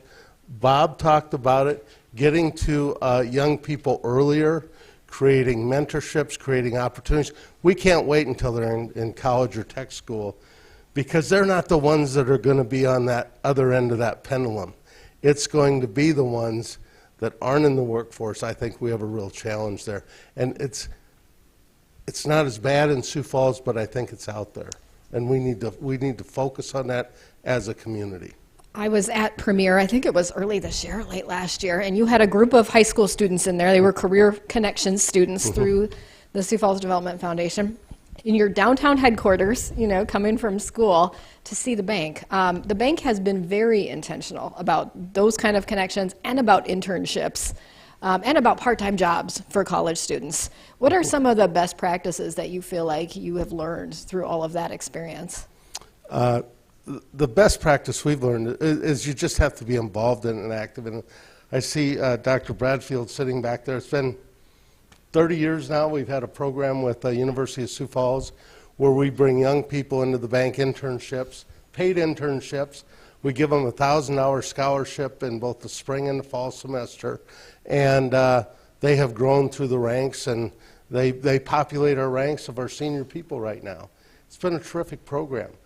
But I think we have to go beyond that. Those type of programs are great, but we have to go beyond that. And like Bob was saying, reach down into the high school level and so forth. I was asked, what was your first job? What was your first job? Everyone explains what their first job was. How old were you? I was 12 years old when I had my first job. Others are 14 years old. We can't hire 14-year-olds now because of labor laws that we have put into place. That's a travesty. We had to get laws changed in South Dakota. We have a great program, Southeast Tech. I'm on the board of Tech Ed, where we have high school juniors and seniors that spend 40 hours a week. They get 40 hours a week during the summer. A third of that is spent in the classroom, a third working with our contractors in Sioux Falls to learn a trade. We had to get the laws changed so that juniors and seniors could be on the job site. What are we doing? We need to be conscious of those activities and really focus, I think, on that part of our work. I'm not worried about the young people that are getting the great ACT scores and are the ones that are doing the dual credit and enter college with a year completed. They're going to succeed beyond our wildest dreams. Our concern should be on those that are on the bottom end of that podium or pendulum, because we are not expecting enough out of them right now. Just my opinion. I'm going to talk quickly here about, and we don't have a ton of time left, but you know, the pandemic era brought about the Great Resignation, of course. Maybe you've seen that in your organizations. And now the buzzword is quiet quitting, this idea that people are technically still there at work, but maybe they're not all there, and they're a bit disengaged and checked out. Dana, are there some things that, first of all, have you noticed any of this, and what are you doing as a leader to try and keep people motivated and engaged when a lot of people are struggling with that, I think? Well, we haven't seen the great quitting. I mean, you've got to make a decision what your organization is going to be. We made the decision a few months ago, and after a lot of debate, we're going to be at workplace. We're not going to sit at home in your pajamas and work for us. I'm sorry, we're just not it. And as Dave Rosenboom, our president, said, look, this might not be the place for you. If your goal is to sit on your couch with your laptop and work in your pajamas, it's not going to be the place to work. You've got to make that decision and then try to inspire people, like I said, about that passion, about not just trading time for a paycheck. And I think you'll see that will happen with people. I just think that's really the key. There'll be changes in the workplace, but I mean, you really have to set what your goals, what your objectives are, and what you want to do. And we are seeing employers finally make those decisions too. I think realizing that you can't be both things. You know, I think Bill said we're all in the people business. We're in healthcare, we're in banking. At the end of the day, we're all humans. We want to interact with humans. We want to be able to mentor. We want to be able to interact. That's a big part of how you develop your career. It's a big part of how you develop as a person, and we need to create those opportunities. You know, we've all had challenges over the last few years, but few more so than people who work in healthcare. So I can understand having difficulties, maybe keeping that motivation up. Bob, what are you doing as a leader to try and prohibit some of that quiet quitting, as they say? Yeah, I think we talk often about recruitment. How do you get people? Part of that has to be a shift in focus on retention. What are we doing to keep the people that we have, and is it a culture? And I think we talk about culture, and there's no question about Dana's success that Premier and Premier Bankcard has had with their business success and the culture that they have. Note to self, don't tell Dana you're going on a gap year to backpack around Europe when you graduate from high school. But for us, it's really a focus on a culture also changes. Your mission doesn't change, but cultures evolve. And we're in a post-pandemic culture that is quite frankly different than what it was in our facilities before the pandemic. Now, the mission isn't different. Our ministry isn't different, but culture is different. There are people that have, as I mentioned earlier, that have plenty of options. And you know what? Who wouldn't love, single, 24 years old, to be a nurse or a surge tech in Maine in the summer, Appalachia somewhere in the middle of the Blue Ridge Parkway in the fall, and then Florida, Texas, Arizona, or California in the winter? And making twice what you would if you were... Making twice what you would. Bob, are you trying to help us or hurt yeah, us? I know. Who wouldn't love that? So how I can sign up for this package? Yeah, and I thank God every day we're not in Fargo because it's even colder there, Bill. But the fact is, what do we need to do to keep those people? To say this is where you want to be, and this is it's the place where you can really make a difference. So we spend a lot of time talking about retention. There is no silver bullet. If there was, I'd share it. That wouldn't even bother me. But we try different things. Some work. Some are appealing. Others, you know, we've put together, I think something Sanford did a long time ago, but in healthcare, we put together our own traveling nurse entity. So you really don't want to stay in one place? We'll have you travel to our own facilities. So you can be in exotic destinations like Pierre for 13 weeks, Gregory for 13 weeks, O'Neill, Nebraska for 13 weeks. And they are great places. But there are people that appeals to. I just don't want to, you know, I want to travel. It might be fun. I like Pierre. I like Aberdeen. I like Esterville. And so we have people saying that's what I want to do. And sometimes there's the conversation about, Well, isn't that kind of counterproductive because you're taking them out of your workforce? Well, some people apply for jobs with us just to do that. And other people would leave us if we didn't give them that opportunity. So you've got to be flexible. We always would have said, we'll never do that. We would never do that. We can't say never anymore. Every idea is a good idea, and we try to vet it and see if it's going to work. Yeah, I would add, I mean, in addition to those programs, we have a lot of similar ones out there. I think for me, it continues to come down to being as simple and as complex as connections. And so you talked about it, we know that's what people desire. That's what they thrive on. And you can think about great leaders who you've worked for and what made that different. They weren't probably necessarily smarter. There wasn't something more dynamic about them. They, didn't go to USD instead of SDSU. These are people who just, they cared about you. And they developed a connection. And so I think one of the most important things, in addition to all the different programs that we have in place, it's just putting the expectation on our leaders for rounding. And so we have a requirement for all of our leaders that not just, and for those in some of our medical facilities, they're more accustomed to it. It's what they do. It's how they do it. They're up and down. They're around the floors.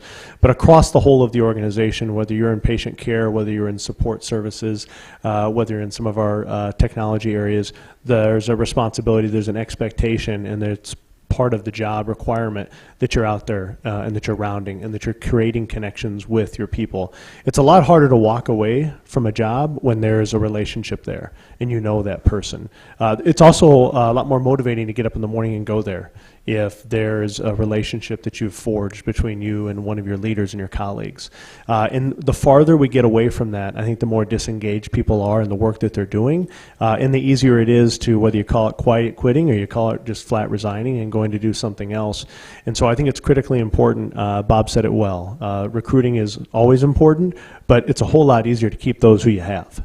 And I think that the best way to keep the talent that you have within your organization is to demonstrate that you care, invest in them, create a relationship, and put that expectation on all of your leaders that they're doing that. You know, one of my mentors in life taught me that, he said, Dana, find a constants in life and you'll be successful.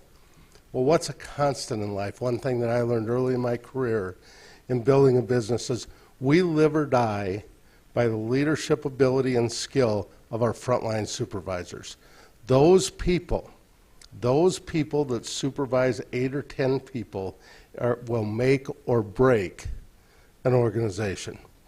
Since Miles Beacom and I got together, we put our entire focus on training and inspiring those frontline leaders. One constant in life is people typically don't leave an organization. They typically, that constant is, they leave whoever their supervisor is. They will leave, I guarantee, look at any organization. If you've got a great frontline supervisor, turnover will be low, retention will be great. If you have a poor frontline supervisor, there will be high turnover in that area. I will guarantee it. That's where you need to put your focus. Frontline supervisors make or break any organization.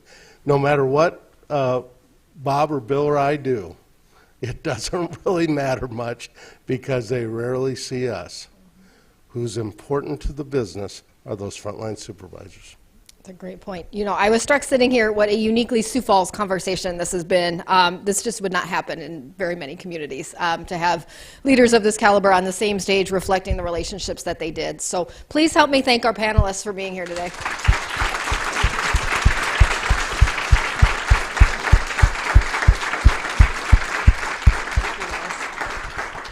I will Thanks, let you Jody. get on with the rest of WIN, which I think is wrapping up shortly, right? All right. Thanks so much for being here today, everyone. This was live stream, so if you would like to go listen and replay, you can do that later on. Thanks, Jody. Thank you, Jody.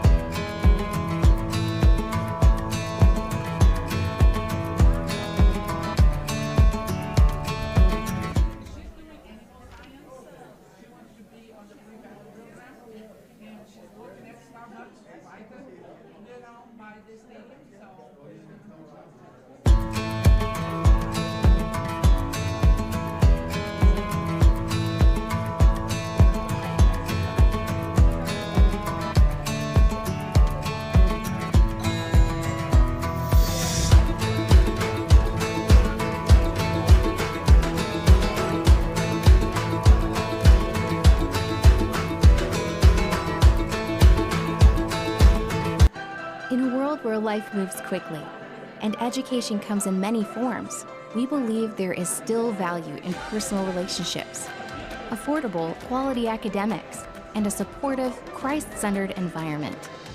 As the University of Sioux Falls looks to the future, we embrace what makes us different. If you're looking for a transformational experience, there is a difference. And that difference is here. Across the rural parts of our country, millions live hours away from advanced health care. But at Sanford Health, we believe world-class care belongs to every patient, everywhere. Because our patients are our friends, family, and neighbors. We're bringing quality care close to home, quality of